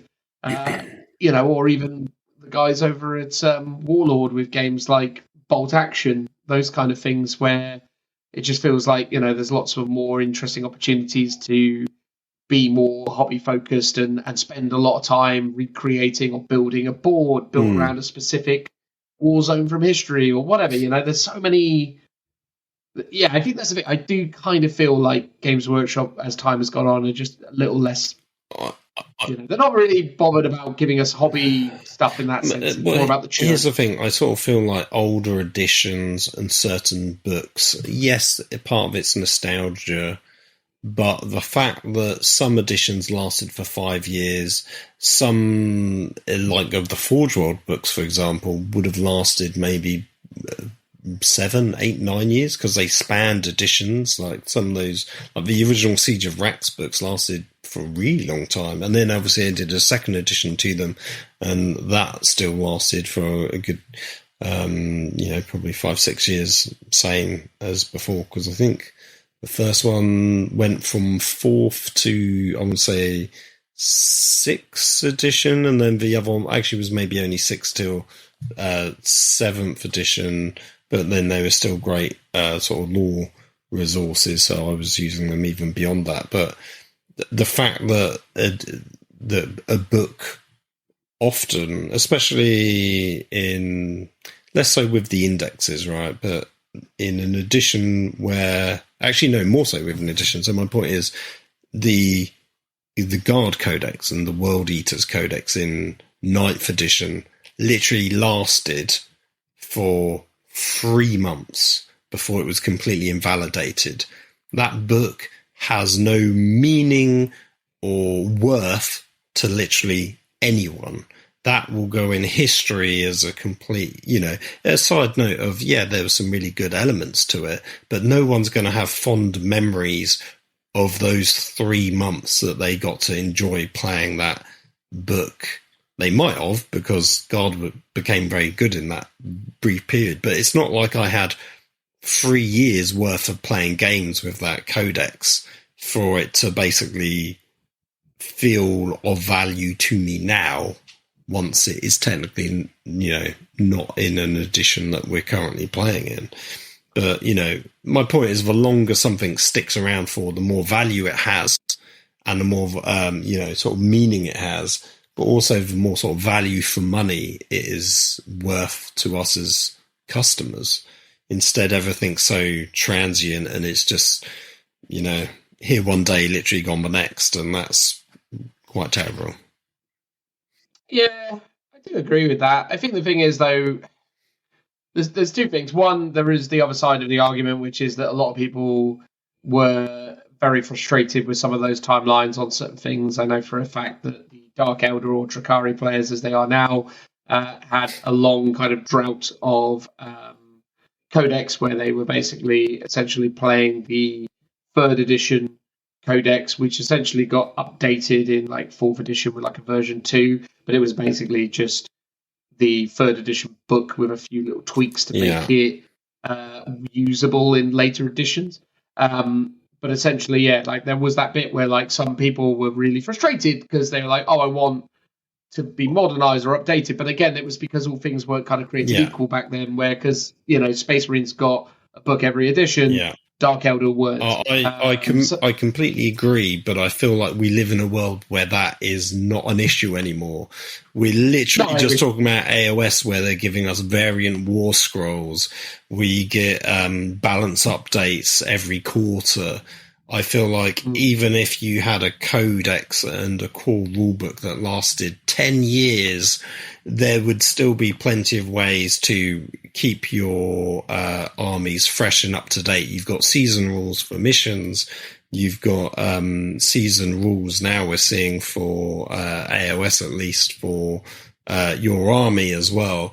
I think you get to a point though where maybe after like say 5 years there's almost too much rules bloat because there's all these extra stuff stacked on, but the fact that it's done on a yearly basis actually means the bloat's kind of minimized, because next year, cool, we might get 2 more variant war scrolls for each AOS army, but those original 2 aren't going to be valid anymore, so it's not like we have 4 variant war scrolls. But I think lots of people would be happy with more choice for their units.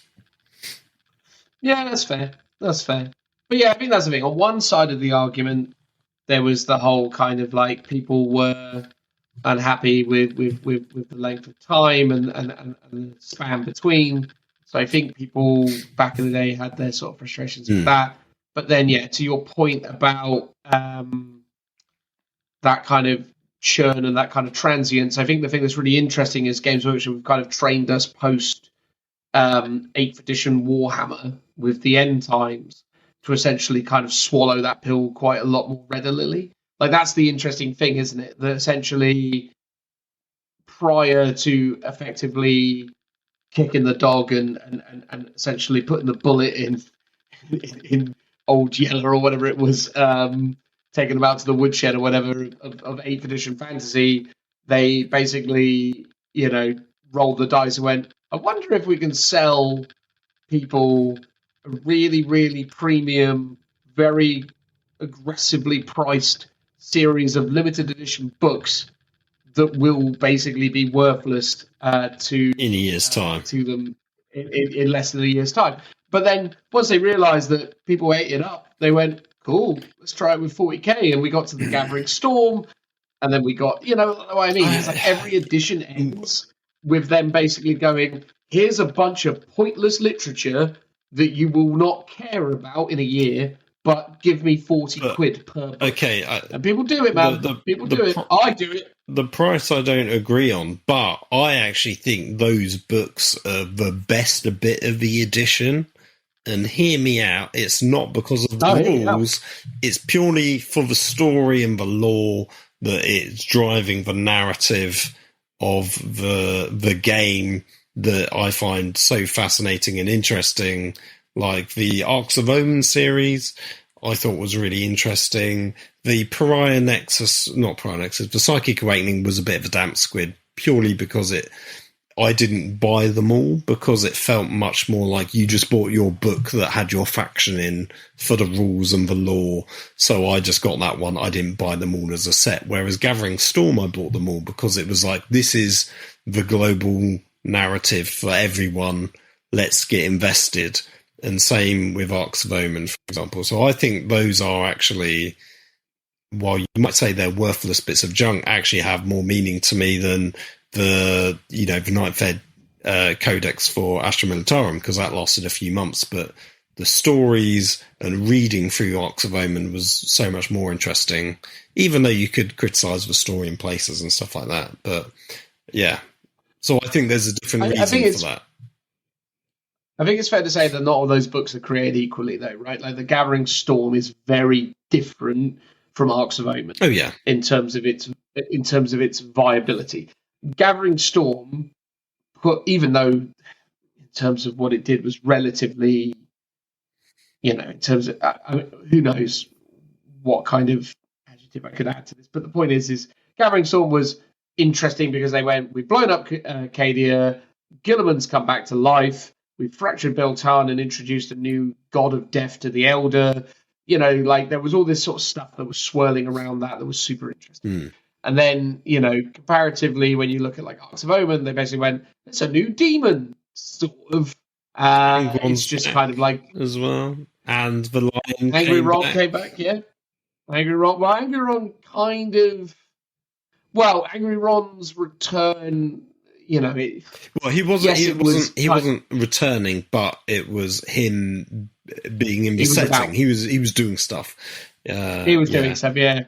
But I think that was the problem with it, though, is with like Gathering Storm was, I think, again, like Gathering Storm had a good start, where it went, ooh, Abaddon, be my mate. I want to muck around and get one over on Be'lakor because, you know, I want to be a god too. Look at my machines. And then weirdly, Abby going along with it and being whatever he was, and then we take this kind of weird divergence where it's like the next one they're like, oh, here's Angron, and for some reason he's fighting the lion somewhere, whatever, having a great time, and then out of the blue they went, oh, and now Orcs and Tau somewhere, we don't know, don't worry about it, it's fine, we'll get through it. It was just, it was a very fragmented sequence of events, that book series. But, yes, and it kind of resolved in a pretty unremarkable way. It was to be continued. ... Whereas I at least feel like Gathering Storm had an end point. It was like Gilliman gets to Terror. He's like doing stuff now. The end, 8th edition, Primaris Marines, Bosch. Whereas, it was Abaddon and Vashdor get the Ark. They go off somewhere to find the key that will get them the actual super weapon. Like they never basically completed their quest, but it just sort of, we're still waiting. So, you know, there are little nods to it, by the way. I don't know if you got around to looking at it, but there are little nods to it within like the Prior Nexus. I've heard, yes, I've heard, but there are little nods to read it yet. I've skimmed it, so I won't speak to it like an authority. But there are bits of it in there. But like that's the problem with it, though. They went, there you go, and then the next thing we know, Tyranids are coming from the west. And it's like, all right, whatever. Like, what's happening? You know, But anyway, yes. So anyway, that was all points on that. Let's close out by just talking about the Chaos Knights and the Imperial Knights. This has been a very long outro, I think. It might be a record breaker, this one. Ooh, exciting. But anyway, well, in terms of the outro, anyway. Look, so I don't know what I was necessarily realistically expecting for both Chaos Knights and Imperial Knights. It's obvious to all that with the releases that have been this year, the Emperor's Children, the Space Wolves, the meaningful releases that we are getting for those ranges or those codexes, you know, not everyone's going to get the same treatment. And Imperial Knights and Chaos Knights have obviously received a lot of interesting releases over the years. So basically, it was only inevitable that we were going to find ourselves in a situation where they went, here's a new sprue for the baseline kits. And that's essentially what they did. So in the case of the Chaos Knights, because they're the ones that I can see straight away on Warhammer Community, you've got this new sprue that essentially gives you what looks like kind of siege options for your Chaos Knights. So it's got like a big flamer and a big siege drill, as well as a new hat or face, as it were. And it's got missile pods, which is the coolest bit about it. So rather than a tilt shield and a stubber, it's got little missiles instead. Yeah, look, on the whole, like, I think the problem I have with the Chaos Knights on the whole has been that I actually really like the Rampager and the what's the other one called? The Despoiler? You're on Games Workshop's website right now. They don't actually sell the Despoiler or the Rampage. I think it's because they're all being repackaged to include this new one. That's fair. Because I think the regular Imperial Knights is the same, basically. They're being reboxed. Yeah. Oh, fine. So they're going to make the Night Box even more expensive once they put an extra sprue in it, basically. Well, for the Imperial Knights, they're splitting it into 2 boxes. That's one good. Has the standard ones plus the new Defender, and then the other one is standards plus the one that can make the character with the sort of las pulse weapon thing. The Paladin. No. Yeah, there's like the generic version of the one with the character, and then there's the named character variant. Yeah, Canis Rex and the Paladin. Is it Paladin? No, not Paladin. Sorry. Oh, Perceptor. Sorry, that's it. Yeah. I apologise. Sorry, I got myself all up on my high horse. So basically, one comes with Preceptor and Canis plus generic guys, and then the other one's generic stuff plus Defender. I will say this, though. Really like the new Chaos Knight Codex cover, actually, to be fair. I think it doesn't do a very good job of selling the scale quite as well as other covers have. Like, I quite liked the overall sort of size of Imperial and Chaos Knights in those old books, because this Chaos Knight is stepping amongst some Chaos Space Marines that seemingly are quite tall by comparison. I mean, there's a Terminator in the background that looks like, based on perspective, that it comes up to like the knee joint of an Imperial Knight, which may also be, relatively accurate to miniature scale. But yeah, I always felt like in the past they did a better job of making those big stompy knights feel bigger and imposing. But I like the image of the knight. Is that the Apostus or whatever it's called? The demon. Yeah, the last version of thing. it. Yeah, I can't remember what it's called. Yeah, but anyway, yeah. So I like elements of the cover. The model. Look, as I say, I quite like the Rampager. I quite like the Decimator or whatever the other variant that it's called as a kit. This one, to me, I'm not a mad fan of these new weapons. The new face, I suppose, probably when painted in a particular kind of way, probably will look all right. It's a bit underwhelming. Is my long and short of it. I just sort of feel like, yeah, all right, cool, but it isn't really doing much for me. But I imagine seeing it in 3 dimensions will do it more of a service. But it's all right. I just think, in the case of this Chaos Knight, I don't know what I was expecting, especially after seeing the Imperial Knight, which is essentially a new kind of Mechanicus-y style one with like a Mechanicus style gun and a plasma cannon type gun and a new defensive void shield bubble array. Yeah. I'll tell you what, man, the helmet design of that particular new Knight kit, the new Imperial Knight, looks great. I'm a big fan of the helmet design on that. I think that's cool. And I do also like the plasma weapon and things. Like the Imperial Knight miniature hits a bit better. I'd be really intrigued to see what kind of data sheets they do for it, whether it's going to have melee variants as well, i.e. you can have one of the guns and a melee weapon, and that might I think it's just this. That's the loadout. You think that's just it? Yeah, because they talk about it. I mean, it is just the Warcom article, but they sort of say that that's what it's got. So super weird to limit it like that, man. I mean, if anything, you could maybe argue that one of the other variants that has a bunch of different weapon options could maybe take these extra now, but it sort of feels like this is it and what it's got. What feels odd with the Imperial Knight one is that they almost they say quite a bit out loud that it's got this vast energy weapons and a void shield generator, and they just say something about it's got some extra capacitors or whatever to cope with it. And it's like, these weapons and the void shield generator would feel more in keeping on the larger chassis with like the Valiant Knight than on this one. Unless there's, or it needs some kind of extra, power cables coming from the back to imply that it's using up more energy.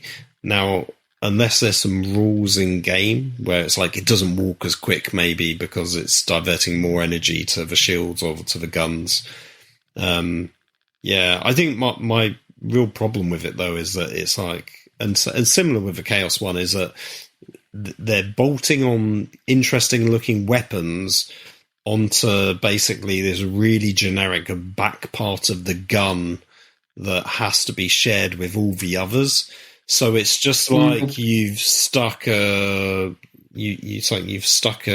plastic nose on a cat or something. I don't know how best to describe it. It's like the two things don't match up seamlessly because they can't really, because the back end has to be really generic. Whereas the Forge World ones, God bless them, look amazing when they do these kind of weapons because seamlessly merges and looks correct with the rest of the tank. If you've got, so not the rest of the chassis, like if you've got a plasma one, you're going to have sort of plasma cables coming off of it. If you've got a big Gatling gun, it's having a big ammo feed coming out of the gun to the back where there's this big ammo cache. And it's like, you don't see this on this Knight because it's just all it's like generic body parts. And I think almost as well, the Imperial Knight one feels a bit more dated because it's got no posability in its legs. And it's always sort of, they're always in these static sort of, you know, it's like the old squats Marines, right? Where they're just sort of spread legs apart and there's no dynamic posing to them. It's like, they honestly would have been better off just doing a different leg kit for the Imperial Knights where you could actually pose it and come up with something a bit more interesting. Yeah, I agree.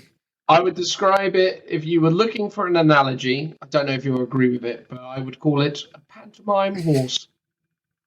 Yeah, that's fair. It's yeah, but the back is from an ass and the front is from a horse. It's like they don't quite match up. Is the issue I have with these guns. Fair. That's fair. I think that's true of most pantomime horses. But anyway, the most interesting thing is it's actually got a sculpted tilt shield. That's new. Yes. Well, they've done that. There are variants on those shields as well. So they've got free shield variants. So the Scepter came with a new shield variant as well. So that isn't super new in that sense, but look, I think for me, the thing is like when you look at Imperial Knights, we'll just focus on Imperial Knights to begin with. Chaos Knights, I suppose we can kind of talk about separately, but when you look at Imperial Knights, ultimately the obvious thing is you go, well, why don't you give them some kind of infantry or some kind of component that isn't just knights, because basically it's obvious that they should have some kind of like support system that is infantry based or whatever. I don't think that makes sense, because I think ultimately what happens is if Imperial Knights become an army of infantry and big stompy things, it just becomes Tau. So I don't really want to see them do infantry for the knights. My theory has always been they should lean into the pilots. I think Canis is a really interesting, or rather Sir Hector is a really interesting example of a gameplay mechanic that I think would make sense for Knights, which is that essentially you have pilots and those pilots have names. Because one of the other things that always kind of irks me a lot about Imperial Knights, and I say this as an Imperial Knight player, is you don't really ever project any kind of identity onto the Knight. It's just a gallant, it's just a crusader. Whereas if this was Sir Didymus's Crusader, and there was absolutely, all sorts of potential amazing names. But the point is if that was their knight and that was a character, and they gave us a kit of, on foot pilots that we could customize, and like they were maybe like the recent Inquisitorial henchmen where you could put a bit of personality into them, and and again you can have like data sheets for them, and like even if they were able to, not that they could do this, but maybe they could if they were thinking about it. Like even if like the Warhammer app added a functionality where you could take photos of your units specifically just for these pilots, so as you could inject some personality into them, or they could do some kind of like really fun like microsite where you could kind of like do like a kind of portrait generator or something. I don't know, like maybe it's like different images. And you could start to create these interesting characters that kind of come to life on the tabletop. And I'd be there for that. I think that'd be super fun. I think that would be something that like really gives them a point of difference, because it's weird that Canis and Hector have this particular rule set, but no other Imperial Knight has the same kind of I do agree. I love the idea of pilots. The concept of like squires or bodyguard foot troops, have existed with the Titan Legion. Like you used to get a 4-year-old upgrade for the Skitarii that were like the on-foot bodyguards of the Titans. So you could do something similar. But as you say, then in a way, it does the thing that I always complain about, and that is you give an army no weaknesses. The weakness of knights is that they are just big things, and to an extent, slightly big things in the form of the armigers. But giving them on foot just makes them any other army. Unless it was literally like just you could take at most like one unit or something. So you get a body of guys to run around, but that's it. But the idea that every time a knight dies, your pilot drops down is very cool and interesting. Can you lean into that more so that actually becomes like some kind of interesting gameplay mechanic? Because how do you just stop one guy just getting instantly blown off the moment he's on the table? I don't know, but well, in the case of Sir Hector, there's lots of instances where he eludes death after being blown out of the thing. But it becomes quite interesting because maybe as a mechanic you can do a thing where there's like the ability where one of them could have like an upgrade where they could exit for specific things and like basically become two separate miniatures. But if one dies, the other one becomes immobile. So it gives you more options for things like doing actions and other gameplay mechanics. So you could be like, I'm going to take the risk and I'm going to leave my knight for a turn to go and perform an action over there while my knight can still operate while I'm doing the action. And then if I die while doing the action, say, I don't know, like containment or whatever it is, the knight then is, and it creates a nice fun potential for risk reward. I appreciate while I'm saying this, they're never going to do this, but it sounds like the sort of stuff that could be fun and interesting. I also really loved like old Imperial Knight books, specifically the 9th edition, where they gave you really interesting opportunities for the free blade list. Now, if you remember, the free blade list in 9th was built around the idea of you're good at a thing, but you're also not very good at something else. And that was really interesting. So it's like you got to roll or you got to do a thing where you'd be like, I'm good at this, I'm not good at that. But it actually then would become quite interesting as well, because you'd have different pilots with different personalities. Like you could be in a situation where it's like, this is this pilot and they specialize in this type of combat, but they're driving around in a crusader for some reason. So you have like a really fighty crusader just because you decided that that's something to do. Bearing in mind the crusader is typically the shooty knight. It could be interesting. It could create some. I love that stuff that adds more flavor and creates more opportunity for interesting gameplay. And I think the pilots does that interestingly. And then you create differentiation from the Chaos Knights, which don't have access to the pilot mechanics because they're all just demon machines and they're all kind of possessed and wibbly and guys that are piloting into them. the cockpit. Yeah. But as a result, they've got more kind of like, and then you create a bit of a point of difference where it's the Chaos Knights are a bit more in tune with their machines because they're essentially melded to them. So they share, they have better weapon skills or whatever, but they have worse ballistic skills than, because they don't have the same kind of sophisticated targeting anymore. Or, there's stuff you can do to create meaningful points of difference. I guess here's the thing.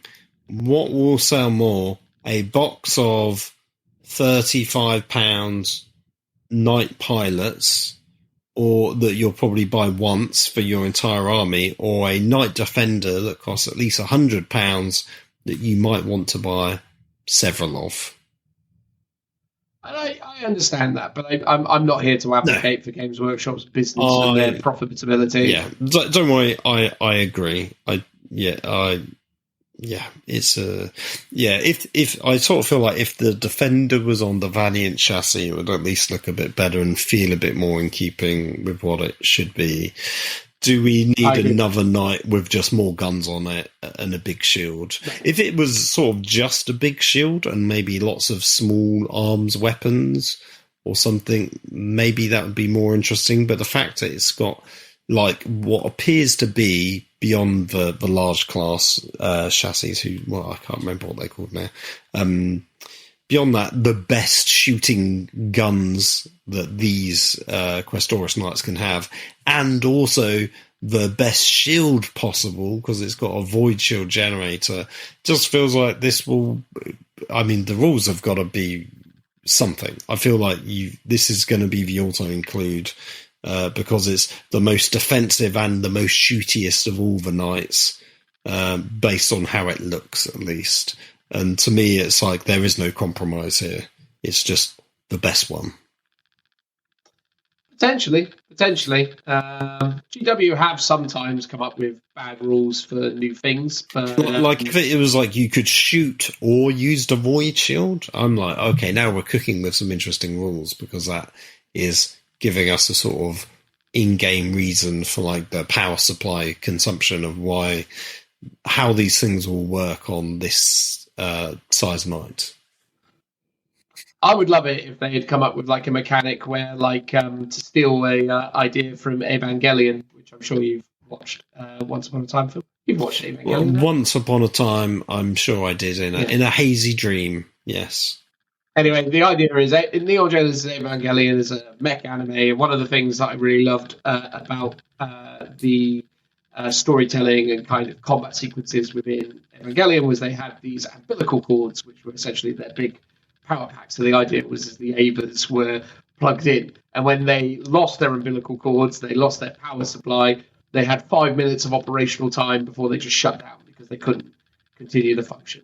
And I would love the idea of, like, if they had introduced something like that, where this guy's got like a big lead coming out of him, going off the table or whatever. That you have to kind of like, maybe that's an option for him. Whereas, like, as a rule, not that we've seen any of these rules yet, but like the idea of it remains put it somewhere, remains stationary. The minute it moves, it can operate for one turn, and then it blows up.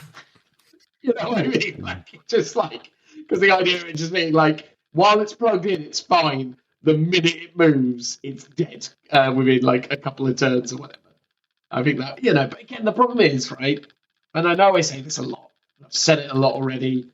But I feel like, again, the problem always is with the 40k stuff at the moment is fun, interesting, thematic, gameplay mechanics get in the way of competitive ideologies and I roll all these dice, re-roll, yay, go me. Yeah, no one likes having to make a choice. People just like to do all the things all the time, which I understand as a gamer. You don't want to have feel bad moments, but sometimes choices, that's where the crunch and the nuances in the game that makes the game enjoyable.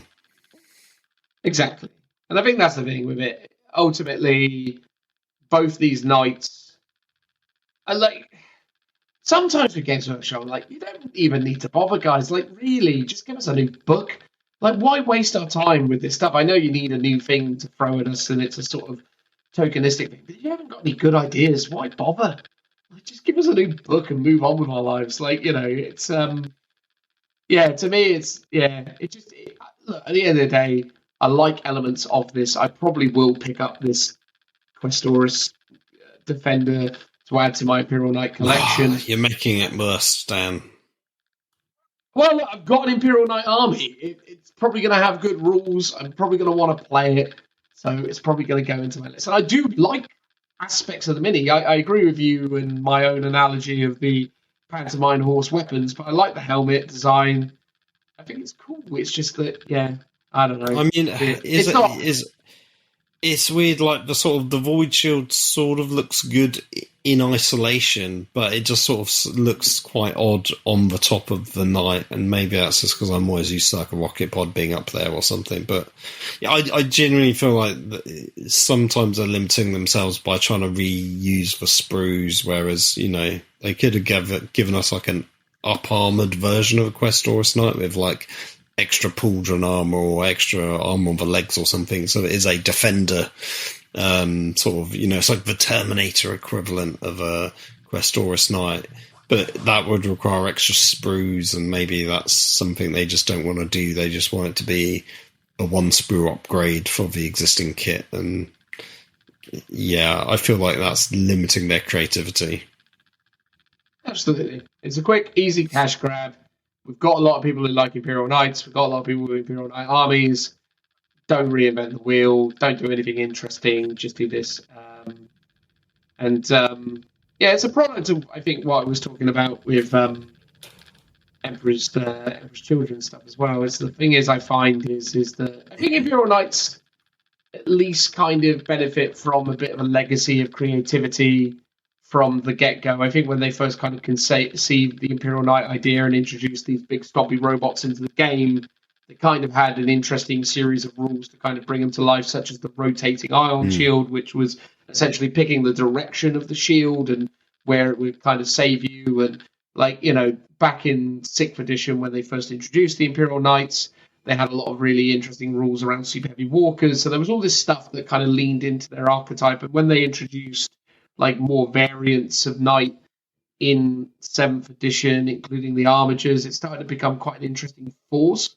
And then when they took that the next step in 8th, I think they did really good stuff with it. And 9th, they did really good stuff with it. But it feels like in 10th, they've just not got any good ideas. So they're just kind of phoning it in. And that's fine. I mean, like, at the end of the day, there was some interesting work that kind of happened on this. So it's not quite as bad as, like, some of the newer armies, like Emperor's Children, etc. Yeah, it's just a very uninspired choice. Like, it's just like... I'm just trying to think, what was the last Knights release that we had for Imperial Knights? Prior to this, the Imperial Knights in 9th edition... Was it? Because it wasn't the last Imperial Knight was the Preceptor, I think. But I think, was it the Preceptor then it was the Helverins, or did they come out first? The Helverins and the Armigers. Yeah, the Helverin and the Armigers. I want to say it was... You're right. Actually, in 9th edition, they may not have had anything other than a book. Yeah, I sort of feel like that was the case, because I think that might be the case. Armigers and Helverins have been around for ages. The Preceptor came out, I think, afterwards, but, you know, or around that same sort of time. Now, yeah, so the Castellan and Valiant were definitely already out. Oh, yeah. In 9th edition, they got the Sector Mechanicus Forge Shrine. Oh, if you can count that, okay. Yeah, they got their terrain piece for one edition. The generic terrain piece that already existed, yeah. Oh no, they specifically built it for them in for the 9th edition book, I swear. Oh, I think is there like maybe one piece on top that's unique, but it's mostly just Sector Mechanicus terrain, right?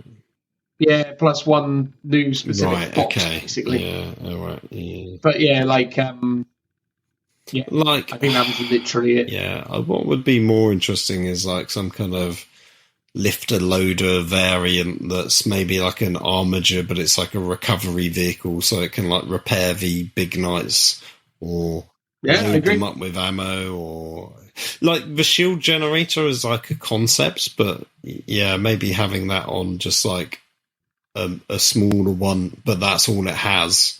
It has no weapons on it. Would be quite interesting. I genuinely think the Imperial Knights are the kind of army that could do with like an ammo mechanic in the game. Like, I think if there was a resource management thing with them where you actually had to kind of put resources into certain things, so you have like a power. Like, to me, Imperial Knights feel like an army where you could get really creative with them, where you could be like, okay, cool, I've got free power that I have to spend every turn. So it's like 1 power for a melee attack, 1 power for a move, 1 power for a shooting attack. But if you do an action 2 times in a row, this is kind of like what you were talking about with your game system. But something like that would be interesting if they were like, I have to spend my resources each turn. And maybe you could do something crazy like, I'm going to spend all my resources and put this guy on Overwatch. And then it gets around the fact that it's a Titanic unit that can't Overwatch. But you just go, yeah, but I'm not going to do anything else. It's just going to sit on Overwatch. So I can then use the Overwatch stratagem in your turn for 0 CP. You know what I mean? Like, there could be like really interesting things. I guess it might get a bit murky, but if it only affects the big knights and not the very little ones, then it makes it a bit more manageable. And, you know, maybe, I would personally go with more of a mechanic of the stats are maybe not quite as good overall, but then you can boost your power to like shields, weapons, or movement. So you're like, cool, I'm going to give myself +4 movement this turn, but instead my shield isn't a 4-up inbun, it's a 5-up. But if I want to boost it to a 4-up, I can do, and I'm having a meaningful choice. It reminds me of the old X-Wing and TIE Fighter games on the computer, where you can boost your shields, boost your firepower, or boost your movement. Basically, you can do one of them incredibly well, you can have all of them reasonably well, or you can maybe do two of them slightly good, but one of them really bad. That sort of like combo of options, and you're sacrificing something if you want to really boost your other stuff. Is that too much of a meta game for 40k? I don't know. But if you've only got, like, let's say you max out at 3 big knights or 4 big knights, if that's all you had on the tabletop, then you could probably meaningfully do that without it being too much of a hassle.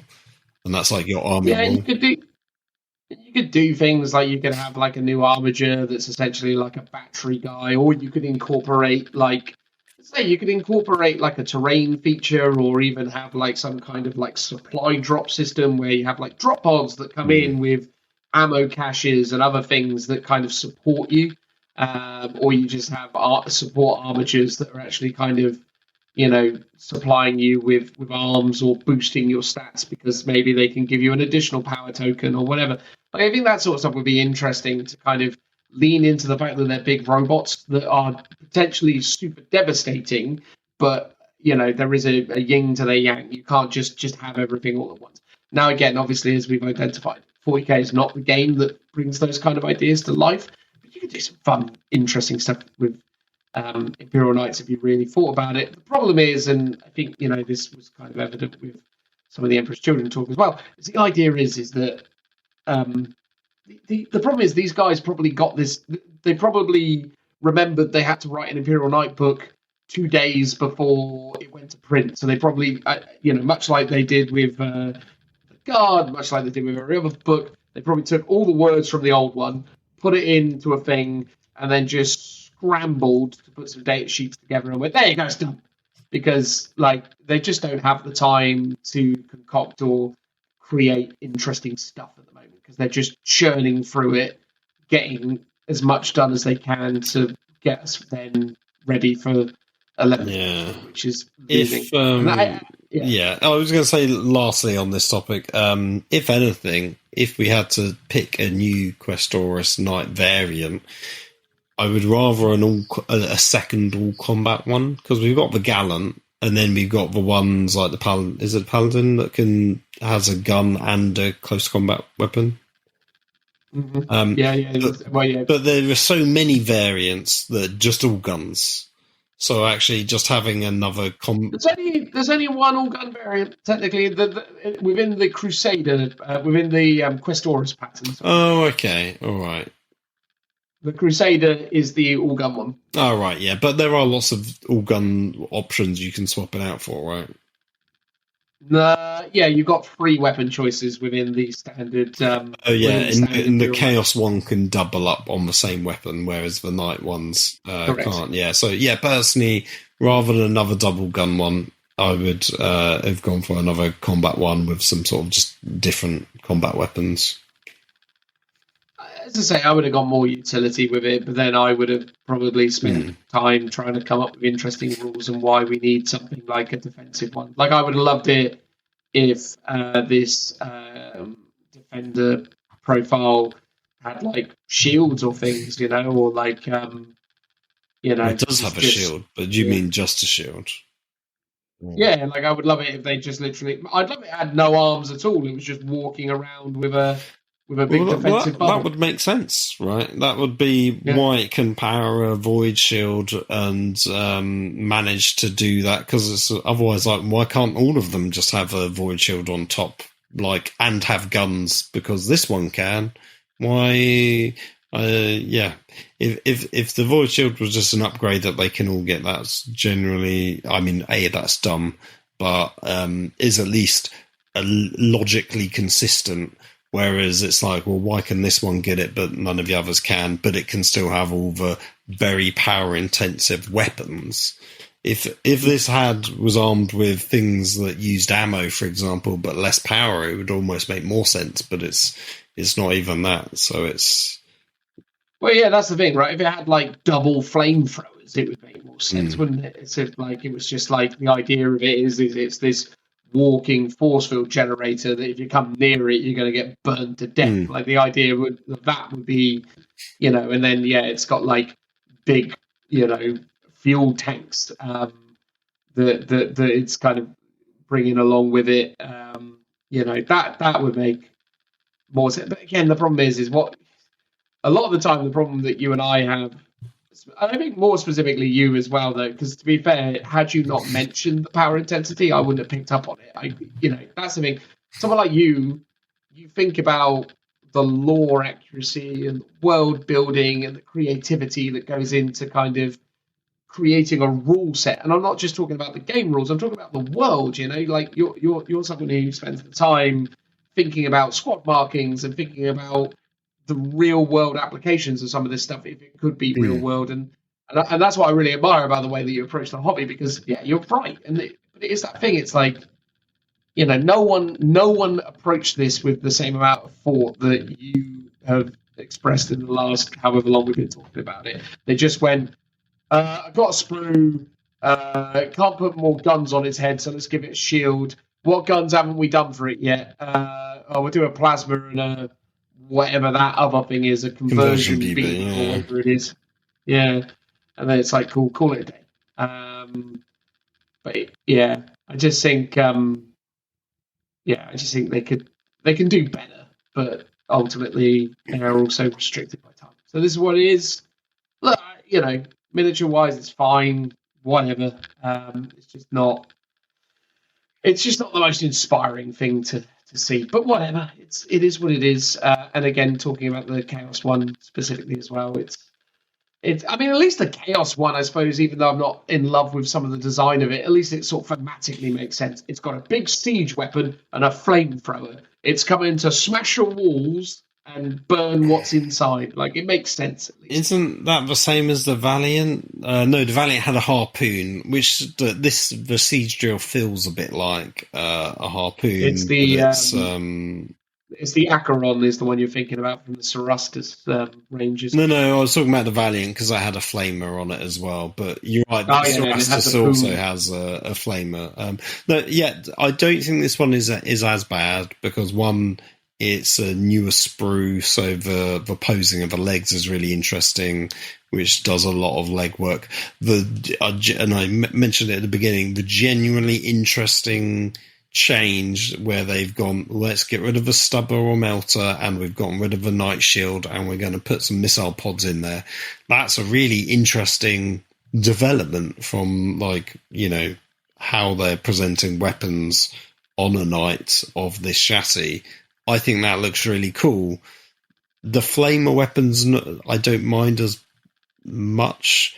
It just looks a bit meh. But the siege drill looks awful, and it doesn't really feel like it would even work in any way whatsoever.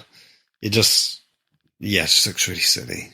Like it's not a good weapon, I don't think.